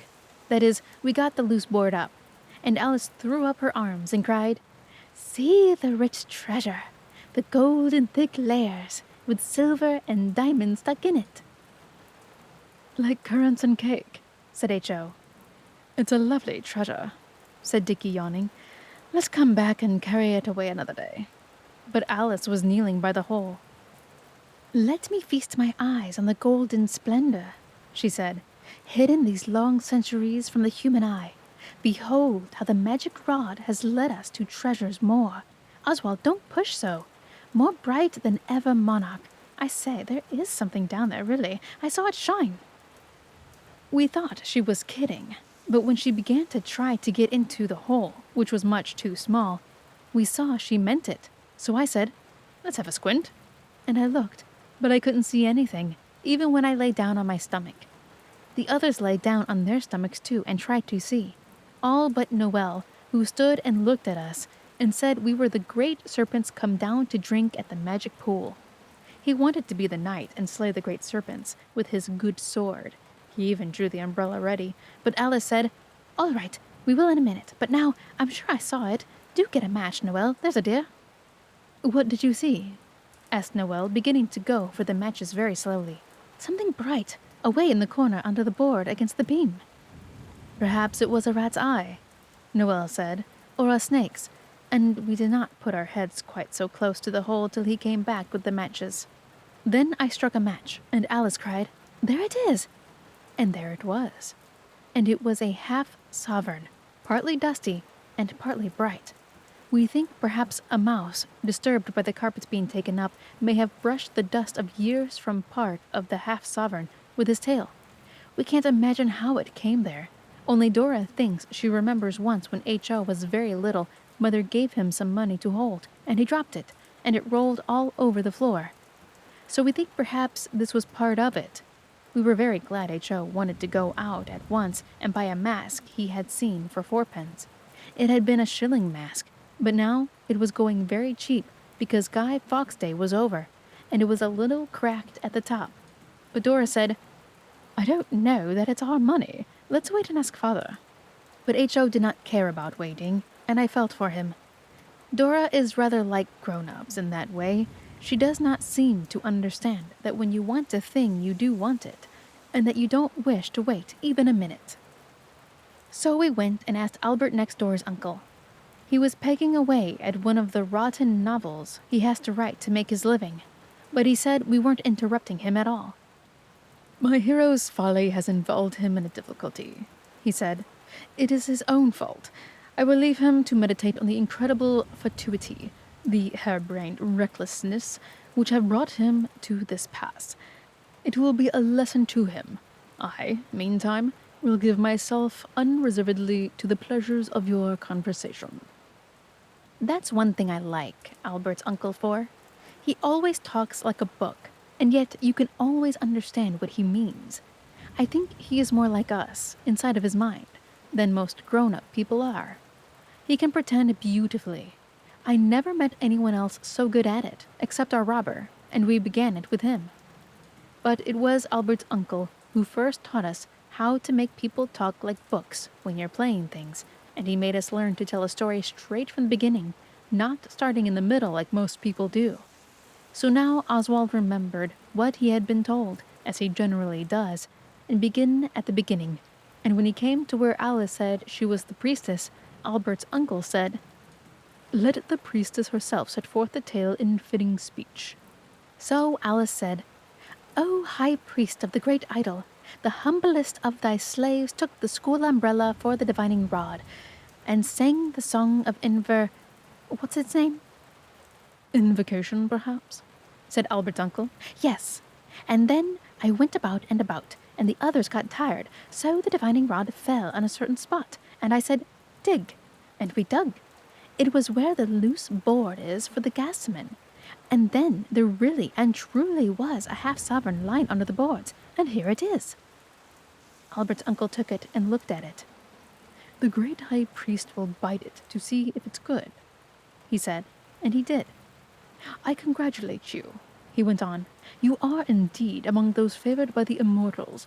First you find half-crowns in the garden, and now this. The high priest advises you to tell your father and ask if you may keep it. My hero has become penitent, but impatient. I must pull him out of this scrape. Ye have my leave to depart." Of course, we know from Kipling that that means you'd better bunk and be sharp about it. So we came away. I do like Albert's uncle. I shall be like that when I'm a man. He gave us our jungle books, and he is awfully clever, though he does have to write grown-up tales. We told Father about it that night. He was very kind. He said we might certainly have the half-sovereign, and he hoped we should enjoy ourselves with our treasure trove.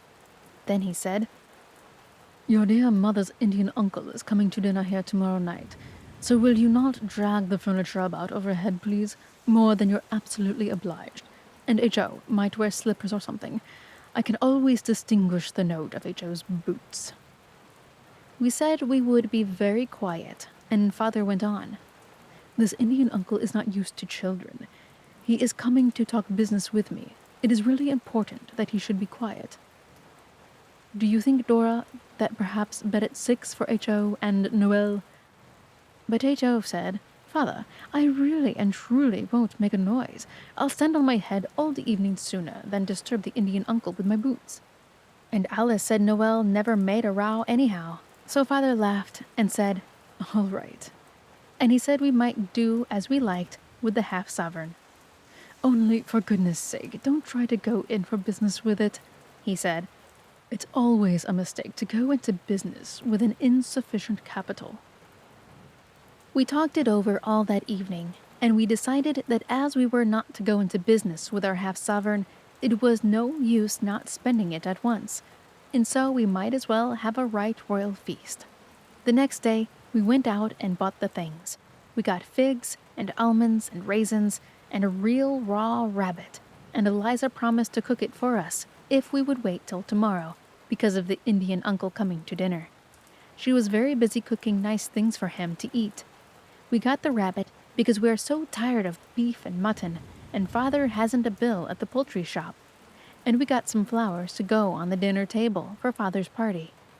And we got hardbake and raspberry noyau and peppermint rock and oranges and a coconut with other nice things. We put it all in the top long drawer. It is H.O.'s play drawer, and we made him turn his things out and put them in Father's old portmanteau. H.O. is getting old enough now to learn to be unselfish, and besides, his drawer wanted tidying very badly. Then we all vowed by the honor of the ancient house of Bastable that we would not touch any of the feast till Dora gave the word next day. And we gave H.O. some of the hardbake to make it easier for him to keep his vow. The next day was the most memorable day in all our lives, but we didn't know that then. But that is another story. I think that is such a useful way to know when you can't think how to end up a chapter. I learnt it from another writer named Kipling. I've mentioned him before, I believe, but he deserves it. Chapter 15. Lo, the Poor Indian. It was all very well for Father to ask us not to make a row because the Indian uncle was coming to talk business, but my young brother's boots are not the only things that make a noise. We took his boots away and made him wear Dora's bath slippers, which are soft and woolly, and hardly any soles to them. And of course, we wanted to see the uncle, so we looked over the banisters when he came, and we were as quiet as mice.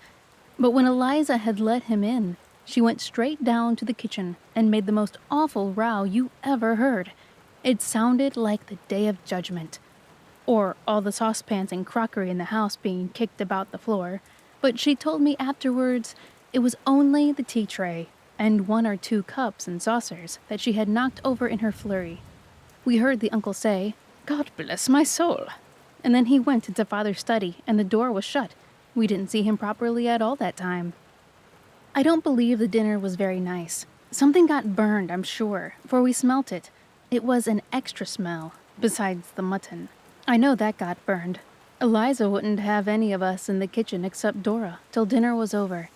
Then we got what was left of the dessert and had it on the stairs, just round the corner where they can't see you from the hall unless the first landing gas is lighted. Suddenly, the study door opened and the uncle came out and went and felt in his greatcoat pocket. It was his cigar case he wanted. We saw that afterwards. We got a much better view of him then. He didn't look like an Indian, but just like a kind of brown big Englishman, and of course he didn't see us, but we heard him mutter to himself, "Shocking bad dinner, eh, what?" When he went back to the study, he didn't shut the door properly.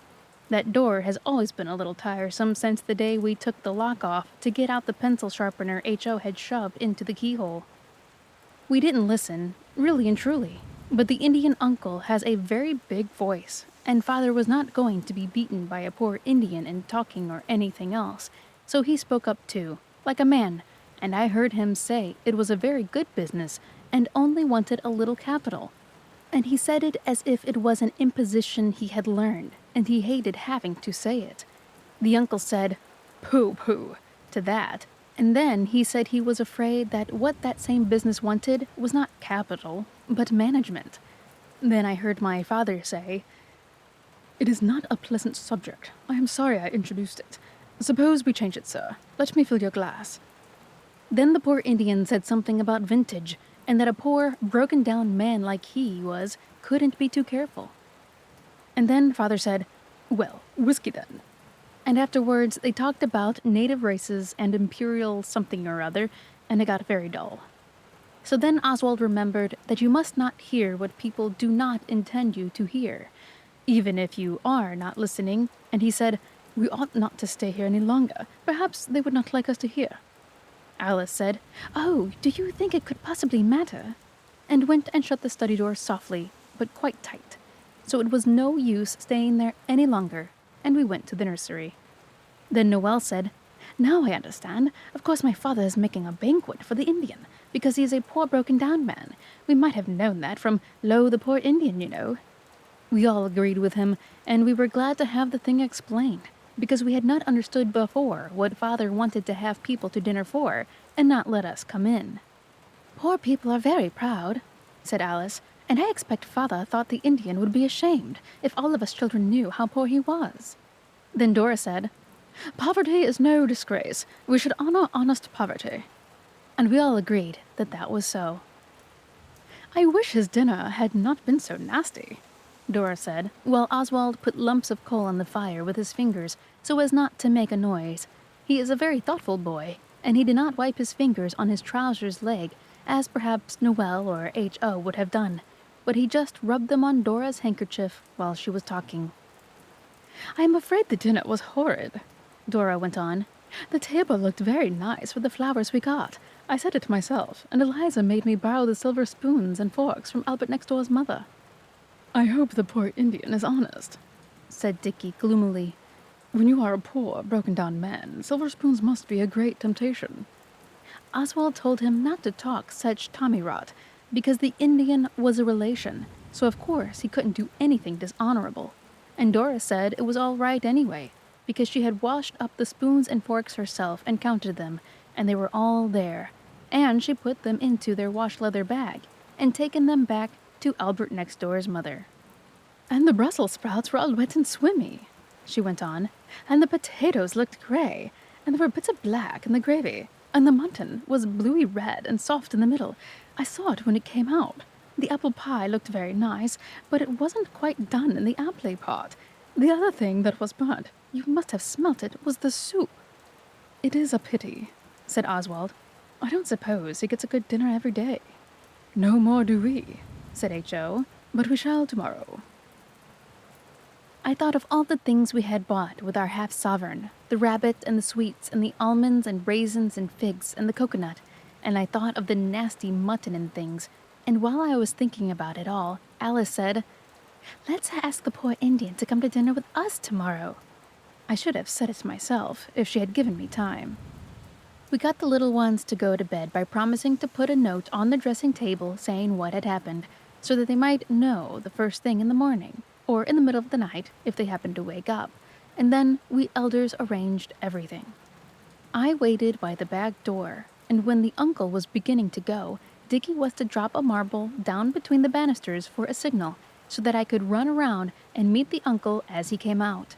This seemed like deceit, but if you are a thoughtful and considerate boy, you will understand that we could not go down and say to the uncle in the hall under Father's eye, "Father has given you a beastly nasty dinner, but if you will come to dinner with us tomorrow, we will show you our idea of good things to eat." You will see, if you think it over, that this would not have been at all polite to Father. So when the uncle left, Father saw him to the door and let him out, and then went back to the study, looking very sad, Dora says. As the poor Indian came down our steps, he saw me there at the gate. I did not mind his being poor, and I said, "Good evening, uncle," just as politely as though he had been about to ascend into one of the gilded chariots of the rich and affluent, instead of having to walk to the station a quarter of a mile in the mud, unless he had the money for a tram fare. "Good evening, uncle." I said it again, for he stood staring at me. I don't suppose he was used to politeness from boys. Some boys are anything but, especially to the aged poor. So I said, "Good evening, uncle," yet once again. Then he said, "Time you were in bed, young man, eh? What?" Then I saw I must speak plainly with him, man to man. So I did. I said, "You've been dining with my father, and we couldn't help hearing you say the dinner was shocking, so we thought as you're an Indian, perhaps you're very poor." I didn't like to tell him we had heard the dreadful truth from his own lips, so I went on. "Because of, lo, the poor Indian, you know. And you can't get a good dinner every day. And we are very sorry if you're poor. And won't you come and have dinner with us tomorrow? With us children, I mean. It's a very, very good dinner. Rabbit and hardbake and coconut. And you needn't mind us knowing you're poor, because we know honorable poverty is no disgrace. And—" I could have gone on much longer, but he interrupted me to say, "Upon my word, and what's your name, eh?" "Oswald Bastable," I said. And I do hope you people who are reading this story have not guessed before that I was Oswald all the time. "Oswald Bastable, eh? Bless my soul," said the poor Indian. "Yes, I'll dine with you, Mr. Oswald Bastable, with all the pleasure in life. Very kind and cordial invitation, I'm sure. Good night, sir. At 1 o'clock, I presume?" "Yes, at 1, I said. Good night, sir." Then I went in and told the others, and we wrote a paper and put it on the boys' dressing table, and it said, "The poor Indian is coming at 1. He seemed very grateful to me for my kindness." We did not tell Father that the uncle was coming to dinner with us, for the polite reason that I have explained before. But we had to tell Eliza, so we said a friend was coming to dinner, and we wanted everything very nice. I think she thought it was Albert next door, but she was in a good temper that day, and she agreed to cook the rabbit and to make a pudding with currants in it. And when 1 o'clock came, the Indian uncle came too. I let him in and helped him off with his greatcoat, which was all furry inside, and took him straight to the nursery. We were to have dinner there as usual, for we had decided from the first that he would enjoy himself more if he was not made a stranger of. We agreed to treat him as one of ourselves, because if we were too polite, he might think it was our pride because he was poor. He shook hands with us all and asked our ages and what schools we went to, and shook his head when we said we were having a holiday just now. I felt rather uncomfortable. I always do when they talk about schools, and I couldn't think of anything to say to show him we meant to treat him as one of ourselves. I did ask if he played cricket. He said he had not played lately. And then no one said anything till dinner came in. We had all washed our faces and hands and brushed our hair before he came in, and we all looked very nice, especially Oswald, who had had his hair cut that very morning.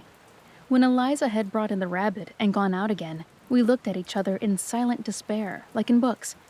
It seemed as if it were going to be just a dull dinner like the one the poor Indian had had the night before, only, of course, the things to eat would be nicer. Dickie kicked Oswald under the table to make him say something, and he had his new boots on too. But Oswald did not kick back. Then the uncle asked, "Do you carve, sir, or shall I?" Suddenly, Alice said, "Would you like grown-up dinner, uncle, or play dinner?" He did not hesitate a moment, but said, "Play dinner by all means, eh? What?" And then we knew it was all right. So, we at once showed the uncle how to be a dauntless hunter. The rabbit was the deer we had slain in the green forest with our trusty yew bows, and we toasted the joints of it, when the uncle had carved it on bits of firewood sharpened to a point. The uncle's piece got a little burnt, but he said it was delicious, and he said game was always nicer when you had killed it yourself. When Eliza had taken away the rabbit bones and brought in the pudding, we waited till she had gone out and shut the door, and then we put the dish down on the floor and slew the pudding in the dish in the good old-fashioned way. It was a wild boar at bay, and very hard indeed to kill, even with forks. The uncle was very fierce indeed with the pudding, and jumped and howled when he speared it. But when it came to his turn to be helped, he said, "No, thank you. Think of my liver, eh? What?" But he had some almonds and raisins. When he had climbed to the top of the chest of drawers to pluck them from the boughs of a great tree, and he had a fig from the cargo that the rich merchants brought in their ship. The long drawer was the ship, and the rest of us had the sweets and the coconut. It was a very glorious and beautiful feast, and when it was over, we said we hoped it was better than the dinner last night, and he said, "I never enjoyed a dinner more." He was too polite to say what he really thought about Father's dinner, and we saw that though he might be poor, he was a true gentleman. He smoked a cigar while we finished up what there was left to eat, and told us about tiger shooting and about elephants. We asked him about wigwams and wampum and moccasins and beavers, but he did not seem to know, or else he was shy about talking of the wonders of his native land. We liked him very much indeed, and when he was going at last, Alice nudged me, and I said, "There's 1 and 3 farthing left out of our half-sovereign. Will you take it, please, because we do like you very much indeed, and we don't want it, really, and we would rather you had it." And I put the money into his hand. "I'll take the 3-penny bit," he said, turning the money over and looking at it, "but I couldn't rob you of the rest. By the way, where did you get the money for this most royal spread? Half a sovereign, you say, eh? What?" We told him all about the different ways we had looked for treasure, and when we had been telling some time, he sat down to listen better, and at last we told him how Alice had played at divining rod, and how it really had found a half-sovereign. Then he said he would like to see her do it again, but we explained that the rod would only show gold and silver, and that we were quite sure there was no more gold in the house, because we happened to have looked very carefully. "Well, silver then," said he. "Let's hide the plate basket, and little Alice shall make the divining rod find it, eh? What?" "There isn't any silver in the plate basket now," Dora said. "Eliza asked me to borrow the silver spoons and forks for your dinner last night from Albert next door's mother. Father never notices, but she thought it would be nicer for you. Our own silver went to have the dents taken out, and I don't think Father could afford to pay the man for doing it, for the silver has never come back." "Bless my soul," said the uncle again, looking at the hole in the big chair that we burnt when we had Guy Fawkes Day indoors. "And how much pocket money do you get, eh? What?" "We don't have any now," said Alice. "But indeed we don't want the other shilling. We'd much rather you had it, wouldn't we?" And the rest of us said, yes. The uncle wouldn't take it, but he asked a lot of questions, and at last he went away. And when he went, he said, "Well, youngsters, I've enjoyed myself very much. I shan't forget your kind hospitality. Perhaps the poor Indian may be in a position to ask you all to dinner some day." Oswald said if he ever could, we should like to come very much, but he was not to trouble to get such a nice dinner as ours, because we could do very well with cold mutton and rice pudding. We do not like these things, but Oswald knows how to behave. Then the poor Indian went away. We had not got any treasure by this party, but we had had a very good time, and I am sure the uncle enjoyed himself. We were so sorry he was gone that we could none of us eat much tea. But we did not mind, because we had pleased the poor Indian and enjoyed ourselves too. Besides, as Dora said, "A contented mind is a continual feast," so it did not matter about not wanting tea. Only H.O. did not seem to think a continual feast was a contented mind, and Eliza gave him a powder in what was left of the red currant jelly Father had for the nasty dinner. But the rest of us were quite well, and I think it must have been the coconut with H.O. We hoped nothing had disagreed with the uncle, but we never knew. Chapter 16. The End of the Treasure Seeking. Now it is coming near the end of our treasure seeking, and the end was so wonderful that now nothing is like it used to be. It is like as if our fortunes had been in an earthquake, and after those, everything comes out wrong way up. The day after the uncle speared the pudding with us opened in gloom and sadness, but you never know. It was destined to be a day when things happened, yet no sign of this appeared in the early morning. Then all was misery and upsetness. None of us felt quite well.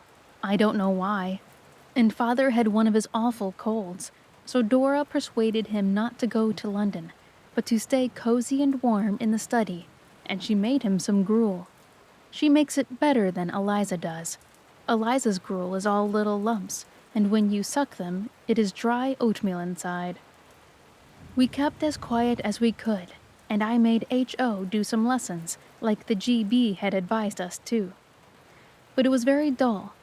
There are some days when you seem to have got to the end of all the things that could ever possibly happen to you, and you feel you will spend all the rest of your life doing dull things just the same way. Days like this are generally wet days, but, as I said, you never know. Then Dickie said if things went on like this, he should run away to sea, and Alice said she thought it would be rather nice to go into a convent. H.O. was a little disagreeable because of the powder Eliza had given him, so he tried to read 2 books at once, one with each eye, just because Noel wanted one of the books, which was very selfish of him, so it only made his headache worse.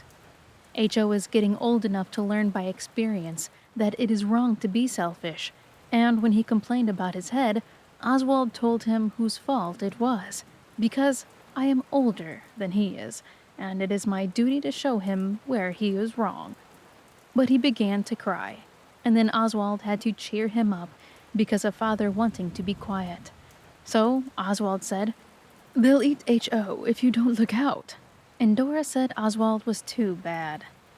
Of course, Oswald was not going to interfere again, so he went to look out of the window and see the trams go by, and by, and by. H.O. came and looked out too, and Oswald, who knows when to be generous and forgiving, gave him a piece of blue pencil and 2 nibs, as good as new to keep. As they were looking out at the train splashing on the stones in the street, they saw a 4-wheeled cab come lumbering up from the way the station is. Oswald called out, "Here comes the coach of the fairy godmother. It'll stop here. You see if it doesn't."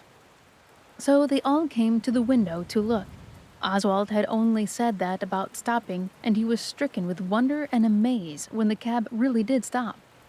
It had boxes on the top and knobby parcels sticking out of the window, and it was something like going away to the seaside and something like the gentleman who takes things about in a carriage with the wooden shutters up to sell to the drapers' shops. The cabman got down, and someone inside handed out ever so many parcels of different shapes and sizes, and the cabman stood holding them in his arms and grinning over them. Dora said, "It is a pity someone doesn't tell him this isn't the house." And then from inside the cab, someone put out a foot feeling for the step, like a tortoise's foot coming out from under his shell when you are holding him off the ground. And then a leg came, and more parcels. And then Noelle cried, "It's the poor Indian!" And it was. Eliza opened the door, and we were all leaning over the banisters. Father heard the noise of parcels and boxes in the hall, and he came out without remembering how bad his cold was. If you do that yourself when you have a cold, they call you careless and naughty. Then we heard the poor Indian say to Father, "I say, Dick, I dined with your kids yesterday. As I dare say they've told you. Jolliest little cubs I ever saw. Why didn't you let me see them the other night? The eldest is the image of poor Janey. And as to young Oswald, he's a man, eh? What? And Dick, I say, I shouldn't wonder if I could find a friend to put a bit into that business of yours, eh?" Then he and Father went into the study and the door was shut, and we went down and looked at the parcels. Some were done up in old, dirty newspapers and tied with bits of rag, and some were in brown paper and string from the shops, and there were boxes. We wondered if the uncle had come to stay and this was his luggage, or whether it was to sell. Some of it smelt of spices like merchandise. In one bundle, Alice felt certain was a bale. We heard a hand on the knob of the study door after a bit, and Alice said, "Fly!" And we all got away but H.O., and the uncle caught him by the leg as he was trying to get upstairs after us. "Peeping at the baggage, eh?" said the uncle, and the rest of us came down, because it would have been dishonorable to leave H.O. alone in a scrape, and we wanted to see what was in the parcels. "I didn't touch," said H.O. "Are you coming to stay? I hope you are." "No harm done if you did touch," said the good, kind Indian man to all of us, "for all these parcels are for you." I have several times told you about our being dumb with amazement and terror and joy and things like that, but I never remember us being dumber than we were when he said this. The Indian uncle went on, "I told an old friend of mine what a pleasant dinner I had with you, and about the threepenny bit, and the divining rod, and all that, and he sent all these odds and ends as presents for you. Some of the things came from India." "Have you come from India, Uncle?" Noelle asked, and when he said yes, we were all very much surprised, for we never thought of his being that sort of Indian. We thought he was the red kind, and of course, his not being accounted for his ignorance of beavers and things. He got Eliza to help, and we took all the parcels into the nursery, and he undid them, and undid them, and undid them, till the papers lay thick on the floor.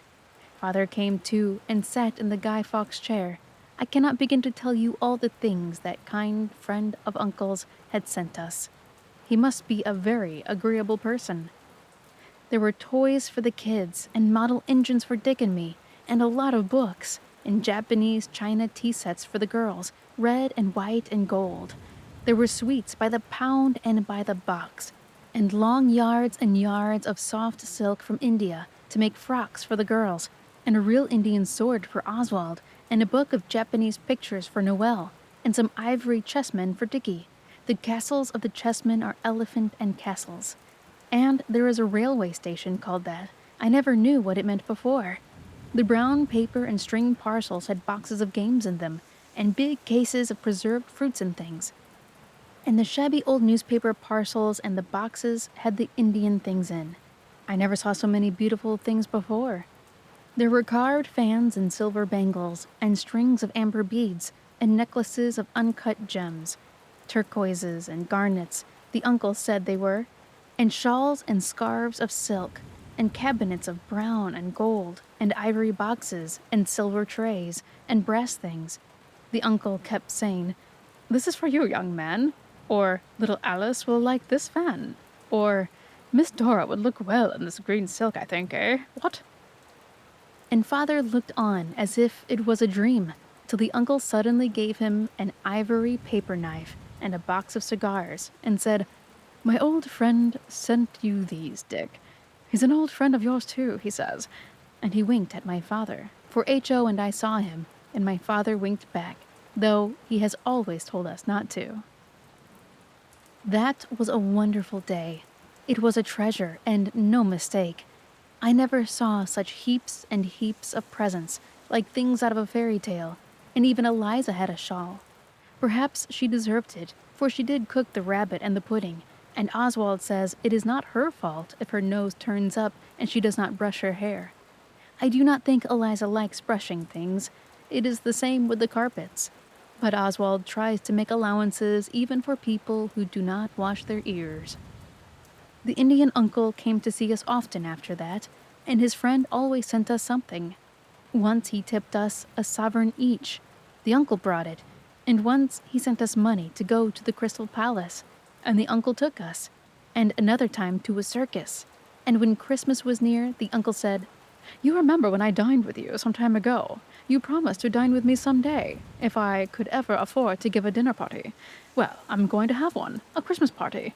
Not on Christmas Day, because everyone goes home then, but on the day after. Cold mutton and rice pudding. You'll come, eh? What?" We said we should be delighted, if Father had no objection, because that is the proper thing to say. And the poor Indian, the uncle, said, "No, your father won't object. He's coming too, bless your soul." We all got Christmas presents for the uncle. The girls made him a handkerchief case and a comb bag out of some of the pieces of silk he had given them. I got him a knife with 3 blades. H.O. got a siren whistle, a very strong one, and Dickie joined with me in the knife, and Noel would give the Indian ivory box that Uncle's friend had sent on the wonderful ferry cab day. He said it was the very nicest thing he had, and he was sure Uncle wouldn't mind his not having bought it with his own money. I think Father's business must have got better. Perhaps Uncle's friend put money in it, and that did it good, like feeding the starving. Anyway, we all had new suits, and the girls had the green silk from India made into frocks, and on Boxing Day, we went in 2 cabs, Father and the girls in one, and us boys in the other. We wondered very much where the Indian uncle lived, because we had not been told. And we thought when the cab began to go up the hill towards the heath that perhaps the uncle lived in one of the poky little houses up at the top of Greenwich. But the cab went right over the heath and in at some big gates, and through a shrubbery all white with frost like a fairy forest, because it was Christmas time. And at last we stopped before one of those jolly big ugly red houses with a lot of windows that are so comfortable inside, and on the steps was the Indian uncle, looking very big and grand, in a blue cloth coat and yellow sealskin waistcoat, with a bunch of seals hanging from it. "I wonder whether he has taken a place as butler here," said Dickie. "A poor broken-down man." Noel thought it was very likely, because he knew that in these big houses there were always thousands of stately butlers. The uncle came down the steps and opened the cab door himself, which I don't think butlers would expect to have to do, and he took us in. It was a lovely hall, with bear and tiger skins on the floor, and a big clock with the faces of the sun and moon dodging out when it was day or night, and Father Time with the scythe coming out at the hours, and the name on it was Flint, Ashford, 1776. And there was a fox eating a stuffed duck in a glass case, and horns of stags and other animals over the doors. "We'll just come into my study first," said the uncle, "and wish each other a Merry Christmas." So then we knew he wasn't the butler, but it must be his own house, for only the master of the house has a study. His study was not much like Father's. It had hardly any books, but swords and guns and newspapers and a great many boots, and boxes half unpacked with more Indian things bulging out of them. We gave him our presents, and he was awfully pleased. Then he gave us his Christmas presents. You must be tired of hearing about presents, but I must remark that all the uncle's presents were watches. There was a watch for each of us, with our names engraved inside, all silver except H.O.'s, and that was a Waterbury. "To match his boots," the uncle said. I don't know what he meant. Then the uncle looked at Father, and Father said, "You tell them, sir." So the uncle coughed and stood up and made a speech. He said, "Ladies and gentlemen, We were met together to discuss an important subject which has for some weeks engrossed the attention of the honorable member opposite and myself. I said, "Hear, hear," and Alice whispered, "What happened to the guinea pig?" Of course, you know the answer to that. The uncle went on. "I am going to live in this house, and as it's rather big for me, your father has agreed that he and you shall come and live with me. And so, if you're agreeable, we're all going to live here together, and please God, it'll be a happy home for us all, eh? What?" He blew his nose and kissed us all round. As it was Christmas, I did not mind, though I am much too old for it on other dates. Then he said, "Thank you all very much for your presents, but I've got a present here I value more than anything else I have." I thought it was not quite polite of him to say so, till I saw that what he valued so much was a 3-penny bit on his watch chain, and, of course, I saw it must be the one we had given him. He said, "You children gave me that when you thought I was the poor Indian, and I'll keep it as long as I live. And I've asked some friends to help us to be jolly, for this is our housewarming, eh? What?" Then he shook Father by the hand, and they blew their noses, and then Father said, "Your uncle has been most kind, most—" But Uncle interrupted by saying, "Now, Dick, no nonsense." Then H.O. said, "Then you're not poor at all?" As if he were very disappointed, the uncle replied, "I have enough for my simple wants, thank you, H.O., and your father's business will provide him with enough for yours, eh? What?" Then we all went down and looked at the fox thoroughly, and made the uncle take the glass off so that we could see it all round, and then the uncle took us all over the house, which is the most comfortable one I have ever been in. There is a beautiful portrait of Mother in Father's sitting room. The uncle must be very rich indeed. This ending is like what happens in Dickens' books, but I think it was much jollier to happen like a book, and it shows what a nice man the uncle is, the way he did it all. Think how flat it would have been if the uncle had said when we first offered him the 1 and 3 pence farthing, "Oh, I don't want your dirty 1 and 3 pence, I'm very rich indeed." Instead of which he saved up the news of his wealth till Christmas, and then told us all in one glorious burst. Besides, I can't help it if it is like Dickens, because it happens this way. Real life is often something like books. Presently, when we had seen the house, we were taken into the drawing-room, and there was Mrs. Leslie, who gave us the shillings and wished us good hunting, and Lord Tottenham, and Albert next door's uncle, and Albert next door, and his mother. I'm not very fond of her. And best of all, our own robber and his 2 kids, and our robber had a new suit on.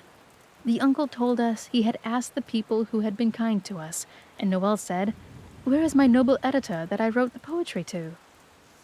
The uncle said he had not had the courage to ask a strange editor to dinner, but Lord Tottenham was an old friend of Uncle's, and he had introduced Uncle to Mrs. Leslie, and that was how he had the pride and pleasure of welcoming her to our housewarming, and he made her a bow like you see on a Christmas card.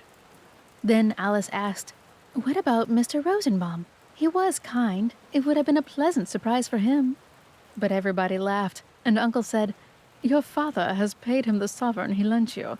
I don't think he could have borne another pleasant surprise."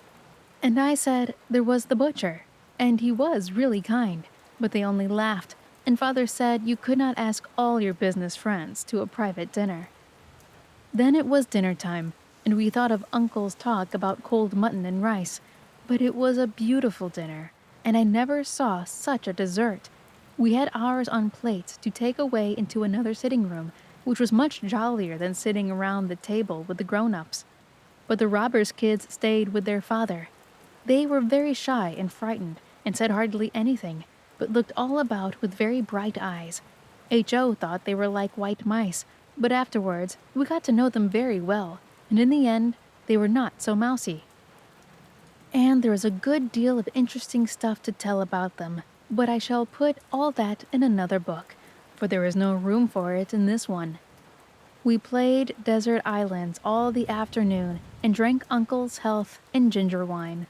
It was H.O. that upset his over Alice's green silk dress, and she never even rowed him. Brothers ought not to have favorites, and Oswald would never be so mean as to have a favorite sister, or, if he had, Wild horses should not make him tell who it was. And now we are to go on living in the big house on the heath, and it is very jolly. Mrs. Leslie often comes to see us, and our own robber and Albert next door's uncle. The Indian uncle likes him because he has been in India too and is brown, but our uncle does not like Albert next door. He says he is a muff.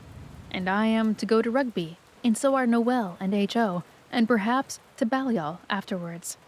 Balliol is my father's college.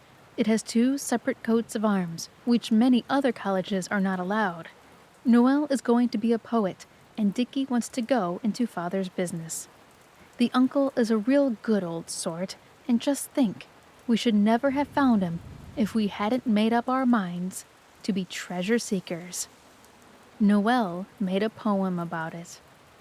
Lo, the poor Indian from lands afar comes where the treasure seekers are.